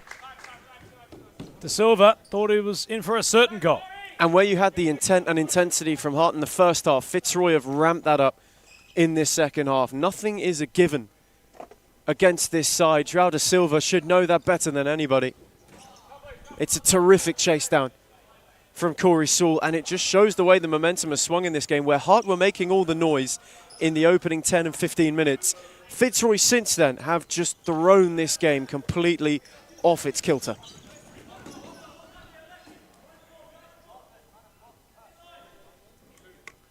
Much younger look on court with Robotis, Peluso and Bryant all accompanying Cosi Russo. Bryant and the fixer. Brilliant ball for Peluso from Bryant. Chafee wasn't sure where to go, had to go for Yalda Silva. It'll work. Rajab, wicket. Rajab. To Silva. Wasn't sure. Ball has gone out a fair bit in this game, Ethan, considering still 6 minutes and 15 seconds left. As Rajab continues, Peluso to ground with out of Charbs.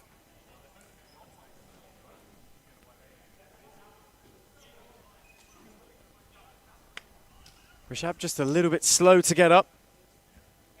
Someone who has had injury concerns in the past. Plenty of them. Many thought last season could have been his last. But he's continued to go on. He's continued to fight for Hart. And Peluso's on the charge. He's found Russo. De Silva slid, as did Chafee, who was there to deny Cosi Russo. And still showcasing his passion. Despite being busy tonight, Mohamed Chafee's acquitted himself rather well at times, as Rajab didn't see a further forward option. Rolled it for wicket. De Silva. Those two new signings, perhaps not how the evening they envisioned is panning out before their eyes. There are bright starts to take for this from Carlton Hart. That first 10 minutes in particular, where they proved tricky, tenacious, robust even. Since then, it's been a different level of quality from the reigning champions.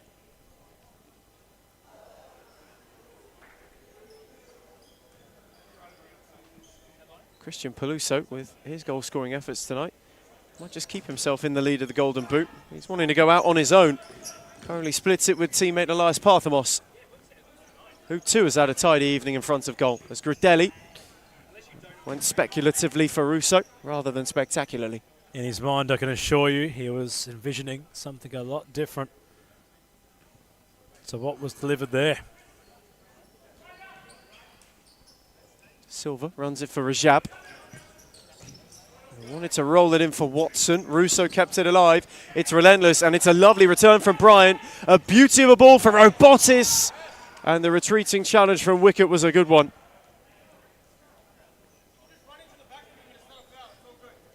And Jimmy Soufis disgruntled. Bryant belted it. And De Silva in the way to deny him.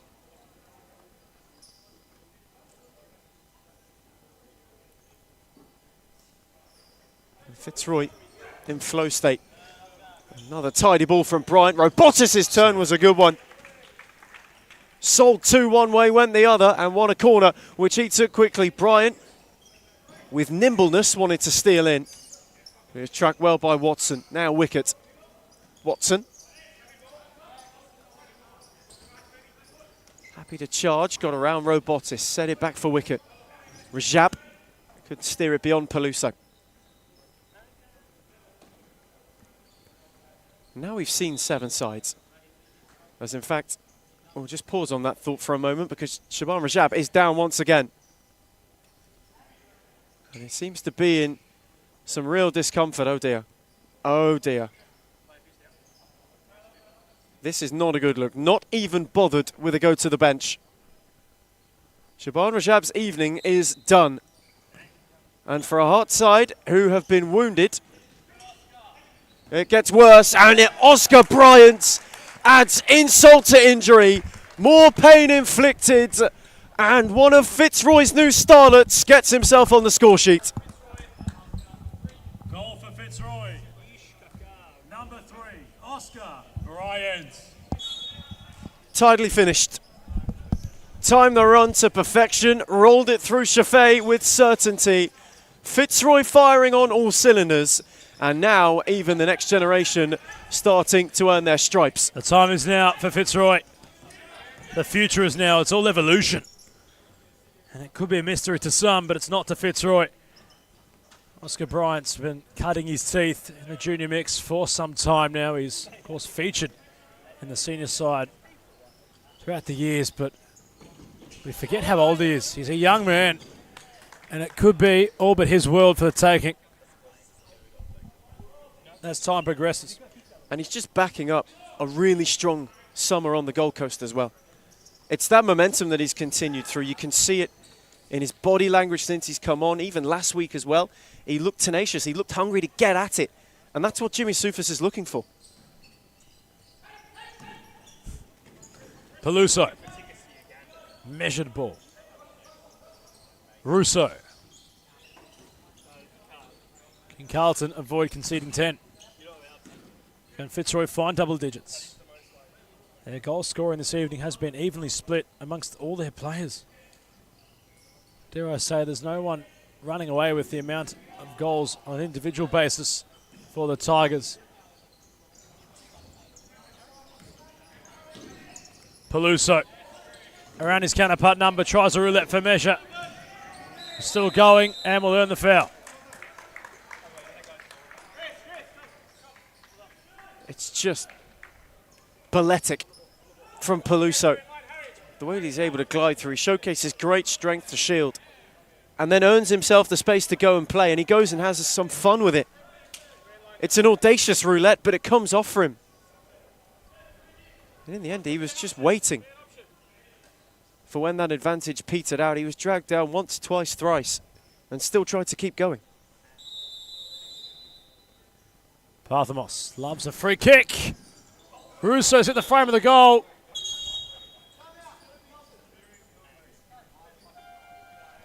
Carlton Hart have a timeout, but dare I say, will Fitzroy retake the free kick? We're not sure.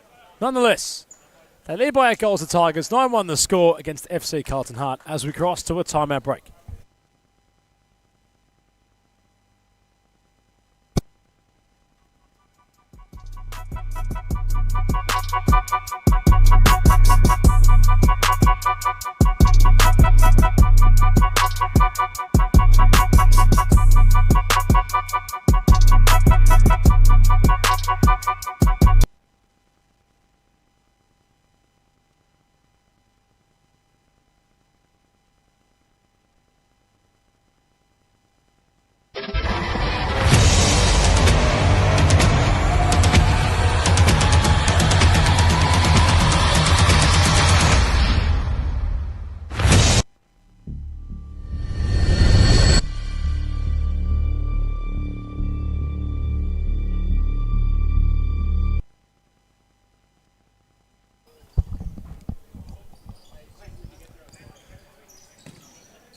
Wicket from the restart.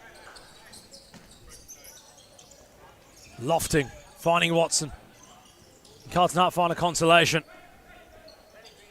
3 minutes and 10 seconds to do so. That Fitzroy will put a pause to proceedings. Only moments following the initial timeout issued by FC Carlton Hart. It puts grimaces on the faces of many around us as we cross back to a timeout break.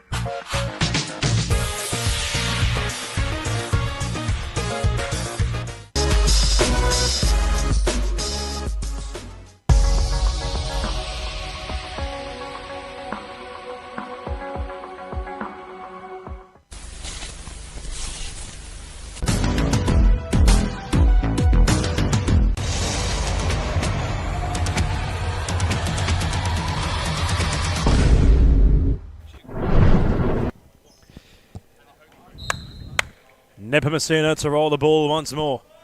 Contest has been beyond any shadow of a doubt for some foreseeable time. Parthamos! Brilliant save by Shafee.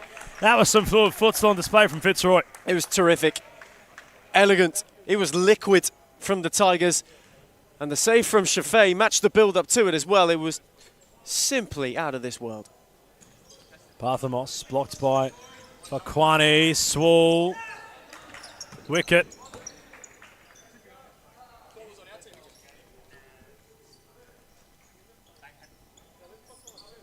Pluso thought he might have had some aura there, but certain aura loss. As Wicket had the ball go out of play, Pluso just saying he thought it was in our team. Fortunately for him, I don't think anyone really received it quite well. And he's looking towards us to say, well, did you hear what I was saying? He does his talking on the court, but off it, he's a mess. Russo. Swall. Nepomuceno. Having fun out there are the Tigers still. At the other end, might be an opportunity. Credelli threw it all the way. Really the evening for Carlton Hart. And that really summing it up. That late counter, it showcased so much promise. Such did the first 10 minutes. Butragao hustled Parthamos.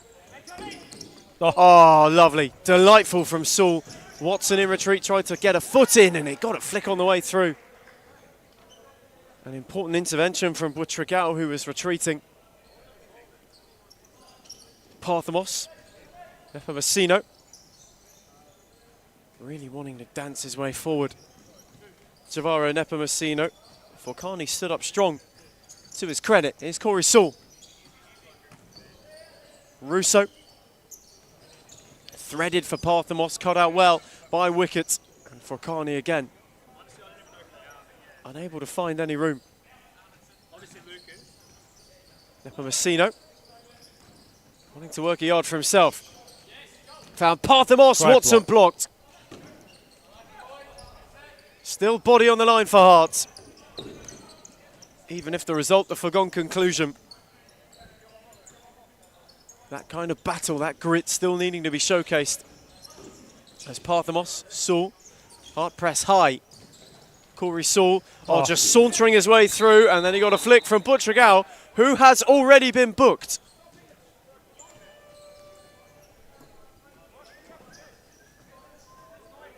Jimmy Sufus has certainly showcased some frustration this evening. 5 fouls for Carlton Hart. They will want to not concede another, not concede a gift really, and give Fitzroy the opportunity for double digits towards the end. Nepomuceno, it's terrific. Spellbinding from Nepomuceno, who slashed his effort across. He was dancing his way down the line. Butragao was enchanted. And Nepomuceno was gone before he noticed he was there. Watson just tried to work a yard on Parthamos and dragged his effort wide. Rudy Wicket appreciating the effort of that.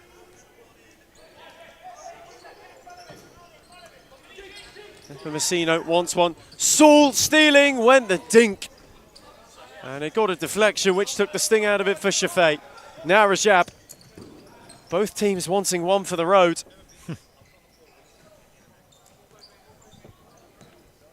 Inside the final minute, who will be the one to find it? Parthamos. Is there one last piece of magic from him? Russo's picked it up. Forkani slid. Russo went the flick to steer it. It was nearly total futsal from Fitzroy. Joga Benito on the streets of Fitzroy.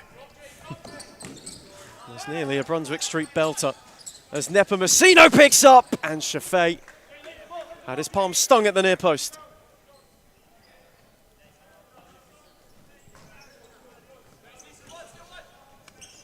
So, Parthamos. They're still not quite done yet, the reigning champions. Nepomuceno, Russo, Forkani slid into good effect once more.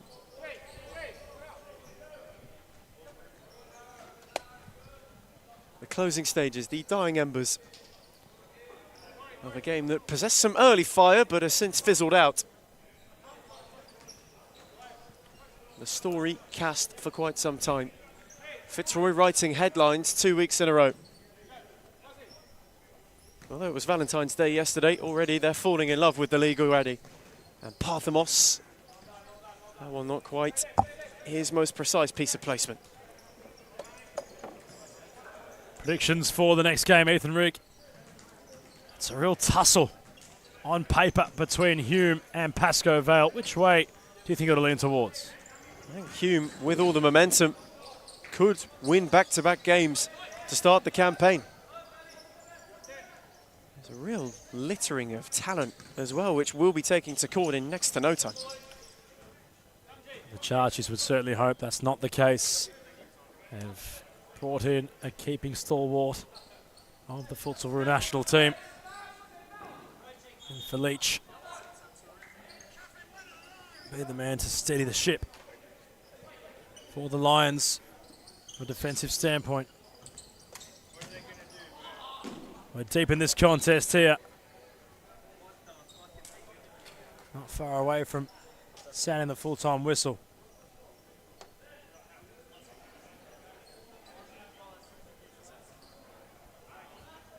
Fitzroy remain in the winners' column despite the early valiance of FC Carlton Hart upon their return. It's not one in which they envisioned, but I'm sure there's still things in which Chabandra Jab and company will take away from the contest. Full-time in Darabin. Fitzroy FC 9, FC Carlton Hart 1.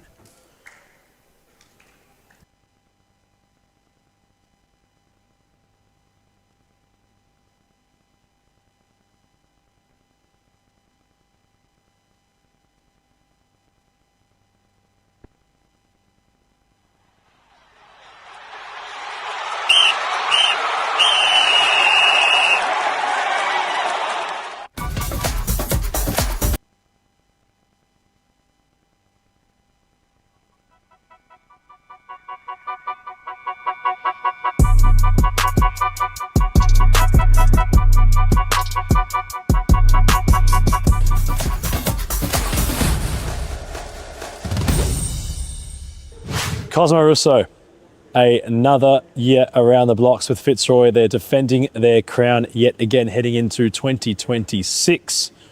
How's the camp feeling ahead of another title defence? Definitely off the back of nationals.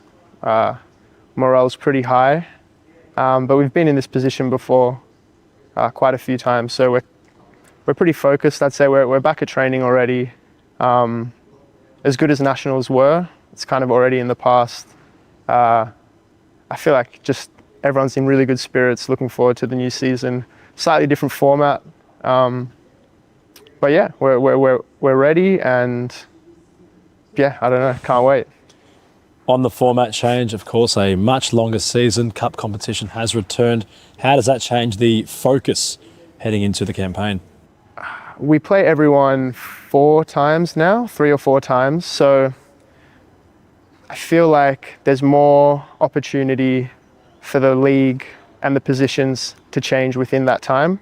Whereas previous seasons, it's felt very much like you lose one and the title's pretty much over then and there. So we just have to pace ourselves, still take one game at a time for sure, but understand it's a longer season with cup games in between there. So yeah, I feel like now more than ever, we're relying on the entire squad, and we have a pretty big squad. So yeah, I feel like it's a good opportunity for everyone to play big minutes and contribute both in the league and the cup competitions as well. Want to return the attention back to nationals, another title won by Victoria. Of course, the Tigers getting the job done in Gold Coast, but there was a story that developed over there with Sean Price, his goalkeeping in both the semi and the grand final. He was huge in those penalty shootouts and his own individual performance. Can we just touch on how that was, seeing a young goalkeeper really step up at a big stage? We all love Sean. We all loved him before the tournament. He's just like the nicest guy. Doesn't miss a training, learning off Aaron all the time, like just eager to learn. And yeah, I feel like everyone was just so happy to see him have this breakout tournament. He's played games with us in the league, or for us in the league before, and he's done really well. But I feel like this was definitely a kind of coming out for him. 2 huge penalty kind of shootouts, which he basically won it for us.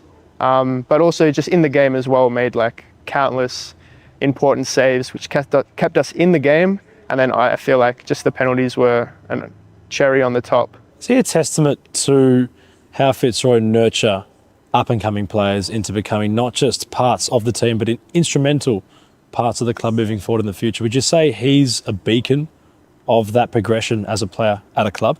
I feel like Fitzroy, for as long as I've been involved, has had the same kind of development process with kind of senior players and then kind of middle players and then the younger players coming through the youth system.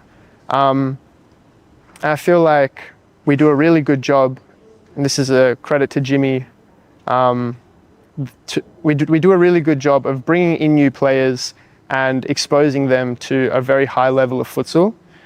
You might not see it each week because they might not play all the time, but our trainings are very intense, often as intense, if not more, than the games we play. So those players, even though they're not playing week in, week out, they're getting exposed to a high level of futsal.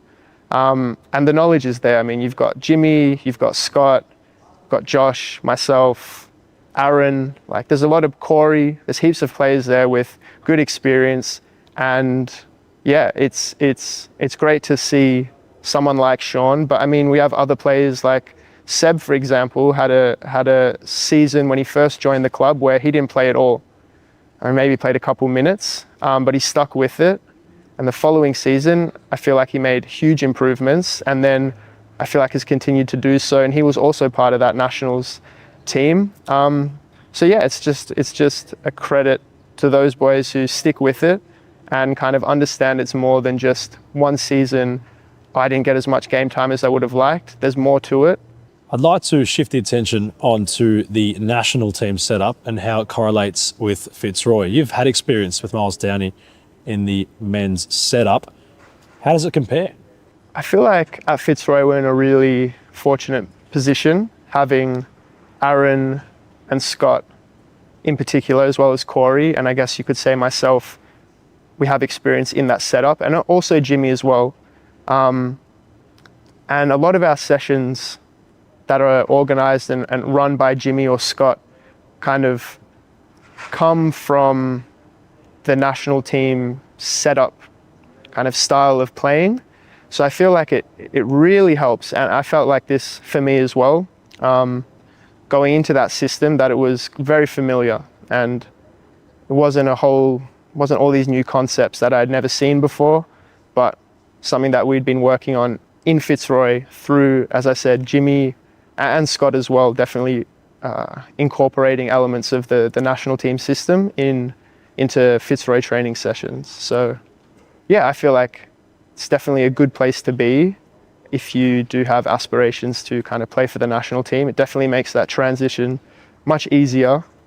Being amongst those ranks, how would you compare the quality of the likes of yourself and those at Fitzroy to those in the national team? And with future selection, what would it be to get back in there and not just be a player, but to really solidify yourself in that setup? I feel like definitely it's important to perform each week here at Series Futsal. I assume they watch the games and, you know, they want to see you performing at a high level.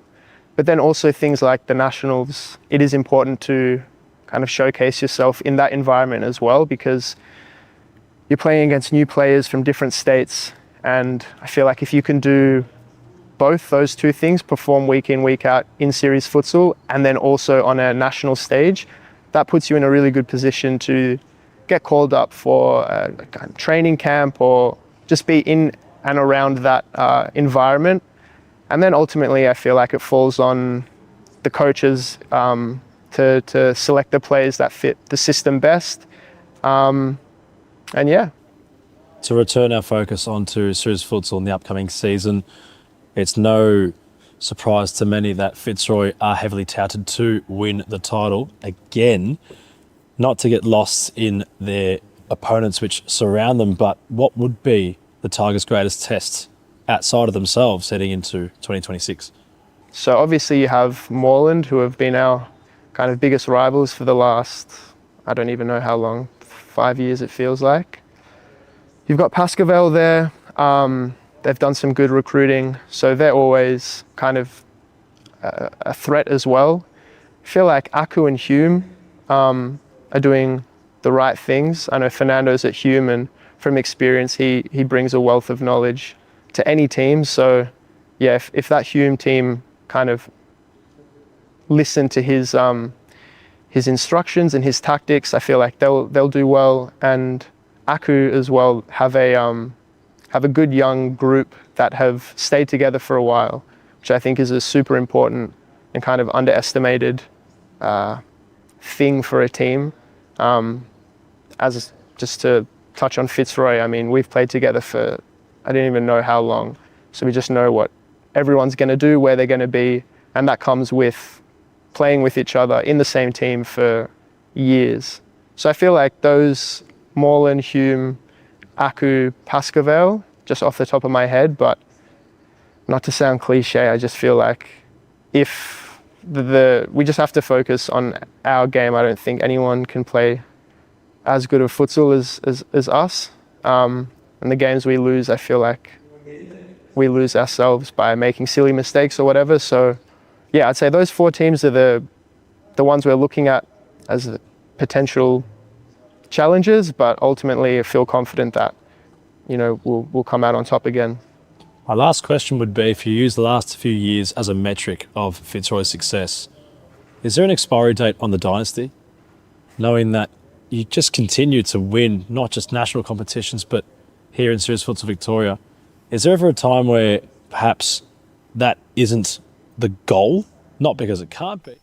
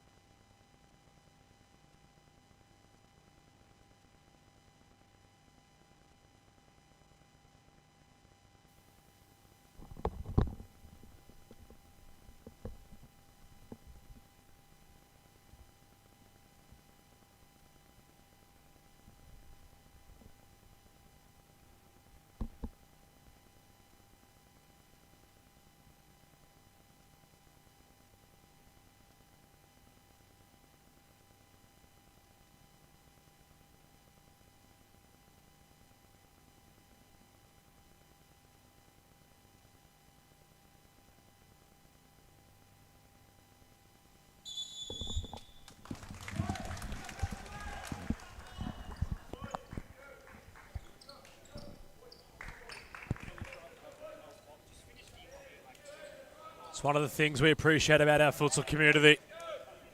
Firm combatants on the court, as well as a complete and mutual respect between everybody, no matter what side of the fence you might sit on. A nice showing of respect from Pasco Vale and Hume FC. And it's silence, I believe, it's very dedicated towards someone in the family of Ubiti Chichek. Our thoughts with UC7 and his family during this time, if that is to be the case. Away with kickoff. Pasco Vale, Hume. 2 esteemed rivals in recent years carry their rivalry onto DCSS. Such a different look about the Black Army these days. Futsalroos amongst their ranks. Pasco Vale looking to rectify the result they incurred last week to the hands of Melbourne Irans, who take to court after this clash. Ethan Riggott and Palombi, you know the duo. But what we don't know is which way the seesaw will swing in this one, considering Hume have the form following their result against Thornbury last week. They're flying. Pasco Vale, to the complete opposite, have not ignited yet. Will tonight be that night for the Charchies? They will certainly be hoping so. 2 teams who have been riddled with inconsistency at times as well. Tonight is one where momentum, the form book, it goes out of the window when these two teams meet one another. It's how do you turn up? How do you go about getting one over the other? Temmel takes charge, gets the ball from Andre Caro. Hume will have an early corner. And Pasco Vale have a point to prove. This is supposed to be the season where the project progresses and kicks on. It got off to a faltering start. They'll be feeling that pressure. They'll be feeling the need to kick on and to rectify the wrongs of last week. And for Hume, they can thrive on that. They can play on the nervousness, they can play on the uncertainty, and they can play on making this quite a difficult evening for the Lions. We'll take a glimpse at the lineups in a moment for both sides. Biliansky was busy against Thornbury the week prior.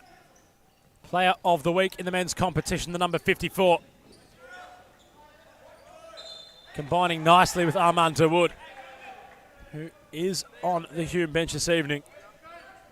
Not to mention Futsal Ethan DeMello, who's in the building. Ethan, the Hume FC lineup. Gab Murray starts in between the sticks. Temmel is deepest. Biliansky and Dawood flank Ubedi Cicek, who starts in as their pivot. For Pasco Vale, Noah Felic is in goal. Andre Caro in the fixo. The two flanks of Michael Newen and Kevin Lamb, with Sakawal Jarin starring furthest forward. The Lions have gone for a strong four to kickstart this game. A lot of pace, a lot of energy. We saw while Jarin and Lamb looked bright at times last week. That will be needed and then some today. Biliansky not around Lamb.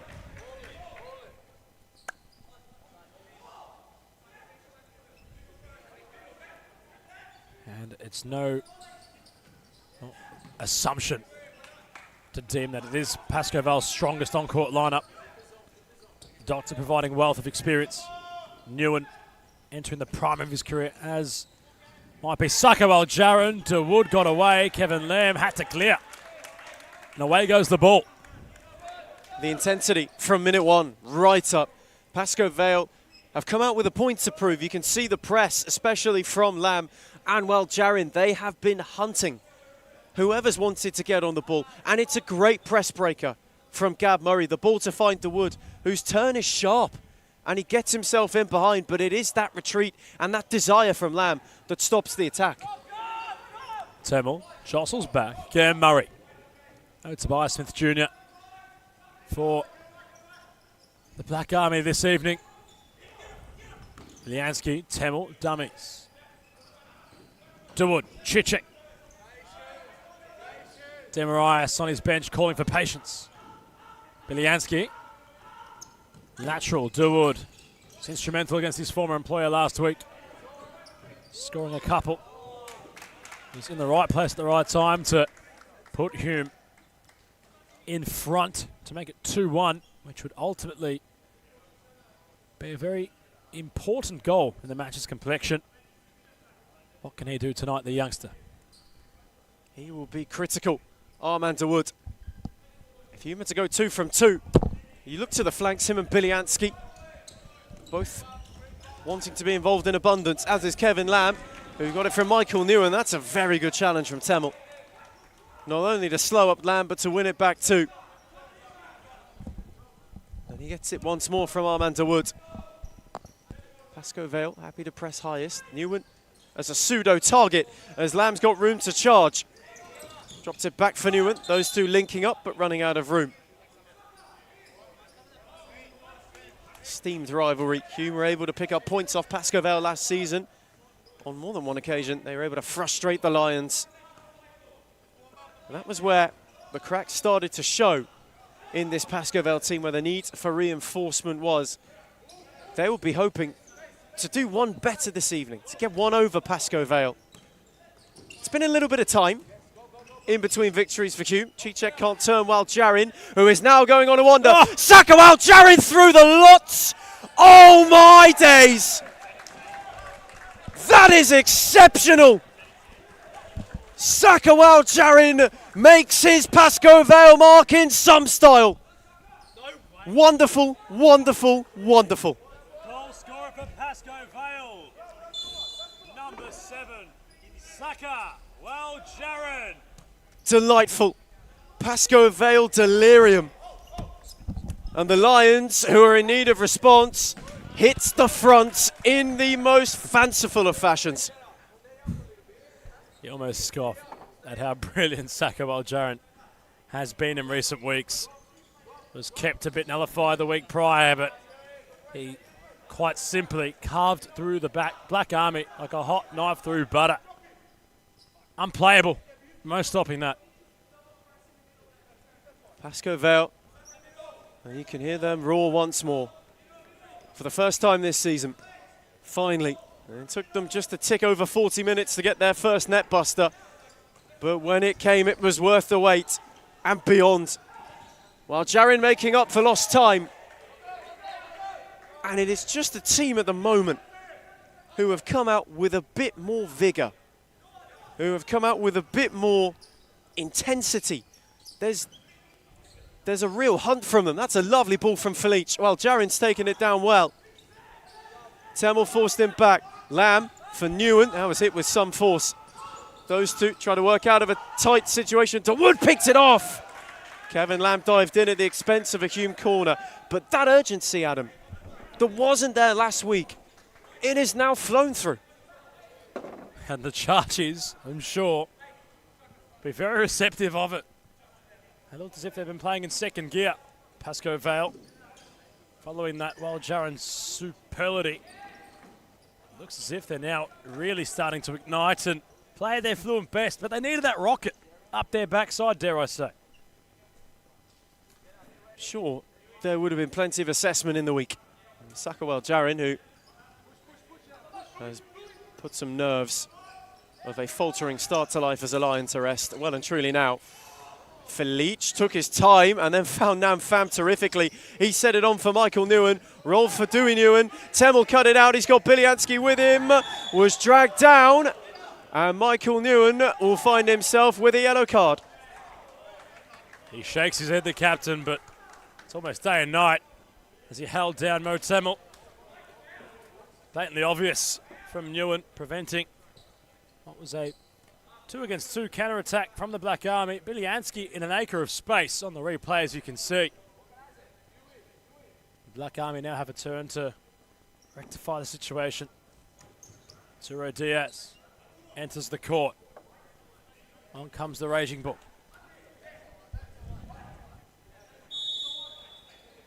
Temel will strike, deflects off the boot of Jarin. Two very good changes. Ethan DeMello and Arturo Diaz brought into the contest early. Hume are signifying that they need control. They were caught out the blocks by a Pasco Vale side, happy to throw everything at them. Temel inside the area. Sliding was Newen to make the block. But now they've got three operators out there. They've got Diaz, DeMello and Temel. It's three very, very, very good players on the ball. It's three players who know how to manage a game. Dewey Newen trying to pluck it out the sky. Temel, what about flying off his left? Neck to neck with Newen. DeMello, DeWood, Ethan DeMello.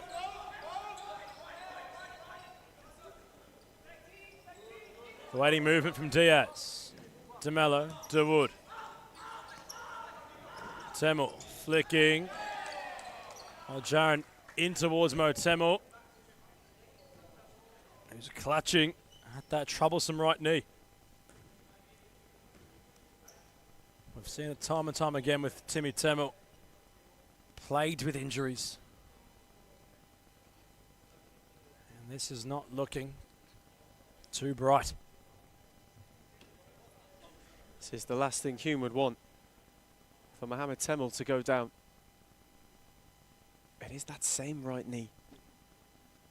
There might be a stroke of precaution here.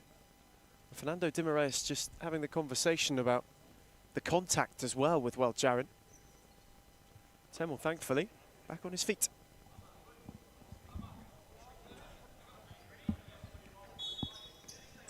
Temel back up. Felice coming off his line. Murray. Two goalkeepers, Ethan, who don't mind to play offensive on court tonight. Interesting matchup. And I think Felice is going to add an extra dynamic to Pasco Vale's build-up. You've already seen him very keen to go on an adventure. They'll encourage that, the Charchies, because it fits the way that they want to play. It fits the mould that they have for this team. It's fast-paced, and it's just another element that allows them to get a grip on proceedings. DeMello. Can he conjure up? Central ball for Diaz. DeWood comes together with Jaron. Brave play from number 22 from Hume. Earns a very deep side ball. Diaz behind it. DeMello driving. DeWood somehow denied. It's brilliant goalkeeping by the Futsal Roo Felice. And that's the other aspect you get of it. It's a top save from Felice. The readjustment as it's fizzed across is fantastic. And it's pure reflex to deny DeWood. Pham goes quickly on towards Newen. Well, Jaron was flanking. Pham happy to take the sting out of the play, and now Pasco Vale want to provide a methodical approach forward. Well, Jaron, buy him some meterage. Newen can strike them. Perhaps a rushed effort from the captain. The build-up just has more intensity. It has more fire, more flavour to it than it did last week. It's a side who clearly have heard the criticisms of the way that they played, and they just have come out with renewed endeavour. Temel, DeMello.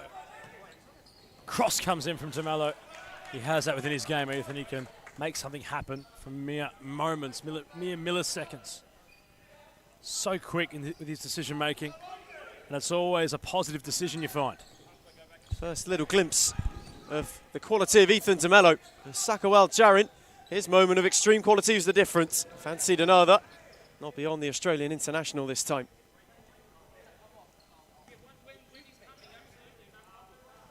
This game has been full throttle from the first minute. Newen's giveaway. Diaz has DeWood. DeMello's at the back stick. He drilled it low, and Felice gathered and was quick to go. Now Dewey Newen's on his own.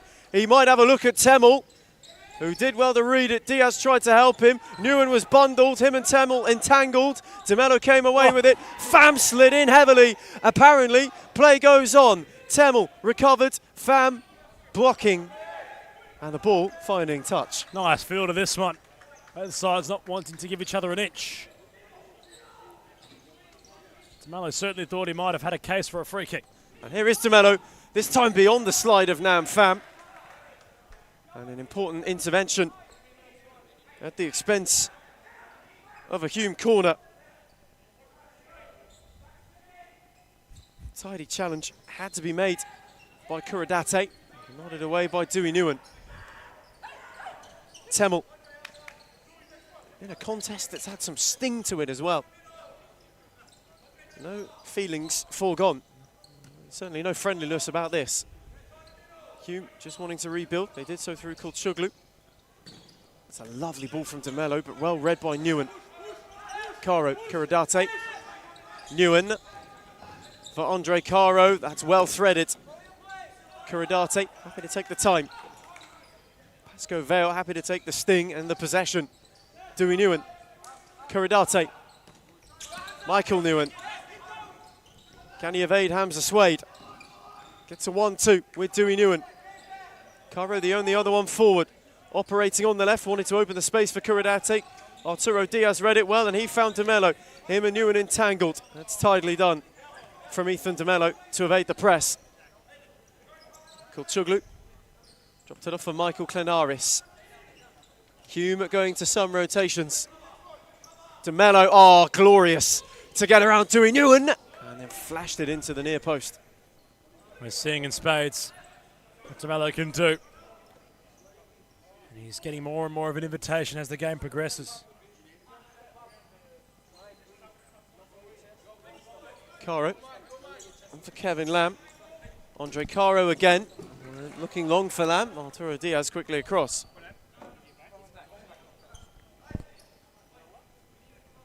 Hugh might have another issue. Down on the bench. Hamza Swade having some issues with his back. Enos Burtress investigating the well-being of the 23-year-old. Kuradate couldn't quite keep that move alive while trying to go the long way around Arturo Diaz. A completely different picture from 7 sleeps ago. already for both of these sides. A really, really poignant performance so far from Pasco Vale. Hume are looking for an answer. Kevin Lamb stood up well. That's a player for Pasco Vale who's going to have to stand up. Not once, but twice, but the entire season. If they are to be any threat at the top end of the table, they have to get full use out of lights out Kevin Lamb. Chuglu, Clanaris. On for Arturo Diaz. At the Wood, who wants to look at Lamb. Just shifted a yard away from him momentarily. It was a good turn from the Wood. It's allowed Clanaris to advance. Face to face with Kuradate. Clanaris curling. And Felice making that look easier than it was. It's a very good gather. Caro, Lamb.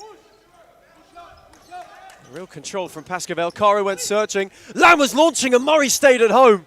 He just couldn't connect on the volley to Kevin Lamb. But almost an opening for a shot at a second.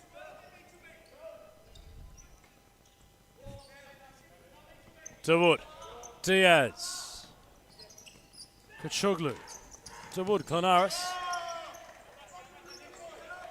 Scoppolides with some match minutes. Hampton Swade with Mr. Kolak on the far side.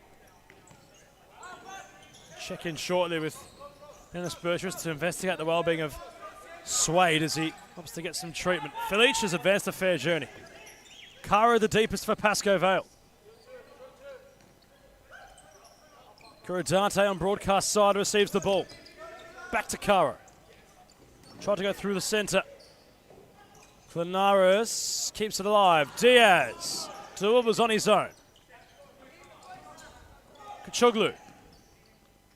Clanaris. Finds Kachoglu. Nice move from Hume, but the defending perhaps questionable from the Mighty Lions. Excellent from Hume, the way that they were able to move the ball round at pace as well. It's that late run from DeWood that was nearly initially found that caused so many issues for Pasco Vale. They all of a sudden realised they were overloaded. By the time they did, it was too late. Caro has stormed in.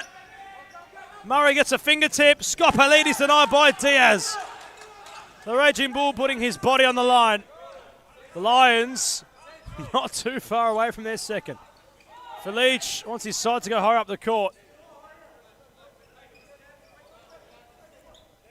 It's rare you see the doctor get addressed like that, Ethan. Felice just laying down the letter. He wants to control not just his area, his half. Whenever Pasco Vale are in possession, he wants to encourage a higher line to push Hume back and just to try and expose a gap, have a more positive outlook. Cicek, nice first touch to Wood. Caught in possession. Kuradate somehow spins away, although it fortuned to Wood. And this game has had such a fluency, such a pace about it early on. And the interesting point in that will be who can go longer. Whoever can go for longer at this intensity, you get the feeling already will end up winning this game. Clanaris, Biliansky off the fly. DeWood back towards Murray. Clanaris, deep for Biliansky. Hume with possession. Well, they haven't generated a real tangible, undeniable scoring opportunity.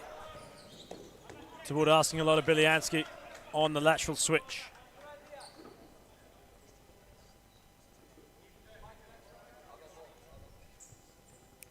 Aljaran's solo run and gun. Lone difference in this one thus far. Lamb not gliding around DeWood that time of asking.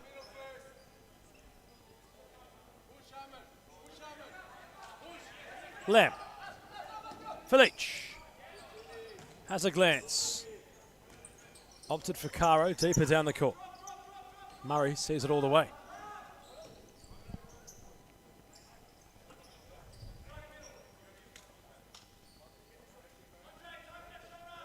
Temmel. This first half has whizzed on by. Ball's really remained in play. DeWood. Temmel. Biliansky. Not blinking with Caro directly in front of him. And Caro's clearance ricochets off the player of the week in round one to be a Pasco Vale ball. And you want Fernando Di Marais barking instructions on the touchline like that. You can hear him encouraging his team to stay high on the press. That's where they feel like they can get at Pasco Vale. If they allow them to play out, though, that's where Hume have found that there's issues, because Pasco Vale have played with such pace. Chit unable to hold things up. Kevin Lamb escapes. But it still will be a Black Army ball.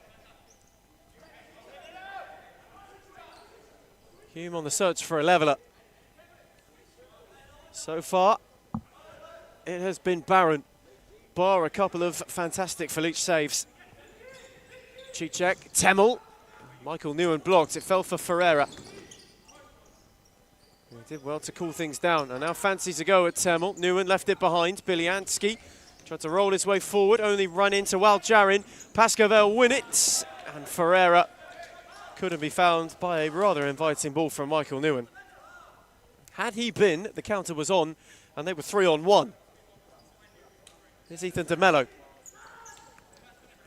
Wanted to breeze round Ferreira, ran out of room while doing so.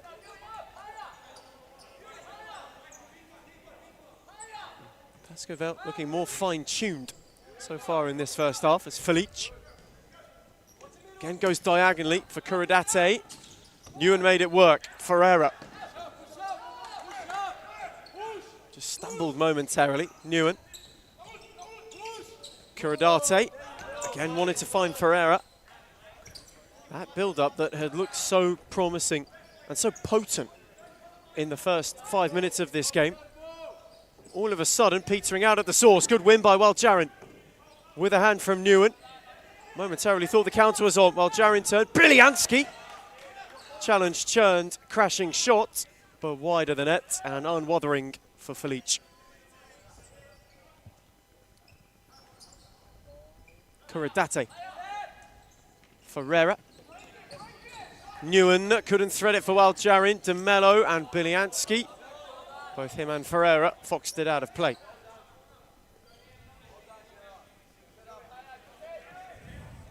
Newen. Cicek crashes it off the referee on broadcast side, Ben. Pasco Vale now unable to play out. Newen forced to clear the lot all the way back to Gabriel Murray. De Mello. Bilianski. He's got Nam Pham to go at. Set it back for De Mello, who got some help from Temmel. Threaded it. Bilianski once more. Now Cicek wanted the setback. Pham crashed it into Waljarin, who took it down well and then went through the legs of De Mello, but Bilianski on the second was having less of it. Electricity. Each time this man is in the ball, he does not mind the audacious, doesn't mind who's in front of him. He will take them on. And he won't sleep until he has. Felice fired it at Kuradate. Bilianski momentarily had a bit of a look at a net.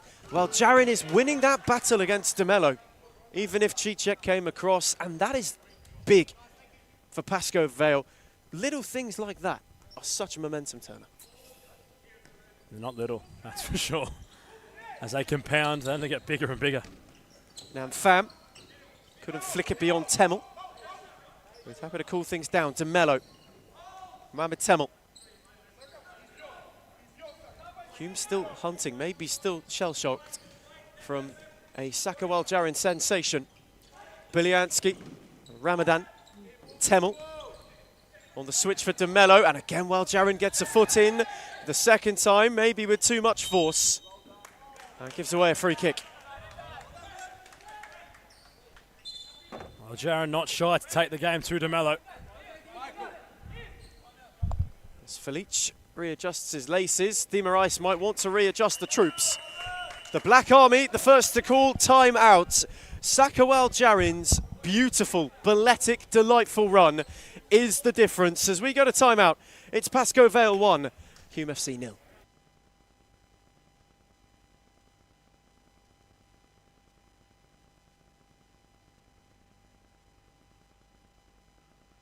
But due to availability, players moving on, retiring, not recruiting, not having the same level of calibre of those in the team currently, not to go too forward in the future, but in the foreseeable future, it's hard to really see a time where that culminates. But through your lens, how do you see that? I feel like that's kind of what makes Fitzroy so unique and special, is that for even the last 10 years, I mean, it used to be Fernando was the senior player, and then there were players under him. There was Alistair Dunlop and Ange Fusco, who I don't even know if people remember. And then below them were me and Scott. And then below us are Harry and Elias. So I feel like for as long as I can remember, Fitzroy have done an excellent job at integrating youth players into a high-level senior team. So I think what makes Fitzroy so special is the ability for new players to come into this environment, learn from the senior players, and be integrated into the squad, all while still playing the best possible futsal at the highest level. And that's been done for as long as I can remember. When I joined Fitzroy, the first time would have been 10 years ago, I think. And there, above me, there was Alistair Dunlop and Ange Fusco, and above them. We return from timeout. First one of the evening. Pasco Vale goal up. Fernando Di Moraes fancied a word. Hume have got a free kick. Is this about to be a set-piece special, courtesy of the King? Demelo and Temel, the two most interested. Arturo Diaz was not even on the court to play momentarily. He is now, and he is found, and it's a fabulous save from Felice, who was elastic.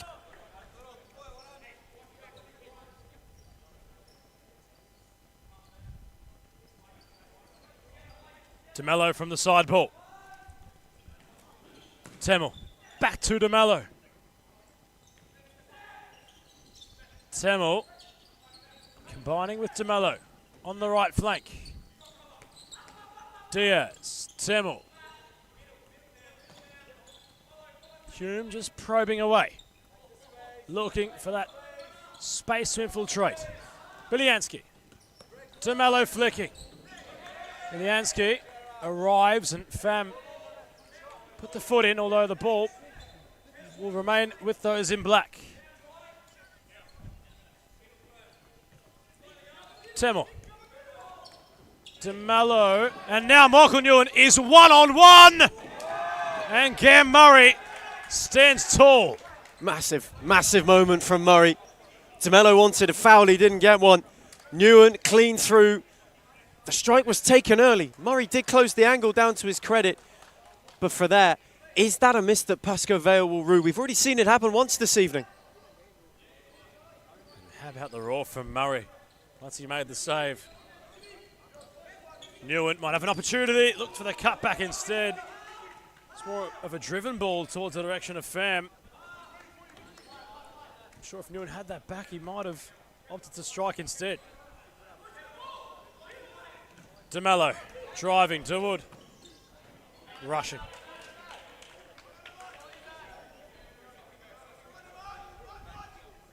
Felice. Bit of distribution was fluent towards Jarrett. Now Murray, quick release. DeMello. Ramadan. Caro intervenes. Now the doctor wants to go. Backs into DeMello. Ramadan for Dawood. Hume restoring clarity. 3.5 left in this opening half. DeMello lofting for Ramadan. Lockie had to get elastic in his own right. DeMello with a nice pass to pick out the big man. It was terrific from DeMello. And again, it's so much better from Hume. When they go direct, they look so much more potent as a side. They've taken the sting out of this first half at times when they've needed to, because Pasco Vale have started hotly. But once they wrestle back that momentum, you can see what Di Moraes wants to do. You can see the direction, and you can see the real pace at which they go forward. It's really, it's not Route 1, but it's very provocative.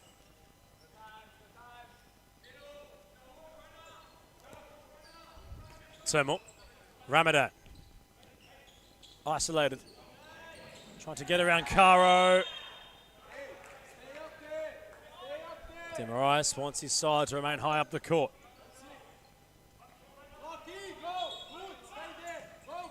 Felice. First time pass, back for Caro. Temel plants his feet to Wood, asks a lot of DeMello, finds Ramadan somehow. Caro had to concede play.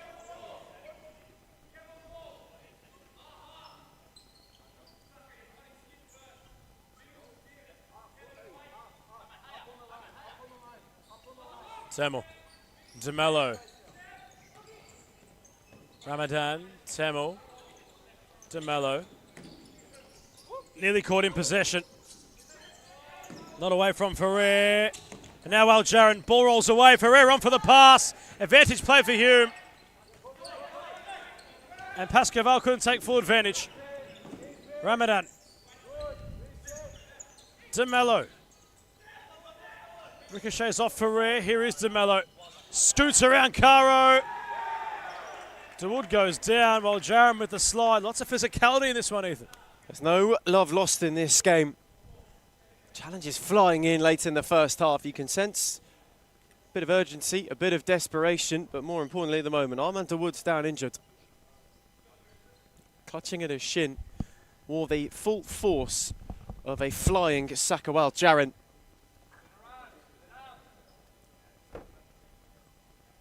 Hume have a side ball. DeMello to take.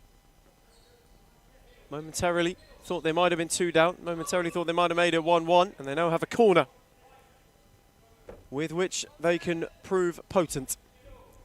Is there a late launch from Temel? There nearly was. Just couldn't steer it the other side of Felice. Had he done, Hume would have been in raptures. A matter of centimetres from 1-1. Felice went long. Lamb just thought about the dart momentarily. DeMello happy to see it out. Armand DeWood. DeMello. He's wanting Temel to advance. Instead finds Ramadan. Trying to shift the yard. Trying to set it back for Temel. Kevin Lamb the only one on the press. Fell for DeMello, who went with height and perhaps just clearing his lines. For half that has flown by, it has been a scrappy last few minutes. Felice, Sakawal Jaron. Wanted to go down the line for Lamb. DeMello got in the way, then got through the legs of Jaron. And now Ethan DeMello is on the march. He took a stumble. It might have been a slip. Jaron has a 3-on-1 and Murray thumps it away. Another massive Pasco Vale moment. DeMello's pocket picked and the Lions couldn't pounce. Ferrer was crying out for the ball. He was in an acre of space. Is it yet another look that might go longingly? And here is Ferreira. Couldn't get away from DeWood. Arturo Diaz got in the way. Ramadan spun Lamb, but not Jaron. Ferreira, Caro. Kevin Lamb, Ferreira. Oh, lovely. Balletic sidestep. Lamb was the option. Ramadan in the way. Kevin Lamb got a foot in. Caro was crunched. Lamb kept it rolling while Jaron worked a yards and belted it in. Murray short-sighted. Sakawal Jaron at the double, and Pasco Vale have found their feet again.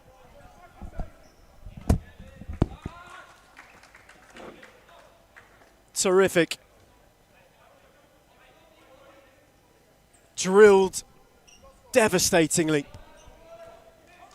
Sakawal Jaron in his new home already. Getting his feet under the table, perhaps putting his feet on the sofa. Another to add to a collection which is just starting to grow. He's looking lively. Jaron. Think back, of course, to the opening fixture in the first season of last year. These two locked horns. It was the second round. Hume Pasco, 3-2 the final score in favour of those in white. Of course, they were a lot different looking back then. The likes of Matis Asumsao, Lucas Vaz, Alison Lima. A different look now for the Lions, but looking for the same result against the Black Army. They don't mind facing them in the opening rounds of the competition at the start of a new year.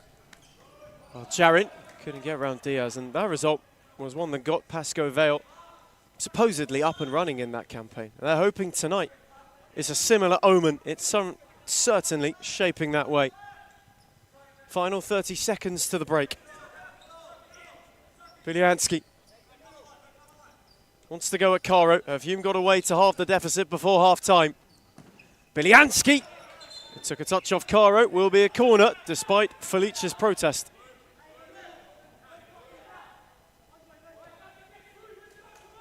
A complete 180 on 7 days ago. Pasco Vale now just looking a little bit more threatening in the jungle. That's rather sightful from Biliansky.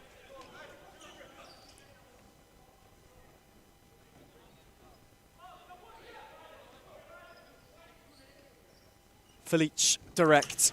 Kuradate did well, not only to take it, but to keep it. Caro, while Jarin Newen stole away. The first time cheat check, the second time too. Caro, is there one last look? And the doctor drills over.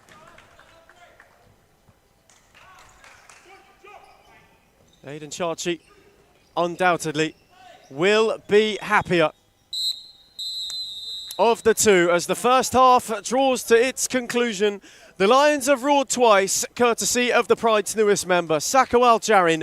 Sensational the first, brutal the second. Half-time in Darebin, it's Pasco Vale 2, Hume 0. Because they were a couple years older than me and Scott, who were there at the time. Above them was Fernando. So it was just this kind of trickle down of information.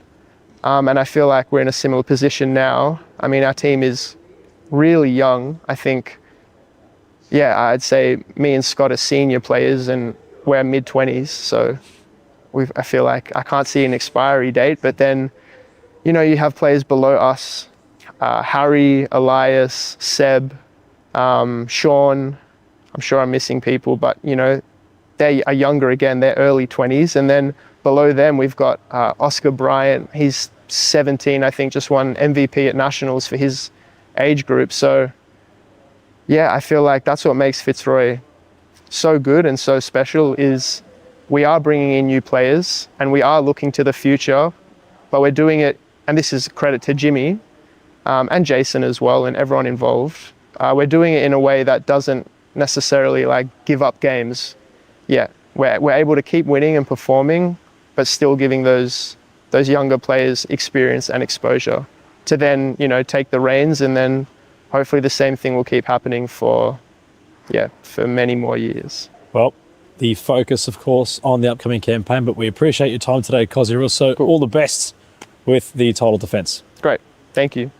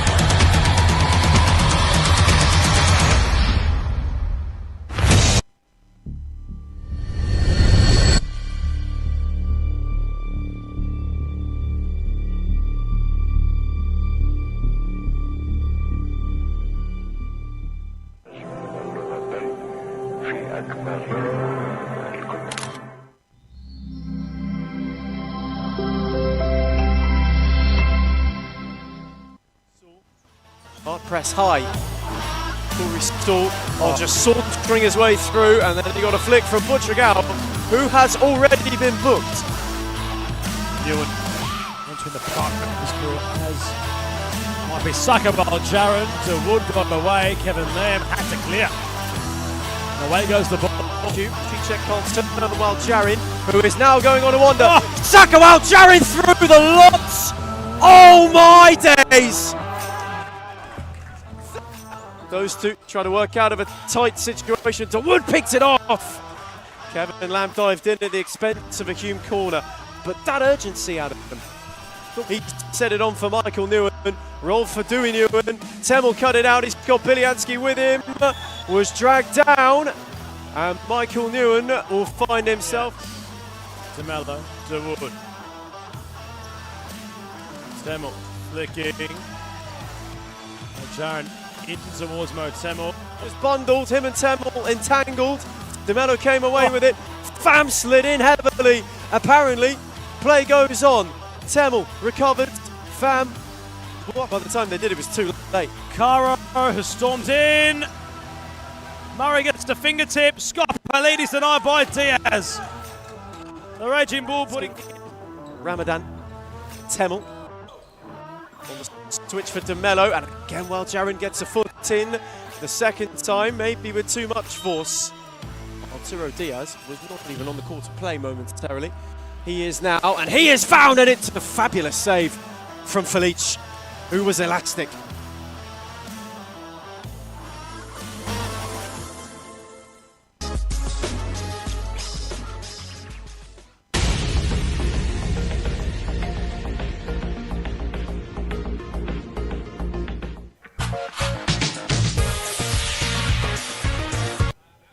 We return from half-time. It's the Sakawal Jaron show on court one at the minute. All smiles from the man with the braids. He is the knight in shining armour for the Lions at the moment. 2 goals, full of quality. That separates those in white from those in black in jersey colour on court. Adam Palombi and Ethan Reed to guide you through the second half of this clash. It's all systems go for the Black Army, and Gam Murray knows that to be the case. Chichek for Temmel, too deep. Ethan, although while Jaron's been impressive individually, Pasco Vale this week looking a lot more ready, a lot more seasoned, a lot more up for the task. They've been box office in the first half, Pasco Vale. The first shakedown of the season, it wasn't quite what they wanted to be. They looked aside who were off the pace. They've now caught up and then some. It's been a real tweak in the week, a real reshape, and it's just a side now who look a lot more fluid than they did last time out. Choglu, Diaz. Arco and Thornbury to lock horns at the end of tonight's second round. Diaz got around Scott Palides and still has possession. Diaz, great save by Felice. Chichek on the follow-up. And there's the desperation already on display. Felice is eager for a clean sheet, and it's a good save initially, and then the body's on the line. That wouldn't have been there last week. It's terrific the way that this has turned around, and it's just excellent commitment. Chichek, back turns to Caro, Temmel. Skopalides opting to clear. Morland enjoying the night off. Looking to regroup upon their return next Sunday in the State League Cup.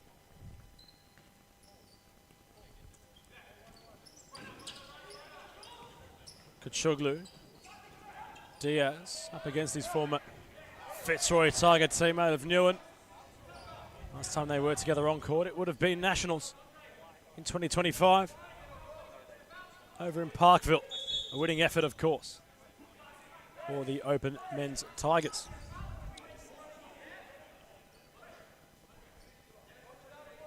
Diaz had spent majority of 2025 residing on the bench, nursing injuries with his knees.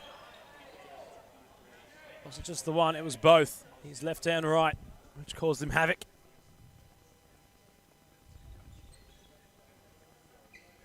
Trying to get back to the full rage cage of the Raging Bull.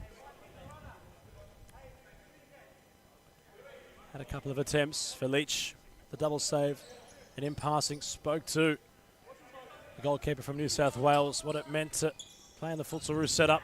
I quote, he was very happy to be there. Chichek looking for his right. Caro closest to the shooting angle. Hume have a corner. It's watchful from Andre Caro as well. He knows Chichek wants that left foot. Just for a moment, Ubadi Chichek thought he'd be able to work the yard. Andre Caro adjusted really well. And that's where Pasco Vale have been different. They haven't committed so early. They've stayed later. They've been more diligent.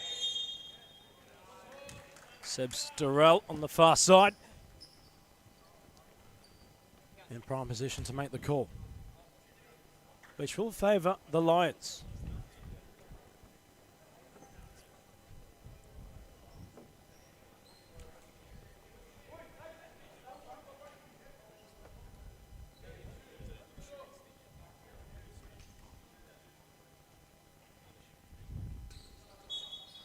Newen to restart.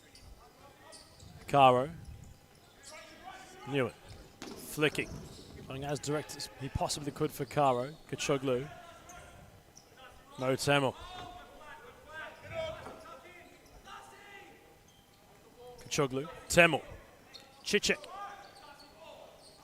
Diaz. Skopolidis cuts it off. While Jaron loves these situations. Kachoglu watches on as Diaz gets involved. You feel as if the Black Army, Ethan, each time Valjaran is to get in possession and run at them defensively, they might just double up on the hat-trick chasing Valjaran. The point of difference so far this evening, Saka Valjaran.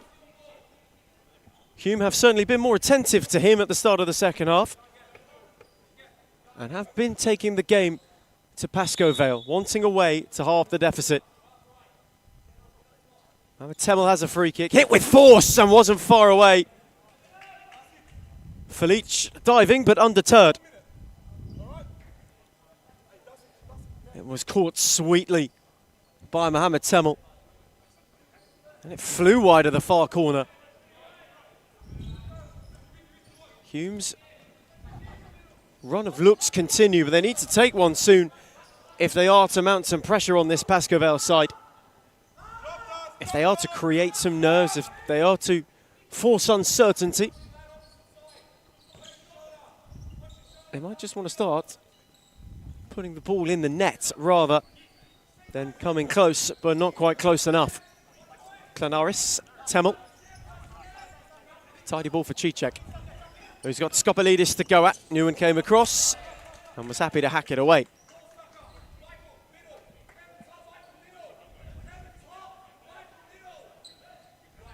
Felic very, very authoritative, very certain and clear on what he wants. Been very vocal and been unafraid to get vocal. Commanding. There's Temel. Set it back for Kulchuglu. Klanaris, Kulchuglu. Couldn't get away from Valjaran, but could win a free kick.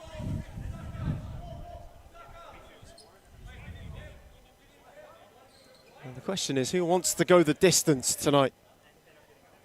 It's that kind of evening, the type you get around the swan song of summertime.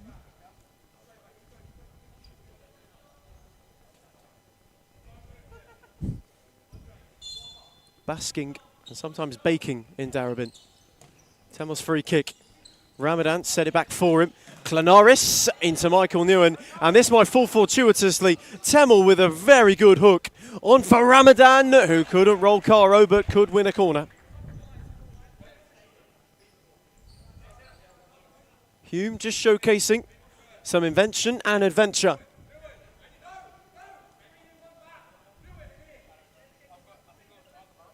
Chichek's take.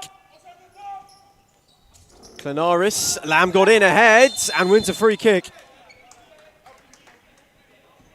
Just a little long, Michael Klanaris held the arm out for. Ended up catching Kevin Lamb. And all of these little fouls, they will rack up come the end of this game. This match in particular, this contest, as I'm sure you're aware, Adam, not short of fireworks ever. Well, we've seen them throughout the years, but there seems to be a lot of mutual respect between these two now. At one stage, not so much the case, but they certainly bring the best out of each other on the court. Klanaris. Back for DeWood. Hume hunting for their best at the moment, and that might not be Klanaris' best. Given away to Lamb, while Jarin was wandering in round the back on his own. Klanaris had to get a toe on it. Otherwise, the hunt for a hat-trick could have been fulfilled. That is just how quickly the complexion changes. while Jarin had one look and just wandered. The side ball was intended for him. Clanaris blocked, Woods driving, and Michael Newen came across to good effect.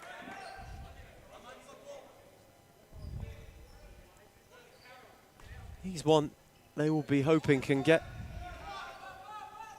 back to certainly his best. That ball is a beauty from Felice, while Jarin wanted Newen. And the retreat from Dawood was a good foot in. But that expansion from Felice really offering Pasco Vale another outlet when playing out. It allows for direction, it frees up the flankers even more so. That's been evident. Lamb lashing, Dawood nearly turned it in, and Newen nearly crashed home at the back post.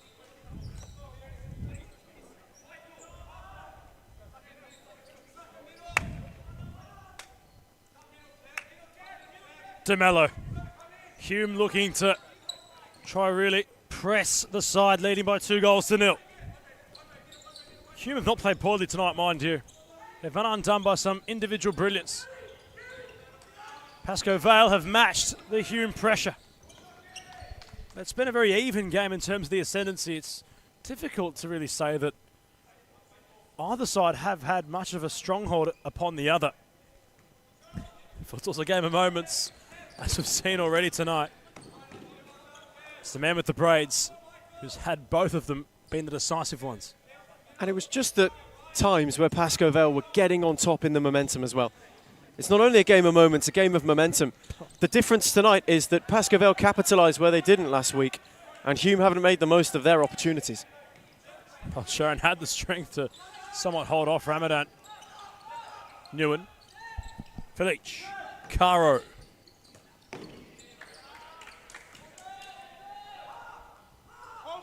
Had to get rid. De Mello.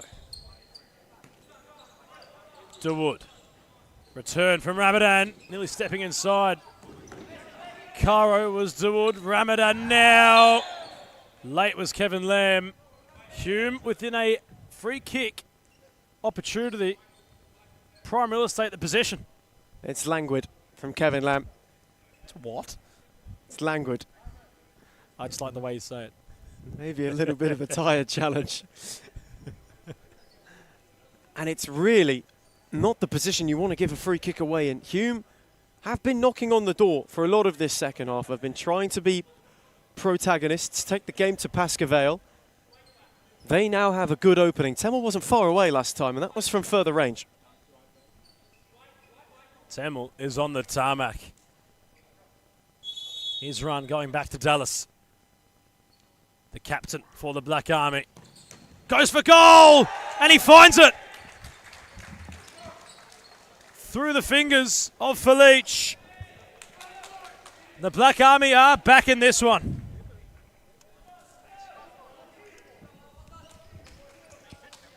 Messy, but Mo Temel, the goal scorer, won't be too qualmful about putting his side back on. Not terms just yet, but the building blocks to get there. And he just did Felice for pace. He absolutely thumped it goalwards, Mohamed Temel. It was a trouncing hit through everybody. And Hume, who have created opportunities, who'd missed a couple that were quite gilt-edged, get their stroke of luck and they get their goal. Can Pasco reinstate a 2-goal buffer? Ramadan on the edge of the area. Concedes a foul. Newen, intelligent to play it that way. Ramadan had a fair chunk of the captain's jersey.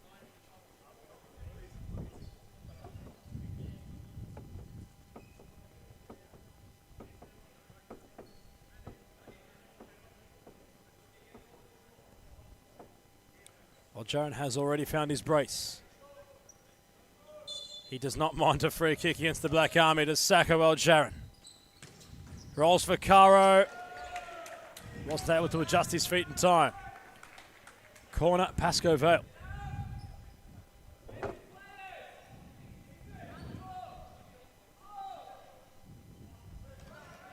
Lamb, bit premature. Newen can only stab a foot at it. Murray, De Mello has Ramadan. Hugh might have a chance. Ramadan still with the ball. He's swivelling with his back turned to goal. DeMello pushed off it by Jaron. And here goes Saka. Loves these situations. Temple had to slide. Temple in the book. He was late upon Lamb. This one's starting to boil, Ethan Rigg. It's a late lunge from Mohamed Temel that could kick-start it. Kevin Lamb is down. He took a hefty fall. Well, Jaron was rampaging away. Temel with the initial tackle. It was a great one too, but it was Ramadan who pushed Lamb in towards the path of Mo Temel. The momentum carried by Lights Out in the end was completely thrown to ground. Watch the replay back again. There's the initial tackle. Ramadan with a bit of body. And, well, Temel had slid for the 50-50 ball. A hard landing. Lamb's back up on his feet, but he's not looking completely pristine. Moving gingerly, Kevin Lamb. That was a rather nasty one. Gives a thumbs up to Felice. He might have a sit down, but Kevin Lamb seemingly okay. It'll be Jaron's free kick. It was a good one. And Murray had to adjust in time to make the save.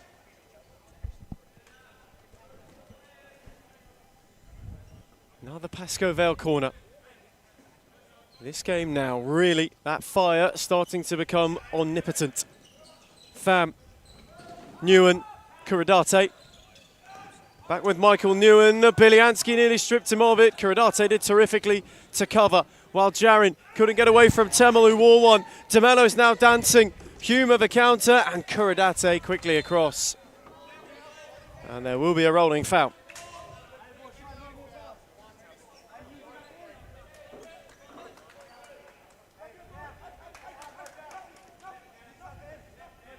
Kevin Lamb reiterating the point, no more fouls. DeMello, Temel. For Ethan DeMello once more, who's worked a yard for himself, and Felice got a firm hand. Had to push it away. Hume hunting, and off the bar from Temel. Felice beaten all ends up. The only thing that didn't bulge was the net. He now goes long for Kuradate. Good take from DeMello, while Jaron wildly swung. And in resumption of that battle, couldn't get beyond Ethan DeMello. The gas has been turned up higher and higher. It's starting to reach its boiling point. Things are getting very hot on the stove. That's a poor giveaway. DeMello, while Jaron away from Temel, who's got to be cautious, having just been booked. Now Pham, while Jaron, tidy footwork without the room to finish it off. This game, always one worth watching, always the main event. It'll mean a lot to Pasco Vale, that's for sure. Hence, their outspoken nature on the bench. They're in need of a kickstart. They're in need of a jumpstart this season. Battery was flat last week. It's been very on tonight, but they just got to see it through. Diaz gave it away. Newen was hunting, while Jaron happy to thump it away. Pasco Vale really sitting in at the moment. Hume the ones throwing everything at it. Ethan DeMello. Biliansky. Lamb testing himself out for the long haul. DeMello. On the switch was Temel. Calm, composed, has Nam Pham to go at. Temel couldn't work a yard. Every foot in being celebrated as if it were 3-1. DeMello. Diaz, DeMello, Biliansky. Had Kuradate to go at and only found the palms of Felice, who went the wrong way. Might have wanted to go for Newen. Diaz, DeMello, not around while Jaron. He's had majority of the wins in that individual battle. Strolling forward to Pasco Vale. Well, Jaron just couldn't keep the ball on the ground for Newen, who would have been within a great look. It's a breakneck counter as well, and that is what those two offer you. While Jaron's had energy all evening, he's been explosive down the flank. Temel already on a booking, knows he can't dive, while Jaron takes that upon himself then to make life difficult, to force a decision. And unfortunately, the ball's just a fraction too heavy for Michael Newen.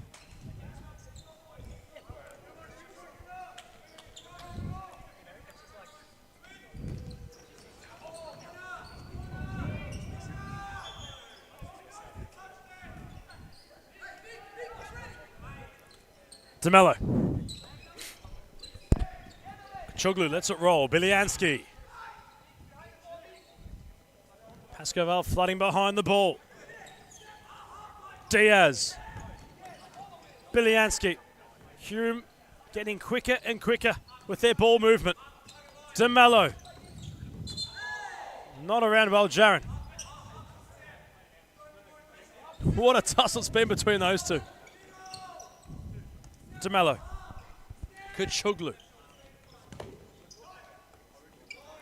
Diaz. Confronted by Newen. DeMello.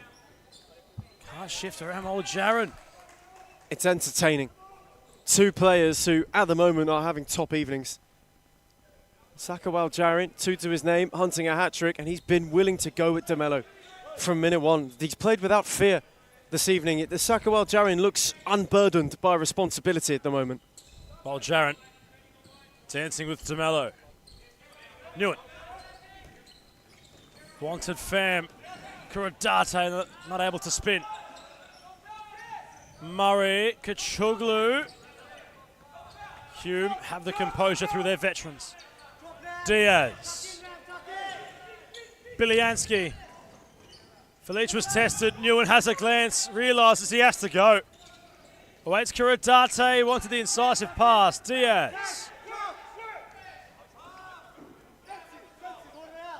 They'll recycle with Futsal DeMello.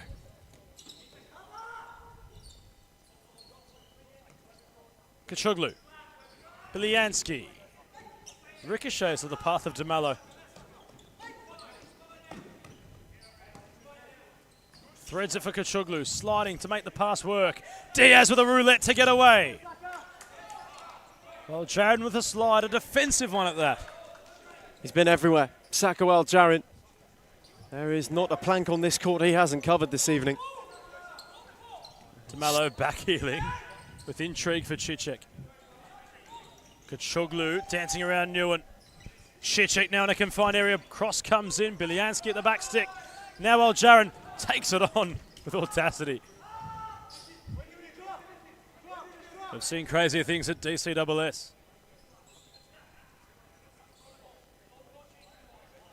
Lots of Hume's forward movement all stems from DeMello. That's been the idea tonight. Biliansky, deflection!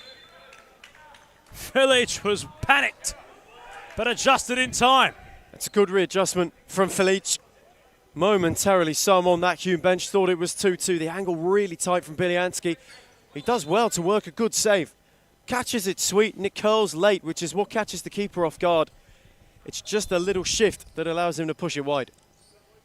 DeMello swings it in, might have hit UC7 in the crown jewels. Kachuglu bounces off of Caro's head.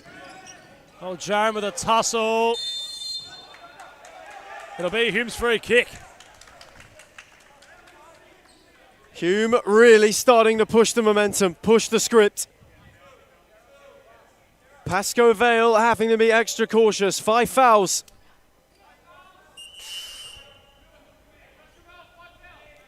This is a test of the strongest metal.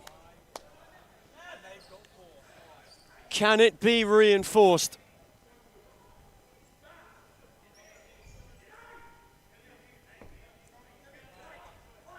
Kevin Lamb back out there, back in the fray, while Jaron comes for his first sit down of the evening. Temel, DeMello, Temel, Biliansky, brilliantly worked, and DeMello couldn't finish it off.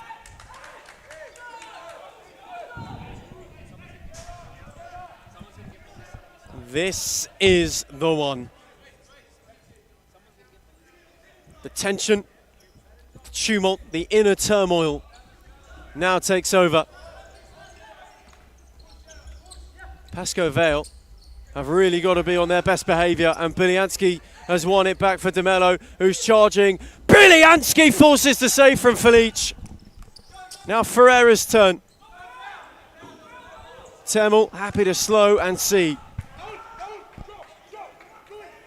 Tension running through the veins and minds of the Pasco Vale players on court. They've gone into shutdown mode, but there's 9 minutes left on the stop clock. Still a lot of time. Hume are hunting. Cicek set. Brilianski deflected just wide. Time stood still for Felice in goal. He was planted like a tree. Would have been beaten had it been on target. Hume have a corner. Aidan Chachi is gripping onto that timeout slip with everything his hands can hold. To Mello. Brilianski! Brilliant Felice. The Lions are getting their money's worth out of the youngest in futsal goalkeeper from New South Wales tonight. He's been all over everything, like marmalade on toast. Brilianski's corner to Mello. Temel couldn't. Lamb is now on the march. He had two with him. Kevin Lamb wanted Caro, but it had too much on it. Fine margins. Fine margins. Had he gone the other way, they would have been in. A rare lapse from Lamb has opened the door for Hume. That's a lovely ball from DeMello for Brilianski. They have another corner.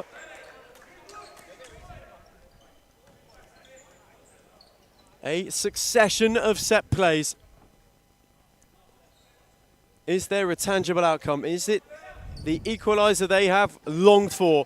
Temel thinks so. Brilliant palm from Felice. Cicek twisting. They've got it.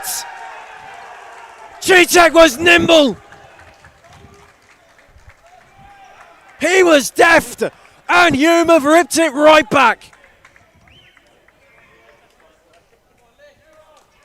At half-time, they were wilting. They were withering.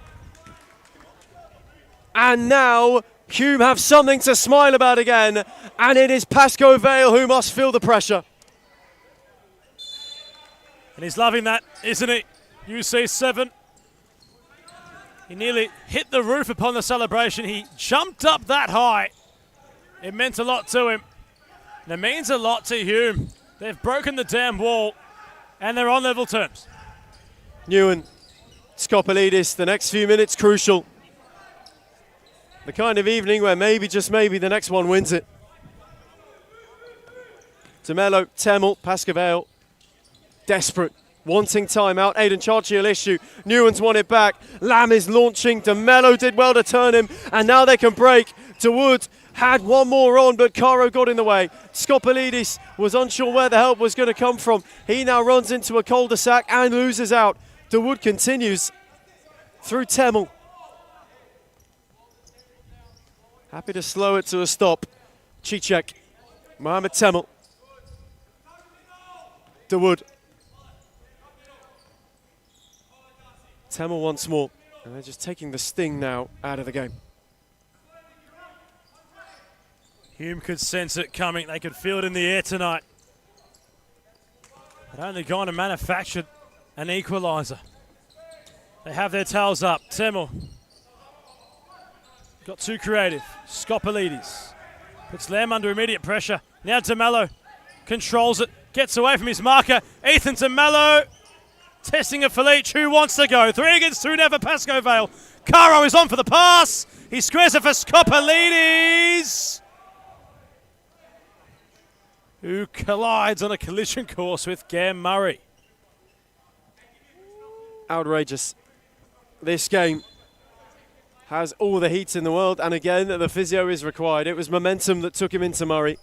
Felice went down the court. Caro had ample infrastructure to shoot, although he opted not to, putting Skopelidis on a path in towards Gam Murray, who remains laying on the tarmac. And with that, we may just cross to a timeout break. It's 2-2 between Pasco Vale and Hume. Upon the resumption of play, it shall be their possession.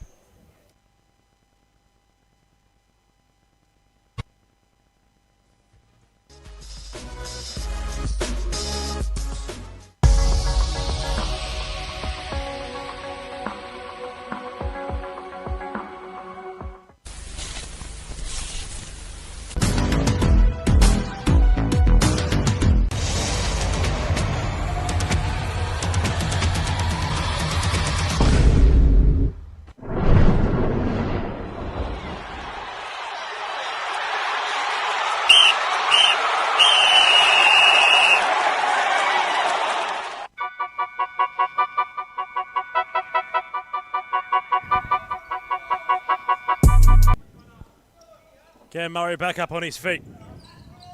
Hume back in this game on the scoreboard. Diaz.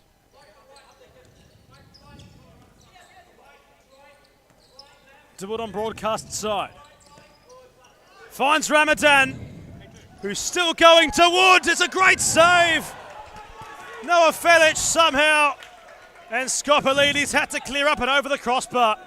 The closest they will come without scoring. Wood did the right thing in returning it. My word, how fine can he get? Scopolides kept his cool under pressure. So easily could have gone into his own net. Great find from Armand Wood to unlock an advanced Lockie Ramadan. Hume's corner. Here is Ramadan. Has 2 to get around. Flicks it back for Diaz. Temmel. Diaz. DeWood. Not around Scopolides. But now a timeout will be issued. Pasco Vale had a 2-goal lead heading into half-time. Upon the resumption of play in the second half, have been caught back by Hume FC with the scores at 2 goals apiece. We cross to a timeout break.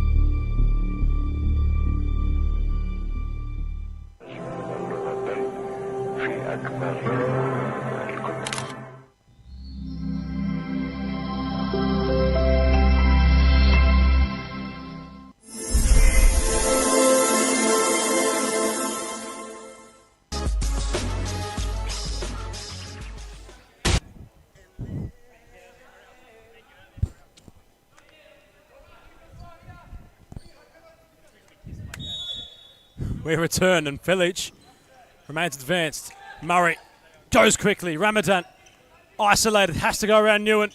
Ramadan stumbling. Newen gets a pristine foot in. Released by Fam Newen. The ante being upped. Diaz takes charge. Finds Ramadan to Wood. Can he get his shot right? Big save again by Felic. Excellent keeping. And it's terrific, the high press from Hume. Just the judgment on when to go from Arturo Diaz's top. It is really, really good. The way that he's able to win the ball back. It kickstarts an attack. Pasco Vale get away with one. Felic again to the rescue. Temmel stings the palms of Felic.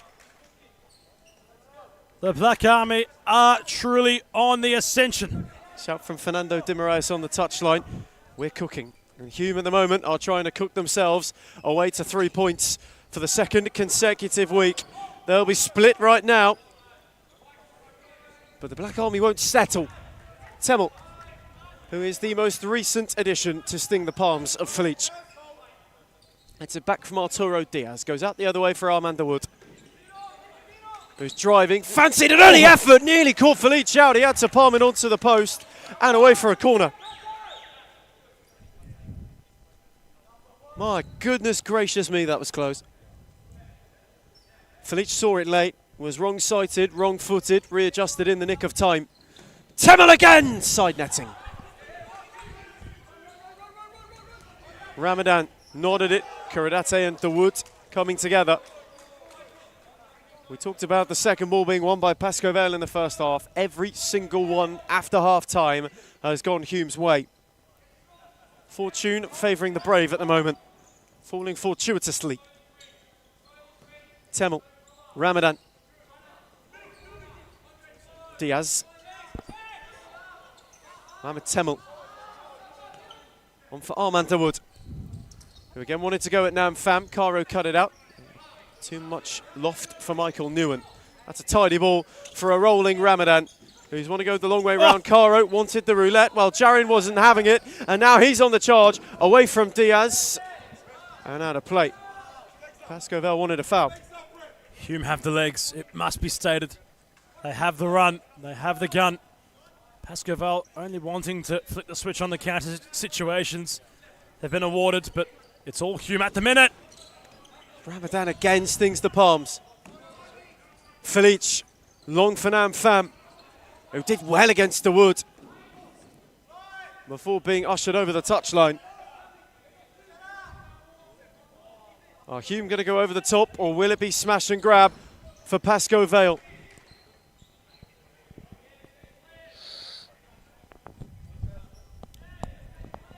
Well, Jarin, a little bit uncomfortable on that strike.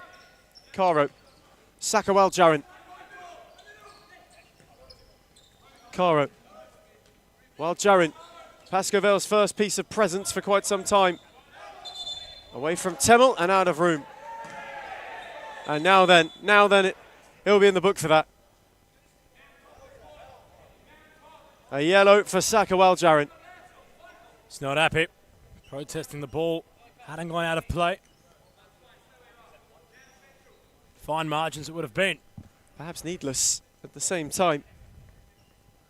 He has been Pasco Vale's bright spark. They cannot afford for him not only to miss the rest of this, but to be unavailable beyond that. Ethan DeMello has Newen to go at and loses out. Michael Newen did marvellously. And while trying to crash it for Caro, had it cut out by Temel in retreat. Again, the pack is reshuffled. While Jarin, Caro, Michael Newen. Caro was wanting the run of Kuradate, instead went back for Newen. While Jarin, Newen, Felice, they evade the press well, and now Michael Newen's got room. Wanted to thread for Kuradate, Temel at full stretch, towed it out. Split like an old shoe, had Mo Temel to cut out the pass.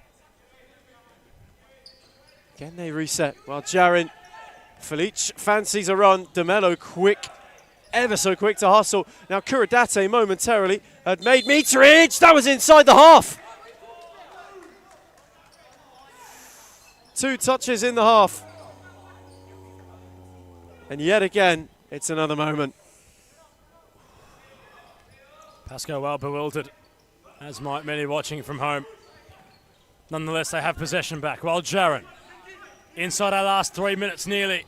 While Jarin trying to find meterage on the inside, gets it off to Mello. It's Sakawal Jarin's show. It's Sakawal Jarin's world. You're simply just living in it.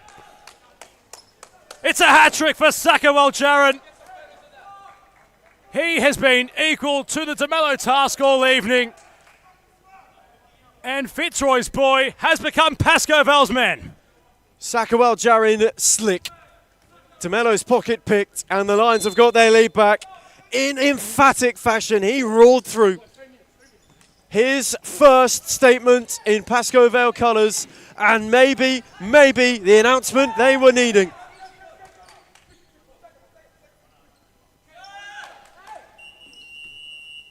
Fernando de Moraes not blinking to issue a timeout. Hume were certainly on the rise. They had the momentum, they had the possession. Insert Sakawal Jarin, who found his hat-trick to reinstate a Pasco Vale lead. They head into the timeout team talk. A goal up. Hume trailing 3-2 the score. Timeout break.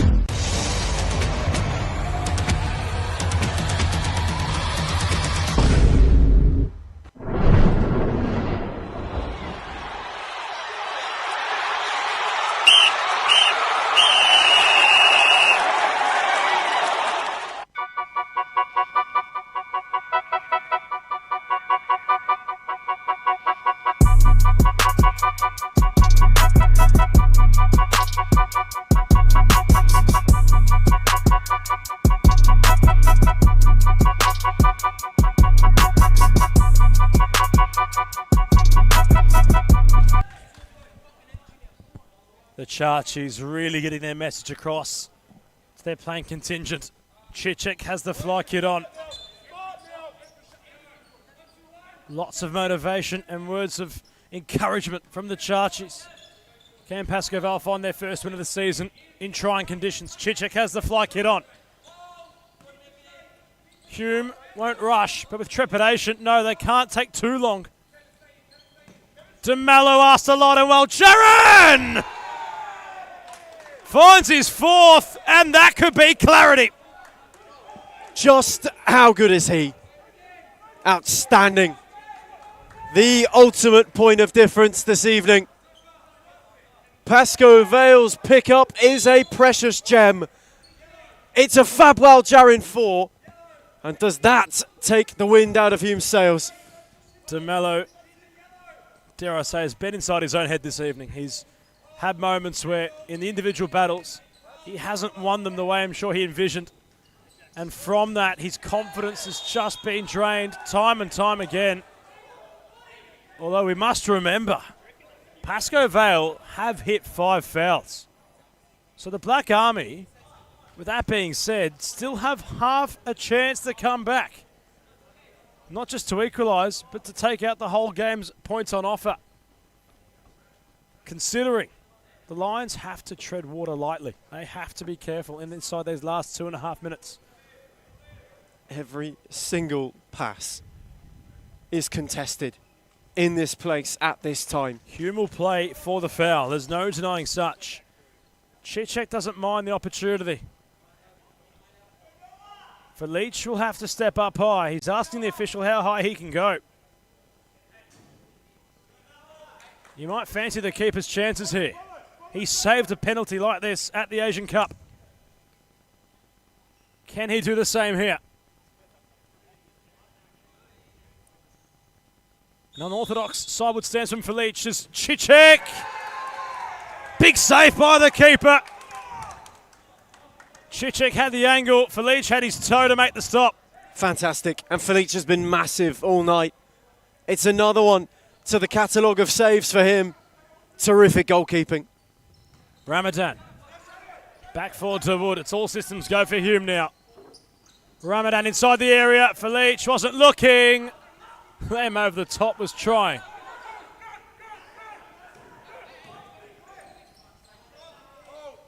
The roar from the Pasco Vale bench, Ethan, if they are to get the 3 points, will be thunderous. DeMello. Is there something late from the Black Army? Temel. DeMello. Receives it back. Chichek in the area for Leach. Will go over the top. It's for Leach. He wasn't far away at all. Inches from a fifth that would round it, that would call it. Hume hunting, throwing it all at it. Time against them. It all ticking away. DeMello's got a look. That's a brilliant slide from Michael Newen. Haven't they come up big when it's mattered tonight?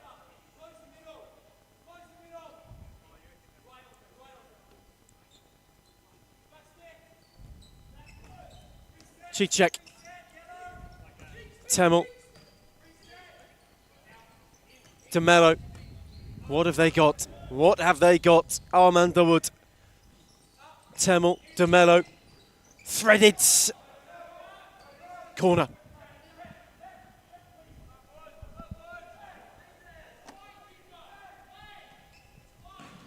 Again, DeMello's look off Caro, off the roof.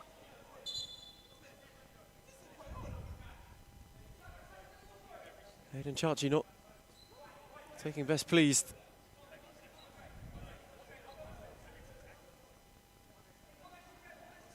Hume still hammering away. Can they get themselves back in? DeMello's driven wide.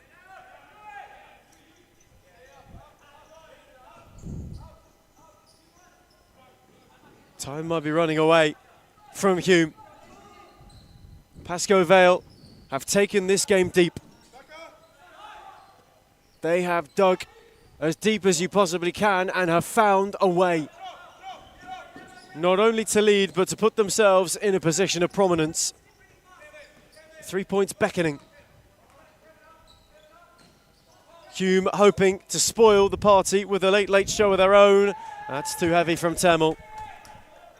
Even the loose pass is celebrated now. They needed a jump start, Pasco Vale, and the way they've gone and got it, Ethan, very impressive. Temel and Jarin entangling inside the final minute. Pasco Vale have thrown everything. They are less than 60 away from a first win of the season. That's a brilliant take from Newen, who won't mind keeping it there, won't mind Dawood just dangling a leg. This will be some raw when that whistle goes, if it is to stay like this. Felice, who's been fabulous, Newen nearly stolen. That would have been the exclamation point. Caro, Nam Pham, twisting. Newen wanted the return, still got it through. Nam Pham fizzed across, Temel blocked. It might not matter.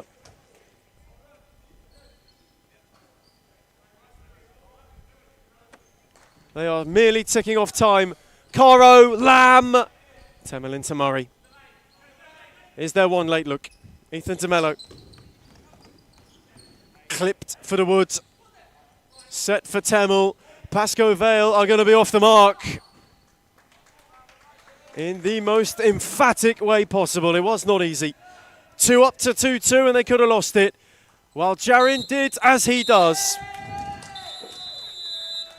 And the Lions are off the mark in 2026. A win of massive magnitude, courtesy of the first, potentially of many you think, Saka, while Jarin specials. He was excellent.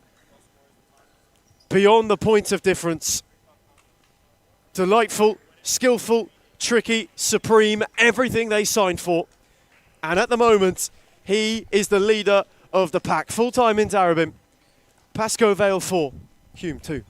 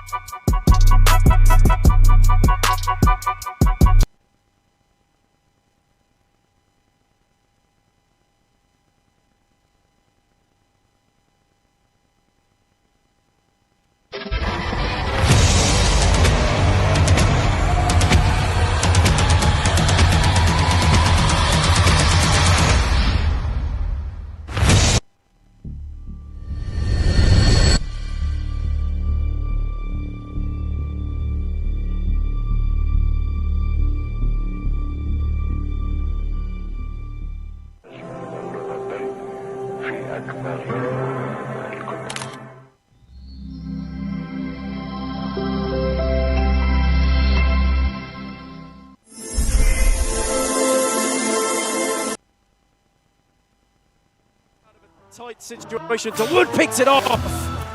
Kevin Lamb dived in at the expense of a Hume corner, but that urgency, Adam. He set it on for Michael Newen, rolled for Dewey Newen. Temel cut it out, he's got Biliatsky with him, was dragged down, and Michael Newen will find himself.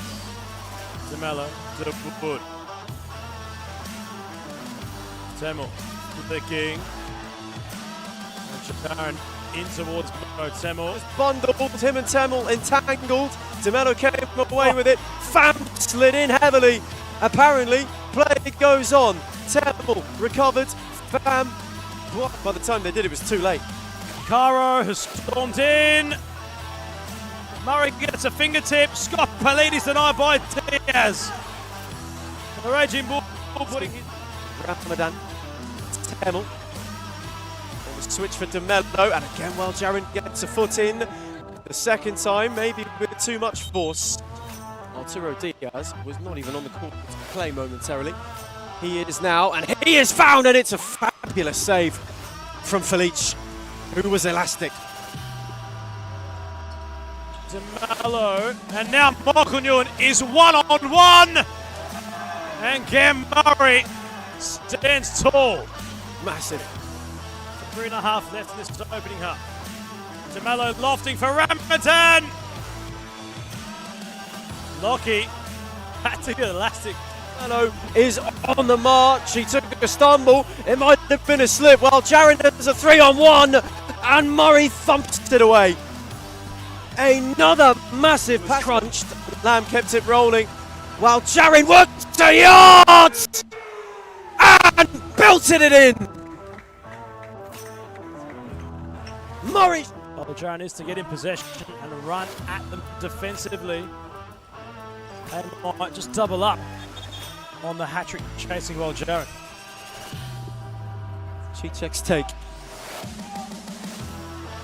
Benaris, Lamb got in ahead and wins a free kick.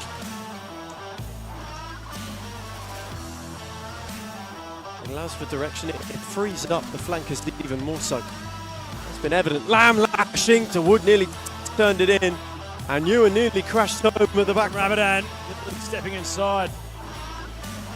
Caro was to Wood. Ramadan now. Late was Kevin Lamb. Hume within a captain for the Black Army. Goes for goal! And he finds it! Through the fingers, pushed off by well Jaron. And here goes Saka. Loves their situations. Temple had to slide. Seemingly okay. It'll be well. Jaron's free kick, it was a good one. And Murray had to adjust it. Temmel. For Ethan De Mello once more, who's worked the yard for himself, and Felic's got a firm hand. Hume's forward movement all stems from De Mello. That's been the idea tonight. Viviansky, deflection! Village, Shoglu bounces off of Caro's head. Oh, Jaron with the tussle. It'll be Hume's free kick. Well, Jaron comes for his first sit down of the evening. Temmel, De Mello, Temmel, Biliansky, brilliantly worked, and De Mello couldn't finish it off. Still a lot of time. Hume are hunting. Cheechek set. Biliansky deflected just wide. Timeout slip with everything his hands can hold. De Mello, Biliansky! Brilliant Felic. Brilliant palm from Felic. Cheechek twisting, they've got it! Cheechek was nimble! Testing of Felic, who wants to go? 3 against 2 now for Pasco Vale. Caro is on for the pass. He squares it for Scopelides. Cast inside. Finds Ramadan, who's still going to Wood. It's a great save. Noah Felic somehow. The ante being upped. Diaz takes charge. Finds Ramadan to Wood. Can he get his shot right? Big save again by Felic. Excellent the ball back. It kick-starts an attack. Pasco Vale get away with one. Felic again to the rescue. Temmel stings the palms of Felic. Not our last 3 minutes nearly. Old Jaron trying to find Meterage on the inside. Gets it off to Mello. It's Sakawell Jaron's show. It's Sakawell Jaron's world. No, they can't take too long. De Mello asked a lot of well. Jaron finds his 4th, and that could be that. His confidence has just been drained. Unorthodox sideward stance from Felic. Just Cheechek. Big save by the keeper.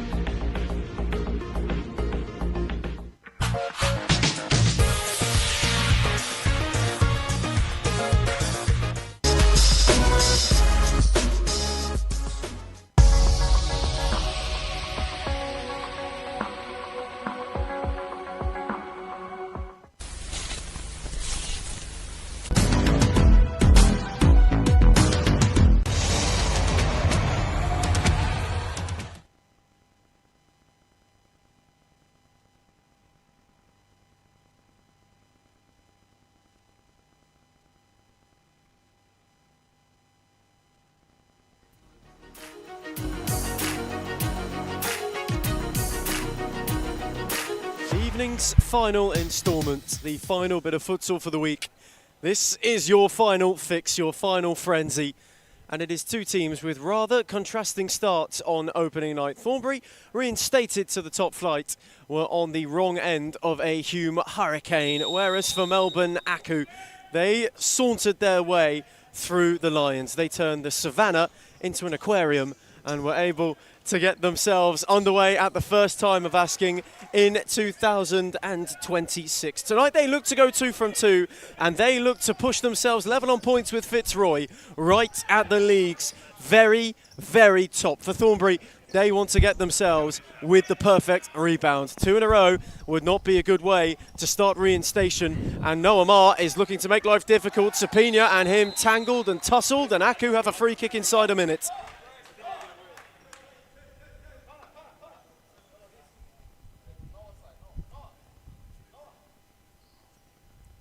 Kiwimu already barking instructions. Aku with the earliest opportunity to land a telling blow. Angelatos over it. Irwin on one post, Angus Angelatos on the other. Noah Marr further out. Jerry Angelatos the one to take. It is his free kick. Noah Marr arriving. It took a bundle and a deflection and it was thrashed away. Thornbury get away with an early scare. For the final time tonight, Ethan Ring and Adam Palombi as Noah Marr off the bar. And it didn't cross the line. Outrageous. It was nearly the full package bar the finish. Well, Noah Marr, we're running out of ways to describe him. He's got such a ceiling. He's so nonchalant about the way he goes about his business on the court. So strong, so quick, so mobile, so agile. So much to offer the package. And Aku, even without their esteemed captain of Marcus Fernandez, have such a look about them in 2026 thus far. There's Angelatos, two brothers wanting to link up. Sapina got in the way of the return. Set it back from Marrero, who got this calendar year going in front of goal. With his early strike, Angelatos poked Noah Marr off the bar twice. Remarkable. A double-decker for Noah Marr. Unfortunately, neither finished sweet.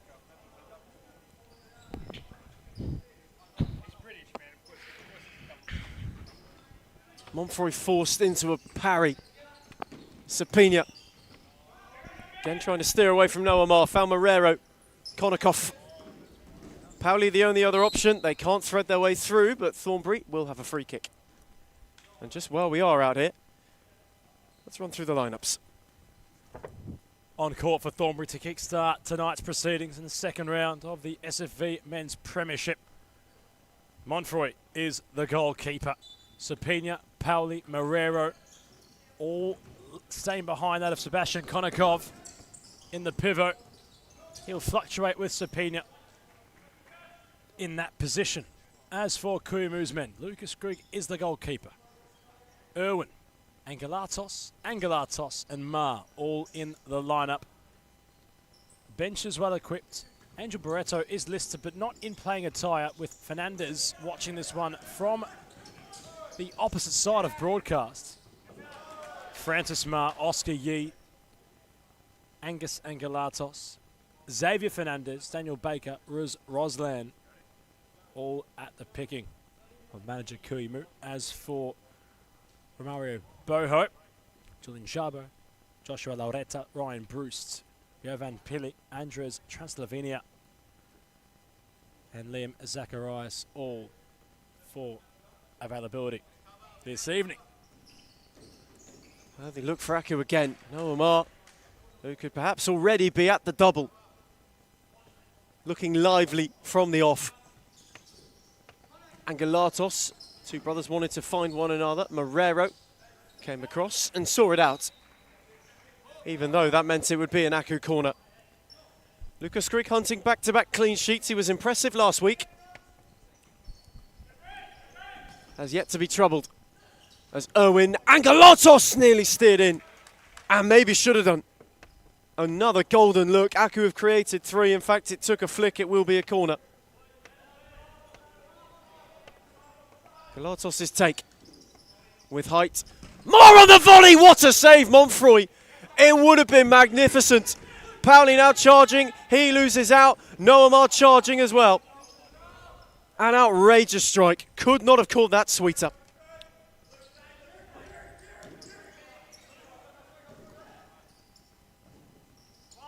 Ma has already hit the crossbar twice, causing Sapina some issues off the ball. Ma opted to find Angus Angelatos. Konakov settling for a deep side ball. He was content to clear the Thornbury number 15. Ma in a real confined space. Ball never gone out of play. Irwin and Angelatos only had eyes for goal. Neither communicating with each other. Melbourne Aku, well, how to decipher their opening week in the competition. Knocked off Pasco Vale, who just knocked off Hume. And when you think about the race for positions outside the playoff areas, Ethan, on the ladder, it's already telling to be a rock, paper, scissors battle between 3 clubs. Worth mentioning, it was Hume who knocked off Thornbury. Those 4 in quite a quartet of quizments. Irwin venturing. I've seen that dimension added to his game in recent weeks, where he wants to be on the offensive more than the defensive. At the same time as well, when you look at those positions, Melbourne Aku will think their ceiling is higher than that. A win tonight takes them level on points with Fitzroy. It takes them into 2nd place. Montfroy palms away. Konakov throws a boot at it, and Aku will want to restart. There's plenty to be positive about. I don't think it's a side who will look at this and go, with the team they have, it's a relegation playoff hunt. They'll want to stave themselves away from it and secure that safety as soon as possible. But QEMU has built this side, this project, around youth for a season like this where they can go the journey. Lots of futsal to be played, as Jimmy Sufis might have alluded to throughout his interview at the end of Fitzroy's opening clash against newcomers FC Carlton Hart. Comprehensive 9-1 results in favour of the SFV champions, defending their title. State League competitions and SFV competitions emerge in the Series Futsal Leagues Cup. Championship and Premiership clubs come together. Fitzroy will reacquaint with FC Carlton Hart next week, but Melbourne Aku will face that of Fitzroy. Thornbury will face that of Bulleen FC, who at the moment have been taking the championship by storm. Intriguing matchups, although here tonight, Aku had the quick start. Thornbury need a quick response. Pauli. Sapina has the ball behind him.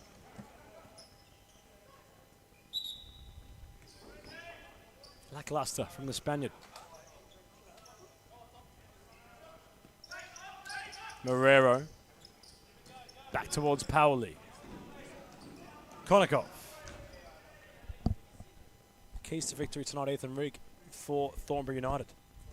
Defensive solidity, first and foremost. They need to shut down Melbourne Aku's opportunity, similar to how Melbourne Aku did so against Pasco Vale. They won't mind them having possession and slowing it down with the ability to hit on the break afterwards. But that potency, if they can find ways to get the ball to Sapina in space and get the best out of Marrero, it goes a long way.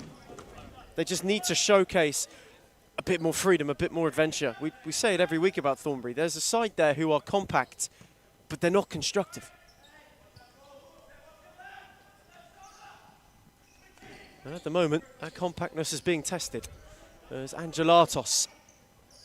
We're back for Francis Marr. He's got the skipper's armband this evening. Finds his brother. Those two working in tandem. Xavier Fernandez, just a touch too heavy for Francis Marr, who was lurking. Montfroy was in a hurry. Konakov was there. The ball finds touch via 2 referees. Roslan also instated for the first time tonight. Noah Marr, Xavier Fernandez, Ruslan, Francis Marr. These two just taking their time, wanting to work their way through the solid Thornbury block which awaits them. That's a tidy ball for Xavier Fernandez, who steered it wide. Inventive from Ruslan. And yet again, it's a look for Melbourne Aku. Thornbury already having to hang on, having to really batten down the hatches and ward off a storm. And Morero's lost out. Xavier Fernandez is in and Montfroy saves. That's 4 big looks now in next to no time. Thornbury not having that velocity in which they had started with last week against Hume. Almost similar to the kryptonite in which plagued Pasco Vale. Not having a battery from the off in their opening clash. Found battery tonight to the Lions, but Thornbury have been sluggish from the off. Morero wanted to link up with Powley. Those two just trying to quicken proceedings. Thus to no avail. Oscar Yee on for the first time tonight, for the first time this season. Was absent last week. Francis Marr. Now Oscar Yee. His first touches of 2026. Refines Francis Marr. Couldn't clip it beyond Konikoff. And was then hustled. Marr nearly losing out. Konikoff did well to hustle him. And forced Francis Marr to fire it down the line. There's that press, that attacking force that if Thornbury can find in some sort of sequence can prove quite potent. Just hasn't been found consistently enough, and that's been an issue of the last 6 months for the Lily Whites. There is that endeavour that seems to be lacking as Yee on for Francis Marr. Oscar Yee once more. Xavier Fernandez, Ruslan ran out of room. There's that patience and perhaps a different approach coming up against the team that sits deeper beforehand and in recent months has posed a bit of an issue for Melbourne Aku at times. They're a side who like to hit on the counter, who like to play without the ball. When they're asked to be protagonist and aggressor, it can misfire.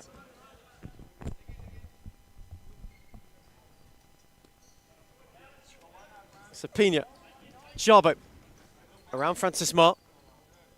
Morero, couldn't thread it beyond Lucas Grigg.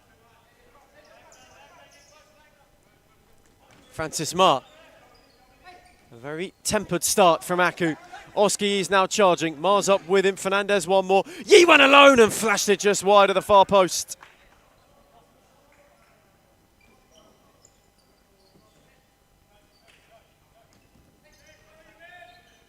First real warning shots fired have all come in evergreen.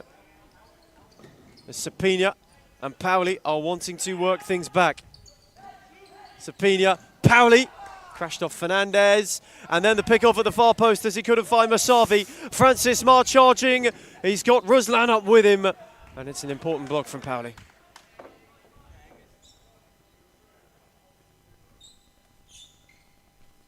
It'll go a long way in time. That of Francis Marr's rampages forward. So he continues to mature. Quite the ceiling. Has to be said about majority of those in Aku colours. Ruslan on court. Aku co-founder in possession. United really sensing any opportunistic moment to start playing their game style. They haven't exactly done so just yet.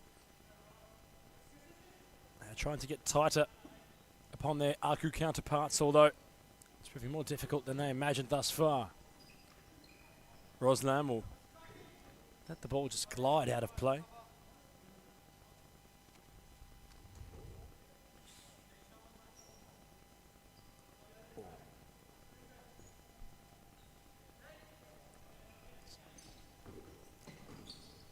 Bruce, lovely ball for Sapina. Frustrated, perhaps, the Spaniard. Grigg tosses it long. Too long for Fernandez. And from that fast start now, Aku have just gotten a little bit careless in possession. A drag shot from Ruslan, and then it's a little bit wasteful from Lucas Grigg as well. They've had a lot of great opportunities. It's been a plethora of chances for them. But what they can't do is get too complacent, because it opens the door for Thornbury, and they let Sapina steal a yard. And if his touch was better on that occasion, then who knows? Nice ball towards Bruce. Sapina has an opportunity. So does Bruce. Ruslan made the save. In fact, it was Grigg who made the save. Ruslan tried to make the evasion. Sapina, that's flung Thornbury into life. Sapina brought to ground, gets the foul. And they had one, and then two, and then three. And Jonathan Sapina. A couple of protests from the Aku bench. Joe Akon leading them. But it gives Thornbury a free kick, and it gives Sapina an opportunity within firing range. He hasn't had much of a look so far tonight. Can he test Lucas Grigg? Can he blemish the clean sheet? Grigg, the only keeper yet to concede this season. Sapina takes it on. The wall does its job. Bruce with the corner. Sapina. Flicking for Szabo! Oh, yes! Crafty goal from the Hounds. And they break the deadlock. And it's special from Sapina, that little flick. So inventive, so inviting for Szabo to just steer it beyond Lucas Grigg.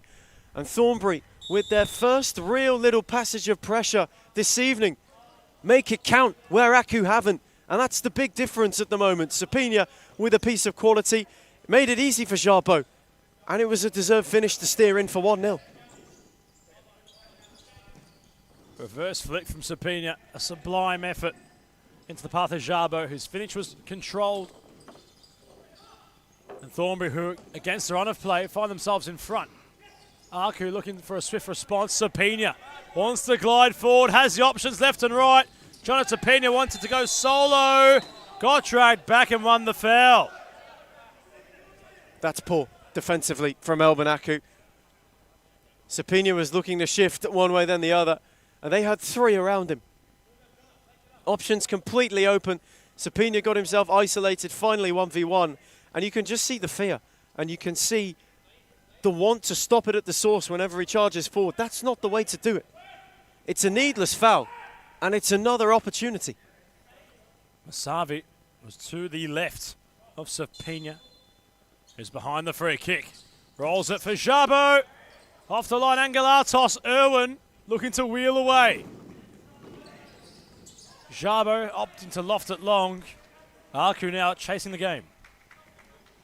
Just a couple of Thornbury glimpses. One taken by Szabo, and the other cleared off the line by Angelatos. Can Aku find a response? More spinning! And steering it just wide. Noah Marr might have had a hat-trick already on a different night. Aku have a corner. Now in search of an equaliser. A first half which is frantically falling away from them. Near the halfway stage. Marr on the volley, didn't catch it as sweetly and was less troubling for Montfroy than the first effort. Quickly for Mosavi, whose touch was loose. Marr mopped it up. Connor Irwin. Angelatos. Again for Irwin, Aku patient, Irwin driving, they'll have another corner.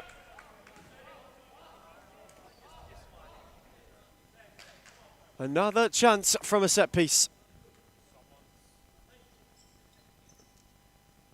What can they work from it? Can they find an equaliser? Angelatos. Noah Marr. Szabo quickly across. Not allowing much ground to be given or made up. Everybody thrown. Marr firing. Angelatos couldn't steer it in. And again it is another corner. Many a chance steered away. Melbourne Aku searching. A golden opportunity for 2 straight wins to start the season. They'll have to turn it round. They may have to do it the hard way.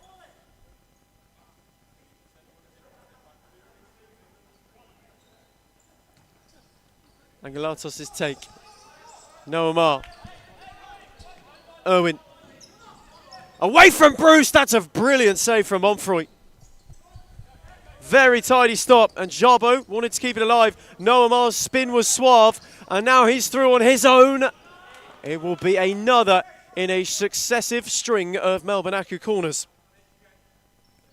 They are building. Door is being knocked on. With each pound, the hinge flies off. How long can the Hounds hold out?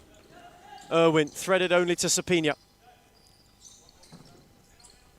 who went through the legs of Angelatos, and then Irwin did well. Mar quick to go. Angelatos, one to another, and Monfroy denies again. Smothering goalkeeping from Monfroy. Close range, had no right to make the save. Great positioning. Angelatos, we want that back. Sapina, Sharbo, Masavi.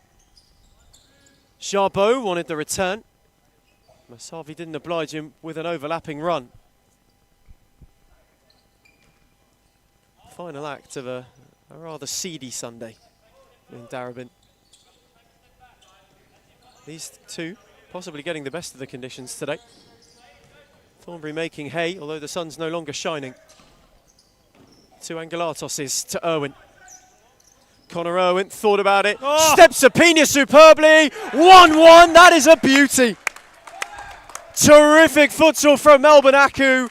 Connor Irwin, miraculous. And Angelatos on hand to steer home. Skillful. Connor Irwin.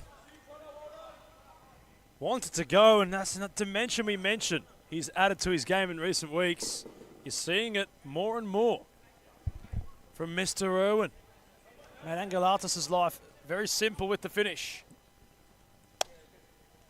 This one's level again. Been treated to quite the round of futsal here at DC Level S today.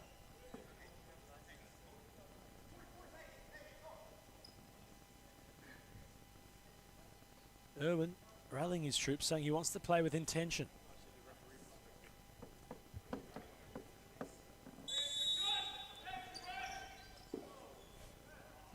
Sapina playing games with Mar from the kickoff. Might be too much intention. Jabo chipping. Mar and Irwin there to delegate the situation. The goal provider opting to clear. Masavi stumbling on the ball. Putting himself under pressure. Bruce. Masavi trying to go through the corridor.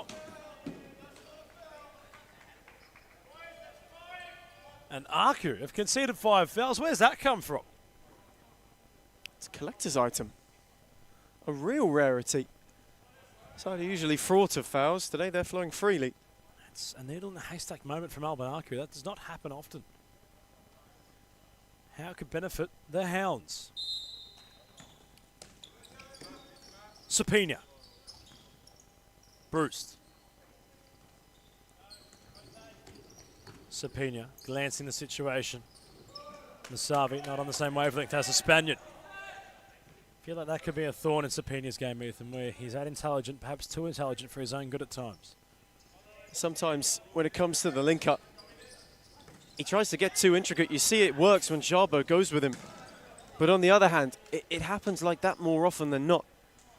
Sapina, it's not like he has to water down his capability, but maybe rein it in. Bruce finds Jabo. Grieg extends his foot.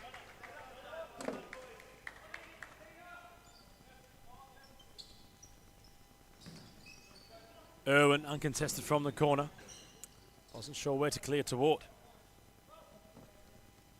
Aku with a trepidatious approach, not looking to lunge in. Can't concede another foul.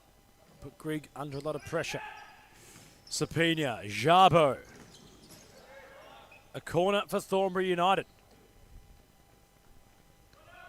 Just starting to build that momentum and that pressure again. The last time they had a patch, they put Melbourne Aku under a lot of pressure and got their goal. Will the same transpire? Masavi, lovely turn. That's more like it. Greig had to use his chest to almost pump the ball away.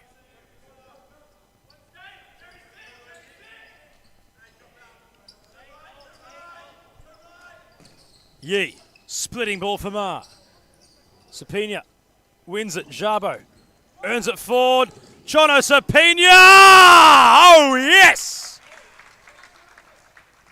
A deft touch from the Spaniard, and the Hounds are back in front. How about the cheekiness from Jono Sapina with the finish? And it's sublime from Sapina. It really is. It's the composure to take the extra touch, open up more of an angle, and just as Lucas Greig is coming out to try and meet him, just give it a lift. The smallest little loft over the keeper. Sapina, we said sometimes his intelligence can hinder him. On that occasion, that's where his intelligence is an asset. It's a brilliant goal, and it's terrifically constructed.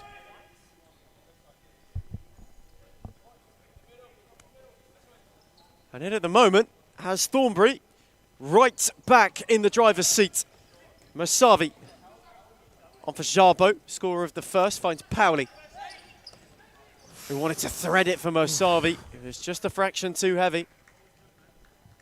But they are starting to swarm a little bit. A good patch for the Hounds. Lily White's delight so far.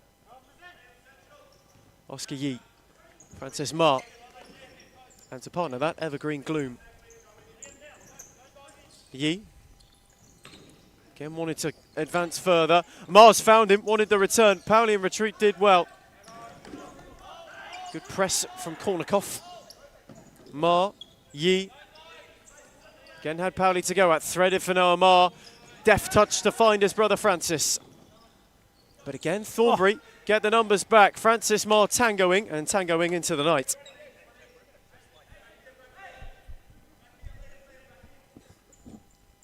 Thornbury just locking down.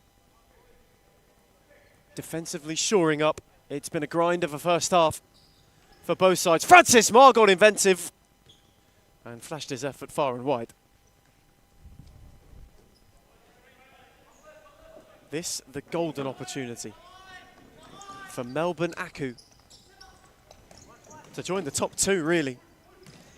Powley took a flick, it'll be a corner. But Thornbury have this in their locker. This is the kind of upset that they can pull off.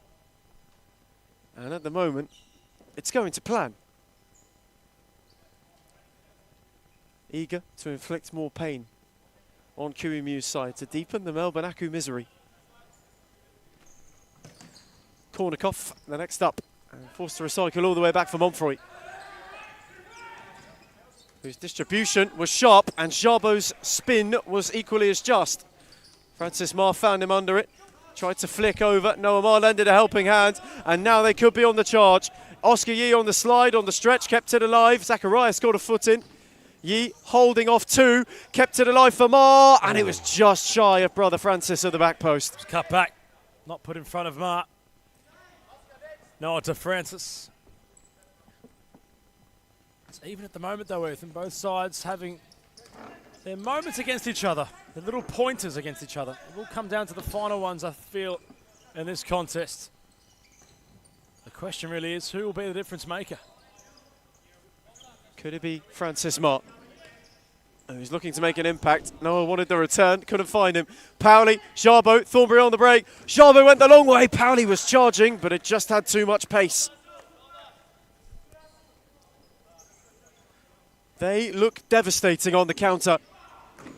As Aku go direct and Montfroy, it was awkward for him.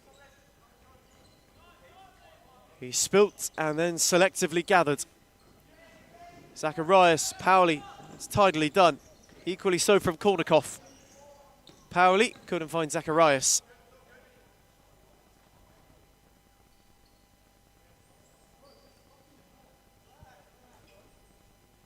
A little bit of Melbourne Aku frustration being felt. That bench just being a bit more animated than initially. Is Angelatos, scorer of the equaliser. Irwin. Lovely 1-2 with Xavier Fernandez. Well picked off by Pauli, who's now on the march. Had Ruslan to go around. Nothing doing, say the officials. Pauli wanted a free kick and is marginally frustrated at the outcome. Fernandez holding things up. Irwin crashing into Zacharias.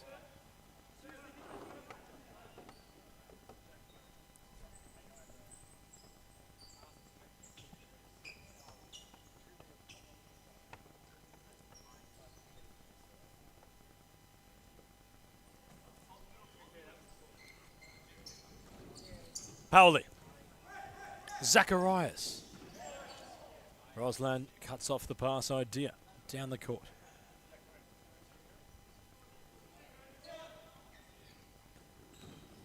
Konakov. Lauretta. Konakov. Zacharias. Found nicely. Pauli. Thought about striking. Griggs sees it all the way. And tosses it long for Roslan. Konakov in the engine room. No further call from Joe Akon on the Aku bench. Zacharias. Skipping through, not around Irwin. Roslan. Irwin. Fernandez. Roslan. Flicking. Chance! And a goal for Angus Angelatos. Aku draw themselves back on level terms. Nice complexion to the contest. It's had lead changes aplenty. And Aku find a goal to put them back on clarity. And that's what they needed. A little bit of spark, a little bit of energy, a little bit of run. Angelatos gave it all. And the finish was tidy too. Nicely done, just at a point in time where they'd withstood a Thornbury wave and were just starting to get some momentum back for themselves. They made the most of it this time round. It's a very well taken goal, and it comes at the perfect time for Melbourne Aku.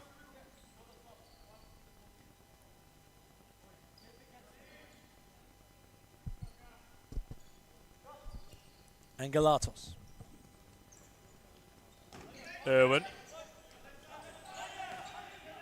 Angelatos.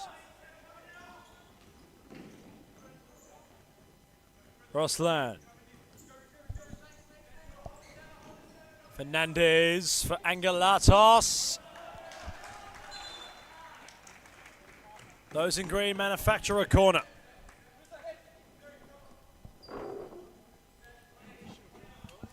Although the cool changes come through, it's still rather balmy in here at DCSS. Very sweaty conditions, which could cause things testing for both keepers, and Monfroy had the ball glide towards him.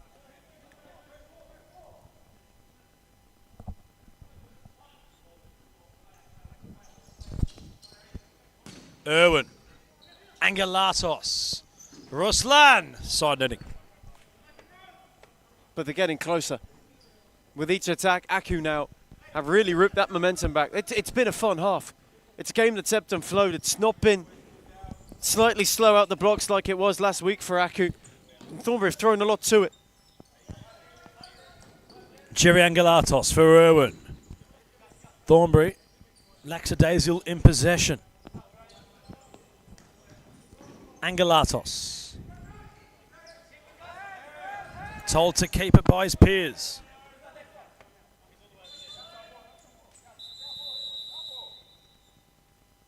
Thornbury will issue a timeout, although Aku had possession. 2 goals apiece between Thornbury and Melbourne Aku as we cross to a timeout break.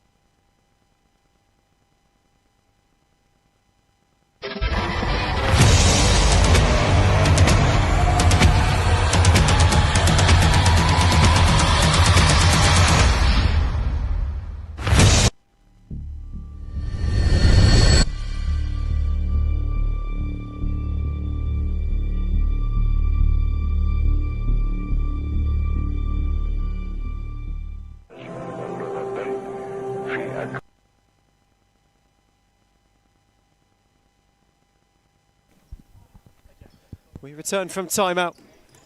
Both of these sides lock level. A first half which has ebbed and flowed.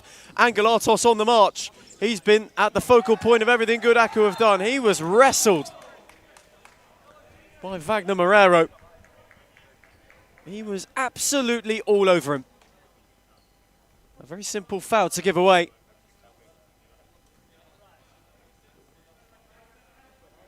What do you call that shade of green, Adam? Evergreen? Could be iguana green. Lime green on the side. It's a smart Aku strip.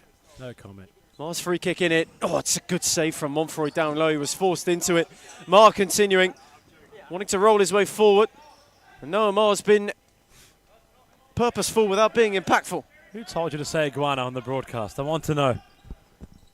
Just a shade of green. First one that came to mind. I'm sure. Marrero. Sapina couldn't thread it for Pauli. Playing word, or perhaps Ethan Rigg on the broadcast, trying to keep things ticking. It's been quite the day across the competitions. This one too close to call at the moment. Had all green lights, perhaps Aku, to go. Thornbury have had responses. Mar linked up well with Angelatos, who just about kept it alive. Set back for Francis Mar, who showed too much of it to Masavi. Marrero wanting to lead the break. Tiptoed away from Irwin. Mar then got a foot in. Sapina took over, and the Spaniard stole through. Noah Mar holding him up. Ensuring no spin. The shout is no foul. Pauli. Connor Owen there to block. Aku, I'm sure, will want to see out the half without conceding anything from the spot. Nearing the last 90 seconds of this first half. Marrero. Pauli. Is there a late punch before half-time? Both of these two really going at one another. It's a game that's toed and froed. It's tangoed as often as it has waltzed at times. And it's Sapina, who maybe fancies a salsa with Noah Mar. Pauli, Marrero, couldn't find Masavi. Fancies a what? A salsa. Ethan Rigg, ladies and gentlemen. Give Never away a by dull Owen. moment. Masavi searching. Was quickly swarmed by two, crowded out. Aku's defensive recovery has been good in this first half. At times, the way that Thornbury picked them apart left a bit to be desired. But when they've given the ball away, more often than not defensively, they've come to crowd in well. And shut the likes of Sapina down for the most part. Is Wagner Marrero, who has been most quiet in this first passage. Grigg goes long. Mar got round the back and nearly steered the header goalward. Montfroy for a moment misjudged and misguided. Francis Mar's header. Without contact made. Lovely step by Masavi. Aku running the tightrope. Sapina had it break for him. Grigg saved. Marrero's following. Masavi on the stretch kept it alive. He's now got Angelatos to go at. On the switch for Sapina. Has the Spaniard got one more? Noah Mar doesn't think so.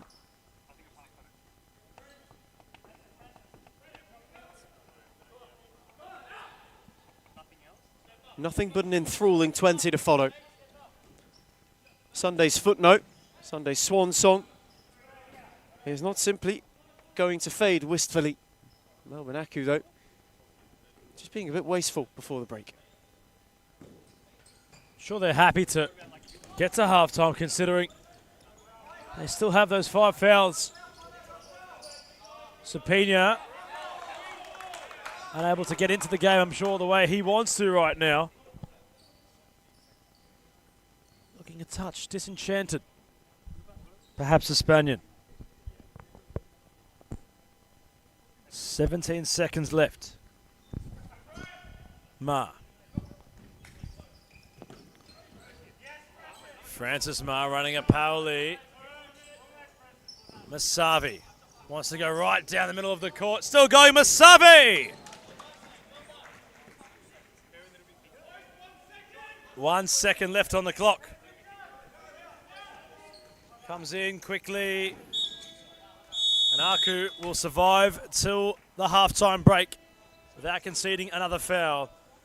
Well, they opened the scoring. Thornbury equalised, went in front, and then Aku found an equaliser of their own. 4 goals evenly split at 2 goals apiece. We turn for home on round 2. It's Thornbury United 2, Melbourne Aku 2.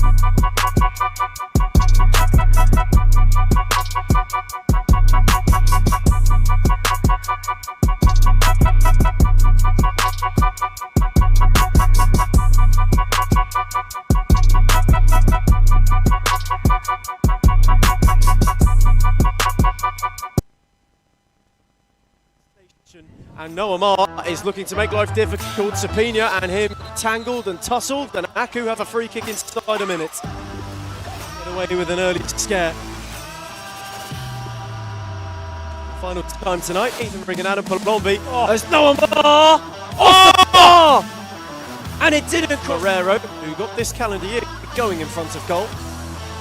There's an early strike angle. Latos poked Noah Marr off the bar twice. Remarkable. Latos' take with height. More on the volley! What a save, Fitzroy. It would have been magnificent.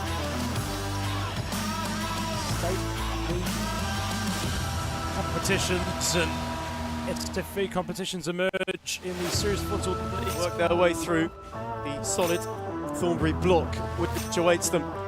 That's a tidy ball for Xavier Fernandez to steer it wide. Which was better on that occasion, then who knows? Nice ball towards Bruce. Sapina has an opportunity, so does Bruce. Sapina, that's flung Thornbury into life. Sapina brought to ground and gets the foul. Sapina flicking for Shabo! Oh yes! Crafting goal from Sapina. Wants to glide forward, has the options left and right. Jonathan Sapina wants to go solo. Got dragged back and won the foul. One that taken by Shabo, and the other cleared off the line by Angelatos. Can Aku find a response? More spinning! And steering it just to Irwin. Connor Irwin thought about it. Steps Sapina superbly!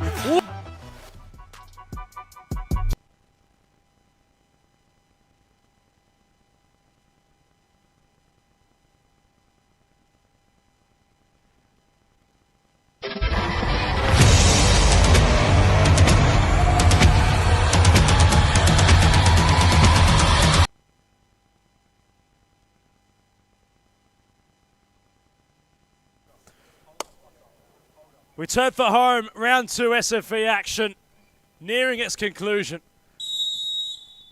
Thornbury, Aku, locked at 2 goals apiece.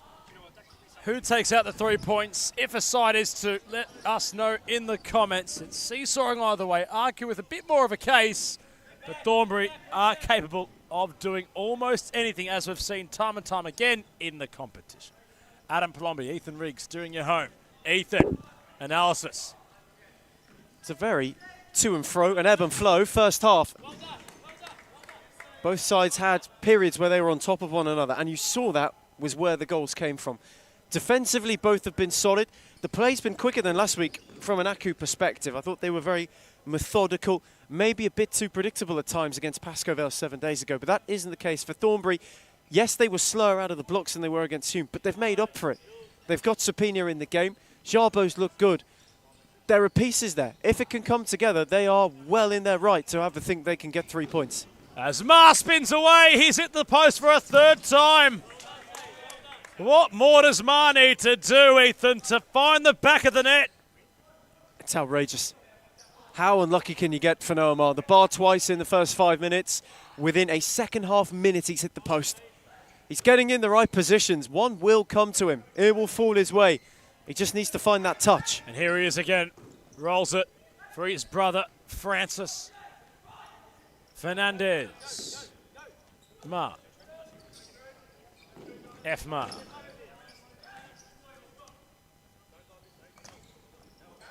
Oscar Yee not around Masavi.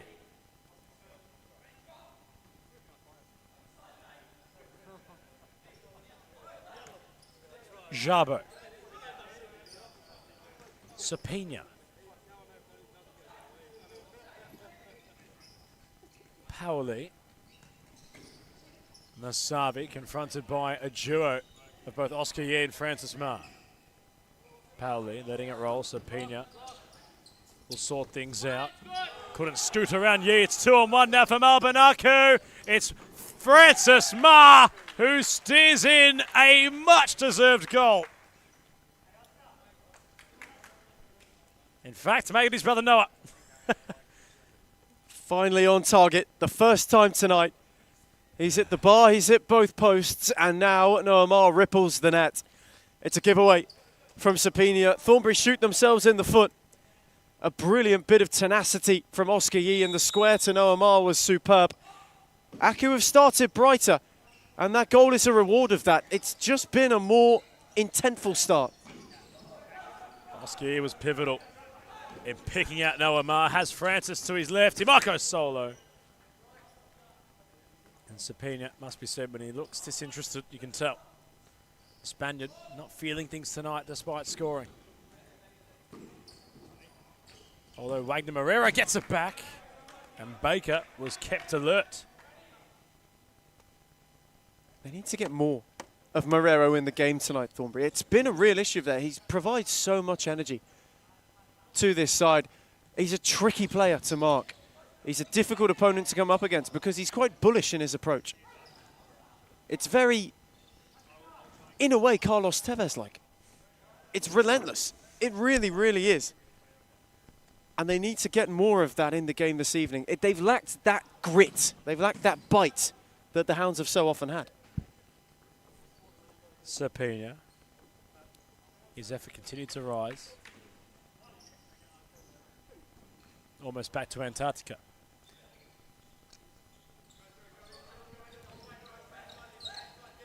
Angelatos for Roslan.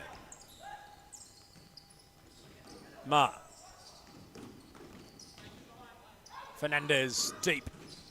Sends it long. Monfroy will get this going again for the Hounds. He finds Bruce, who was quickly on for Sapina. Jarbo went searching over the top. Bruce wanted to make it work. Wasn't able to. Thornbury have to go and chase now. They will have to charge down at Melbourne Aku, who have just started oh so brightly after the break. That goal giving them just a new lease on this second half, a new bit of freedom. Here's Ruslan.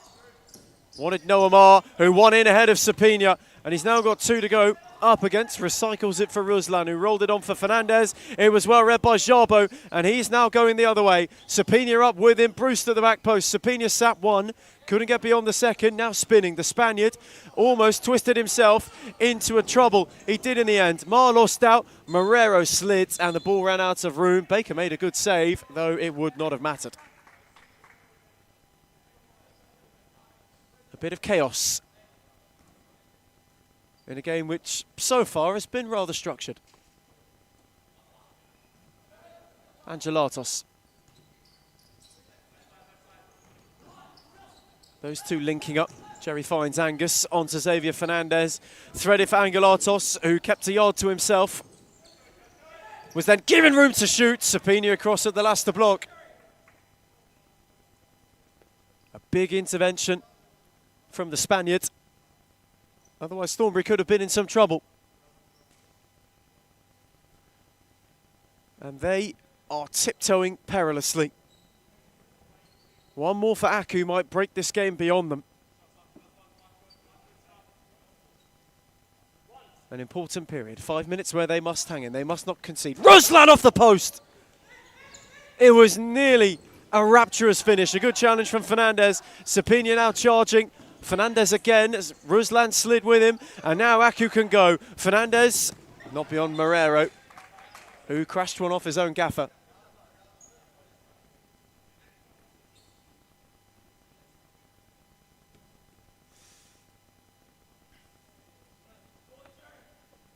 Connor Irwin back on.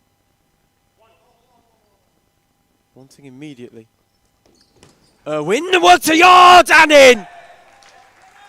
A moment to forget for Montfroy. Connor Irwin, who choreographed it, finished the move off in some style.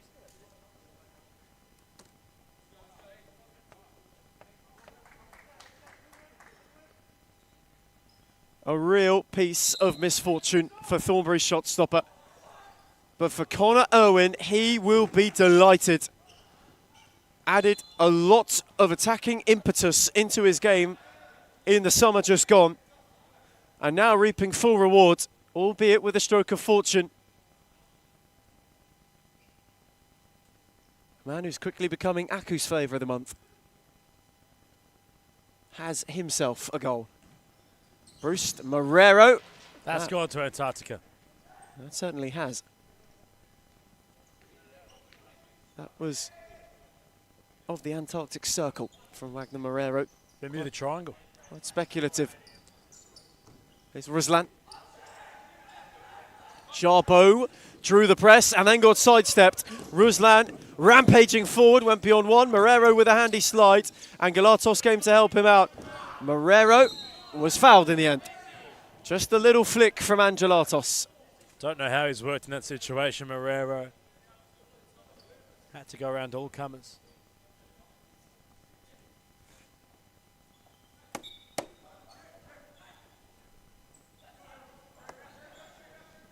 Bruce. Again wanting to work something for Thornbury. Marrero, Jarbo. Again for Bruce. Ruslan was eager to close him down. Jarbo, Sapina. They might need some X factor. Marrero's on the march, went around Baker and didn't get time to apply a finishing touch.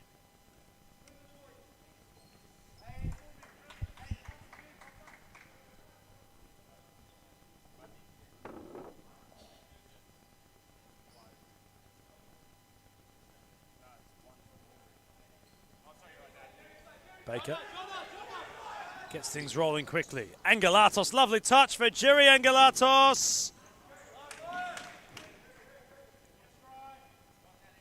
Conjuring up a move.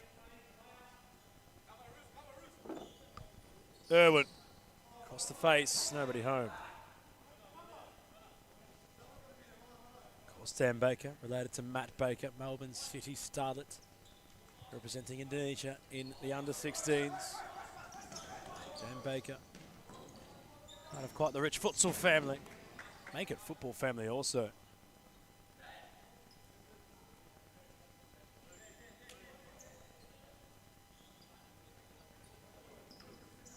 Irwin. Angelatos. Jerry and Angus combine. Angelatos. Mar with the dummy. The Hounds not out of this game, but they need that gear to shift. They're stalling in third. Marrero flirts with the roof. Finds Konnikov. It's a miraculous way to earn a corner, but they won't mind that. The Hounds. It's a little bit more lively from Thornbury. They've had to get a bit more inventive. Since going behind, their attack had fallen just a fraction stale. It had become overly reliant on Sapina.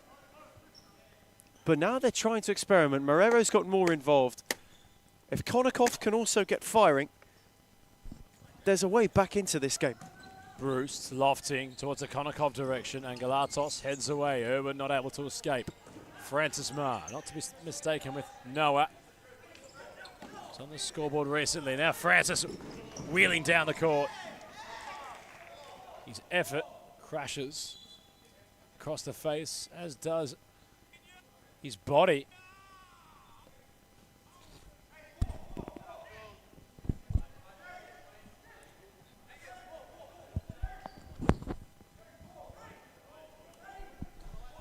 Corner for Angelatos.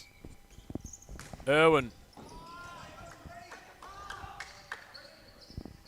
That time of asking, Arco not able to make things work. Monfroy. Bruce. Locked in by Angus Angelatos.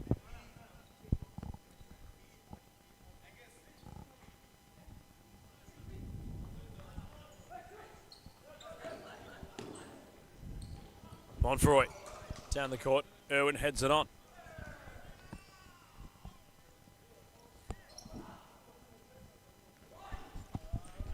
Konikoff. Marrero.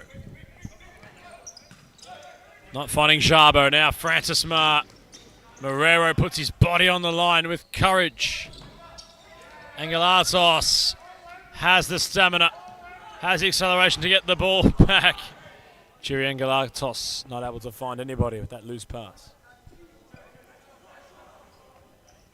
It's been that kind of just patch for Melbourne Aku. Nothing seems to be coming to fruition. Francis Marr again picking off from Konikoff. He went to retrieve his own ball and then smashed one too long for Jarbo. Thornbury just starting to get frustrated, perhaps a little bit, by the lack of opportunities, by the lack of openings. Although, for Melbourne Aku, this game is grinding to a halt. Been without attacking guile since they found that fourth goal. It's Connor Irwin. Noah Marr. He's got Marrero to charge at. Powley came across, clipped cleverly for Connor Irwin. Marrero hammered it away. It's a game of to and fro. Both teams just locking in for the long run. Be facetious to think this game is over. Powley, hustled by Marr. Oscar Yee went to take over. Powley warded off both. Marr now around Jarbo. Noah on for Francis. Aku on the launch. Francis Marr! It's a good tip from Monfroy. An important save, because that might have been goal bound.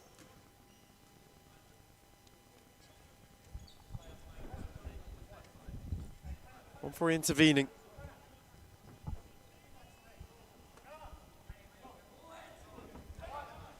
Another Aku corner. Can they craft the fifth? Irwin lashed it and wasn't far away. Invited to have a hit, Connor Irwin, and nearly creamed one into the top corner. Noah Marr. On the switch for Irwin. Jarbo nearly picked him off. It's a super spin from Irwin. Jarbo did well, and now it's a 2-on-1. Powley, Zacharias. Why didn't he shoot? Why didn't he shoot? Was invited to, certainly able to. Wanted to make a certainties of it, but sometimes you just need to pull the trigger. Francis Marr charging the other way. Aku wants to add some pain to this. Additional Thornbury turmoil. Irwin, it went through bodies. Monfroy read it well. Sapina on the switch for Konikoff. Too heavy. That has been the issue of the eve for Romario Barro's side. Many good attacking looks broken down. At times trying to be too unselfish, too pretty. Oscar Yee. Shout for handball, waved away rather quickly. Pauli allowed to turn, rolled it on for Zacharias, and Oscar Yee's retreating slide was to good effect.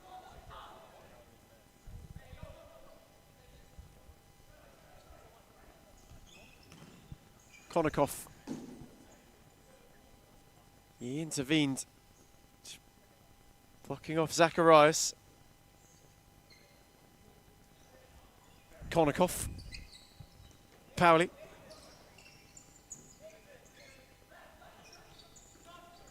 Sapina. For Pauli. Fell for Oscar Yee instead. Francis Marr. Rolled it on for Yee once more. Set it back for Noah Marr. Francis on the overlap. That's a magnificent stop from Monfroy. Brilliant goalkeeping. We're under the pump now. The Hounds have to really try conjure up a response. Konikoff. Sapina. Flicking. Konikoff. Nobody home. Now away goes Noah Marr. Fernandez. Back to Marr.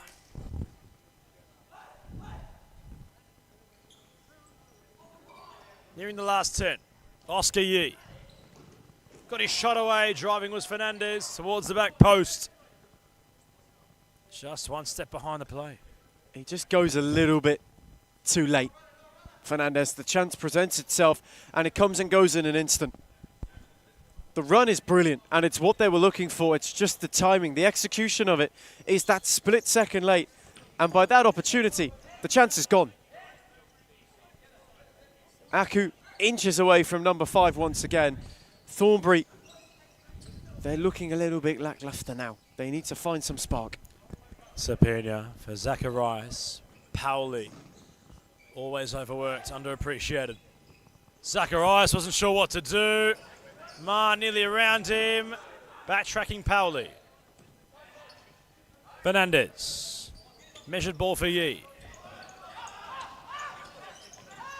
Baker. Marr.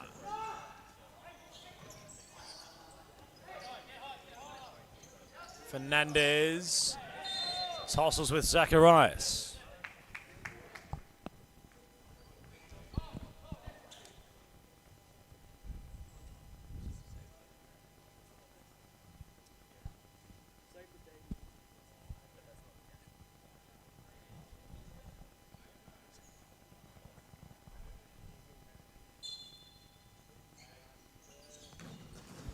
At the near post, denying the keeper, Baker. Tips the ball onto the bar.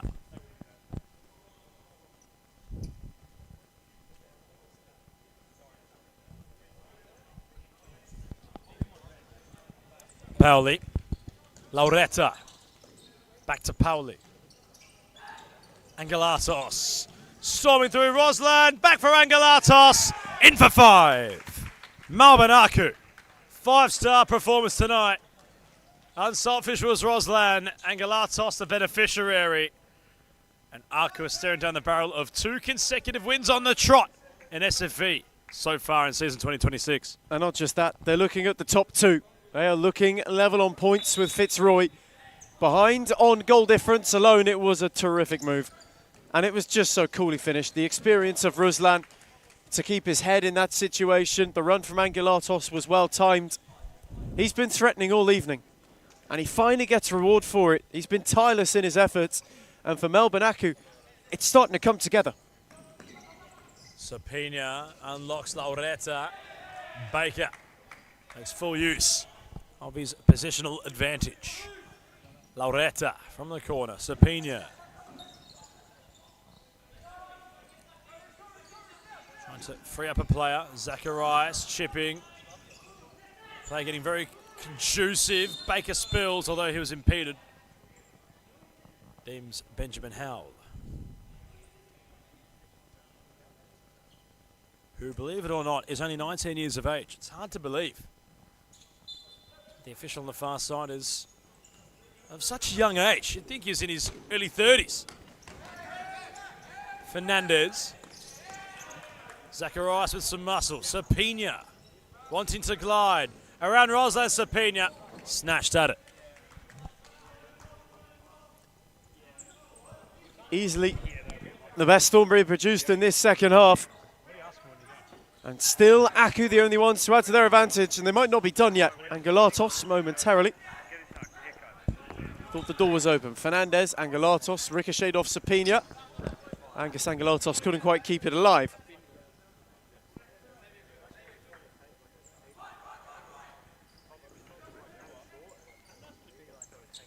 Sapina flicking. Angelatos again happy to nod it out of play. Pauli. Loretta. Again threaded for Sapina, who has Zacharias lurking. His pocket was picked by Angelatos. The Spaniard lost out. Pauli in retreat. Sapina then came to lend a helping hand, and they worked themselves out of a muddle. They nearly had a mare. Angelatos snatching in before Zacharias. Threading across the 2-1 link-up. Montfroy bundled, battered, and somehow kept it off the line. Sapina hooked for Pauli, who couldn't clip it for Zacharias.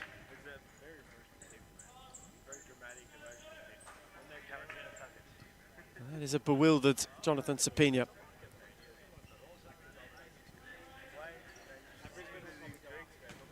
Fernandez. Angelatos, back for Xavier Fernandez. When searching superbly for Angus Angelatos, who timed his run well. He snuck round, just unable to steer it goalward. Sapina, Pauli, Loretta. Thought they've got to craft something if they are to get back into this game. Just over 7 to save themselves. Pauli, Loretta. Pauli once more, Mosavi. Urged to go round Angelatos, who gets a foot in.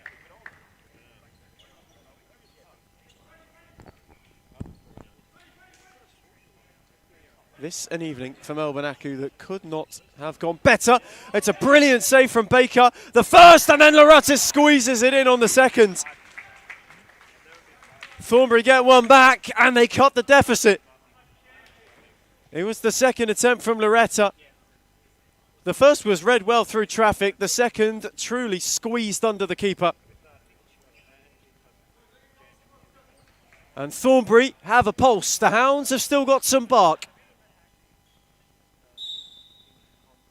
And they may want to just remind Melbourne Aku they're not out of the game just yet. Irwin, Angelatos, Loretta did well. Pauli. Mosavi. Sapina, who was wanting to surge. Forced to go back for Mosavi. Tiptoeing forward, took a ricochet off Irwin and found Baker's hands. Francis Marr. Angelatos. Irwin, steer over the top. Angelatos and Loretta entangled with one another. Neither seem to really be getting on. Sapina. Teasing Francis Marr, trying to work an angle. Now Loretta, who got around Ruslan, Pauli, with Angelatos in hot pursuit. Sapina kept it alive, and now lost out. It's 2-on-1. Ruslan, Francis Marr couldn't sort his feet out. Forced into retreat. Angelatos, Marr. Another good Aku opportunity goes begging. Irwin not around Mosavi. That was a golden look for Francis Marr to try and hit Thornbury for 6. Aku looking pristine, although Baker have a moment to forget. Loretta hits his hand, natural position. Loretta and Marr going for a wrestle. Ruslan had to sort out his feet quickly. Loretta's had a go at Angelatos, now Francis Marr as well, both getting rather frustrated with the amount of attention they're receiving.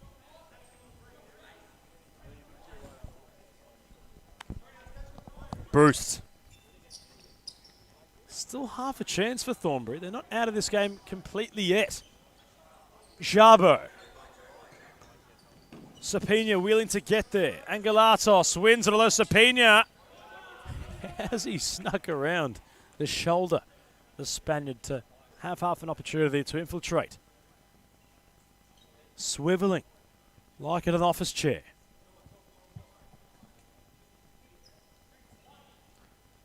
Mario Boho with a stern look towards his playing quartet on court as Masavi ships it DHL Express to no man's land.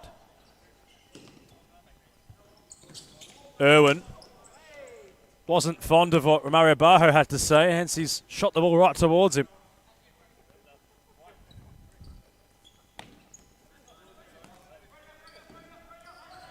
Jabo.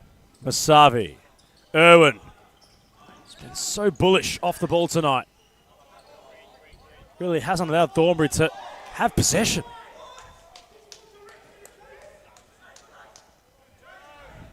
Melbourne Aku not best pleased about that one. A lot of protest on the touchline. Sapina. Flicking. Shabo. Had to interpret.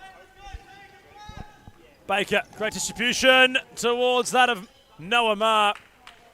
He's galloping forward, the big man. Sapina. Masavi. Not away from Irwin, who's in real contention for player of the match as he rolls the ball forward. Had runners left and right, but draws a corner. Terrific from Connor Irwin. Just the directness of the run, the willingness to take the game on. The fearlessness to drive forward. Aku have needed it desperately. Got a flick on the way, was unfortunate, but it's that kind of intent that has been missing from him and has been missing from this team. Irwin arrived short.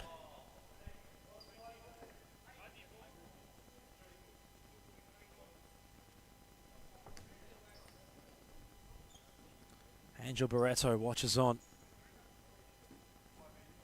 The likes of Fernandez and Nakano, 3 major omissions due to injury for Aku. Imagine they're to return, Ethan. The firepower they can provide those in green. As Sapina takes it down. Couldn't steer it beyond Baker. Those massive misses for Melbourne Aku. Nakano in particular really impressed towards the back end of last season. Was on the end of a lot of goals. Marcus Fernandez, you know how crucial he is. As the captain, he is the metronome of this side. And imagine just how well they will fit in with the pieces already out on court. Angelatos ×2, the same with the Mars.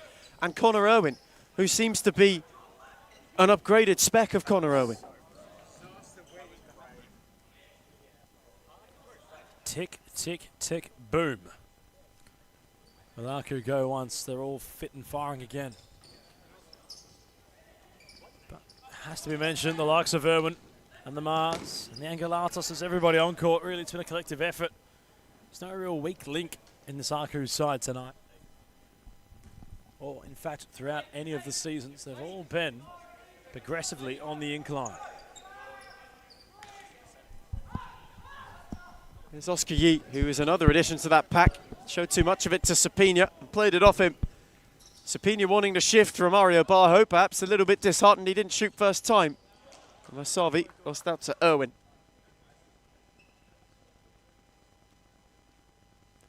He just cut a rather annoyed figure for that moment in time. Rise shake of the head as Bruce loses out to Ma, who can charge away from 3. Jabo in retreat, flicked it over the top for Yee. Oscar Yee charging, Montfroy parried and he knew not much about it. Mosavi now the other way, beyond Francis Ma, on for Sapina, who couldn't thread it between the two. Shouts for handball waved away. Connor Irwin again crashed through and found touch with a clearing ball. Sapina tried to thread it. And Thornbury have a corner. And Francis Ma seems to be getting rather frustrated. First it was the side ball, now the corner. Aku's skipper just feeling the heat a touch. Masavi. Bruce, return read well by Ma. Oski wanted to lead the counter. Francis Marr fancies a bit of calm. Noah Marr crashed it off Jarbo. Owen in ahead of Sapina.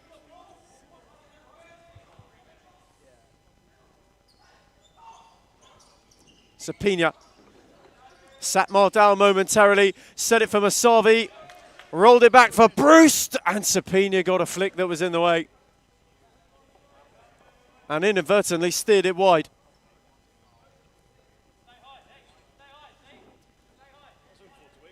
Romario Bajo wanting his side to stay high. Baker, Marr, Jarbo mopped it up. Bruce now. Threaded for Sapina. That's a cracking challenge from Owen, who can now go on the break. Options left and right. Oscar Yee was one, and he nearly steered it into the near post.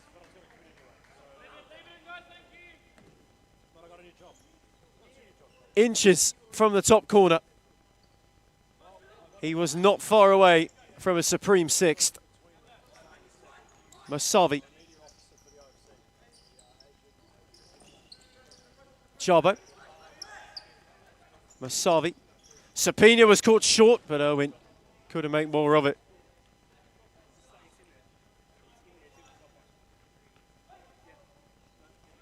Masavi.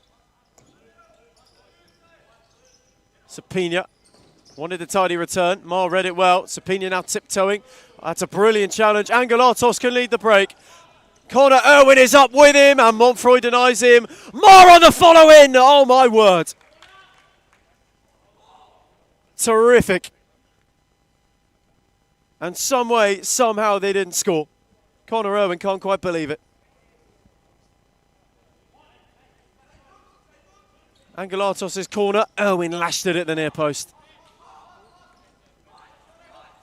They still can't pry a way through for a sixth. Jarbo, Pauli, who's not been without heart. Got it back from Marrero. Jarbo. Still going, threaded from Masavi. Well read by Yee, who's on the charge. Angelatos one way, Noah Marr now the other. Angelatos for Yee, and he miskicked it. And now Masavi charges. The counter, one way then the other. Thornbury, you get the feeling, just one good glimpse away from being within one. They are getting closer. But on the other end, they're leaving themselves more exposed, potentially, for Melbourne Aku to score a sixth.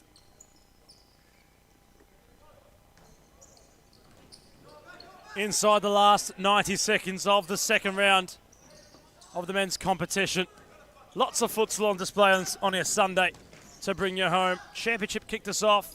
Series takes us home. Pasco Vale got off the blocks in the winners' column this season with a victory, although Masavi is in here late. And this one has not been written completely yet. Now then. Now then. It's not over until it's over. Thornbury within one. Masavi with loft after Baker was dropped down. There's still a bit of life in this game. Are we in for a late spectacle? Something supreme to round out Sunday.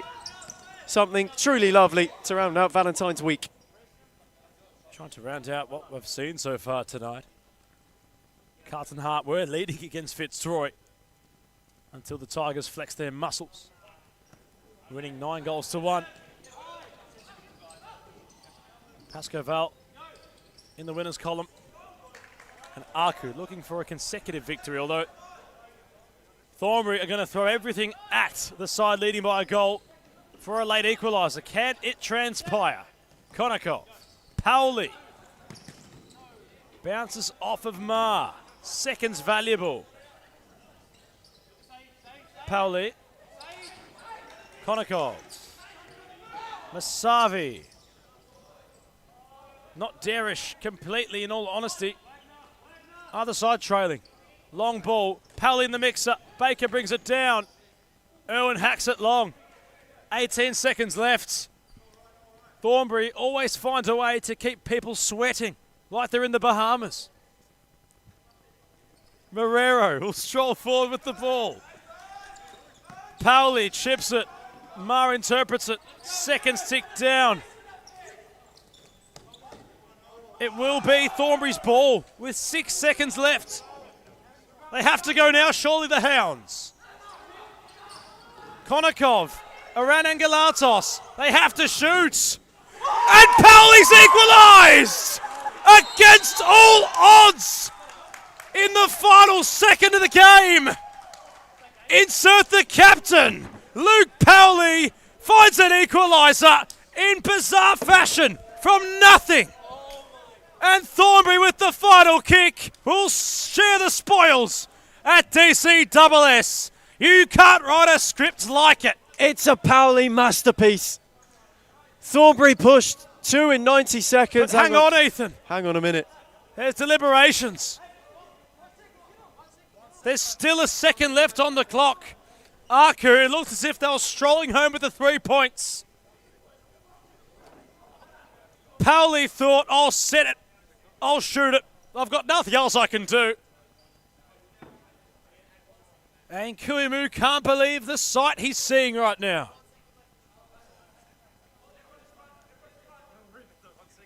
Unbelievable. There's Unbelievable. Still a second left. Aku can't believe what they're witnessing.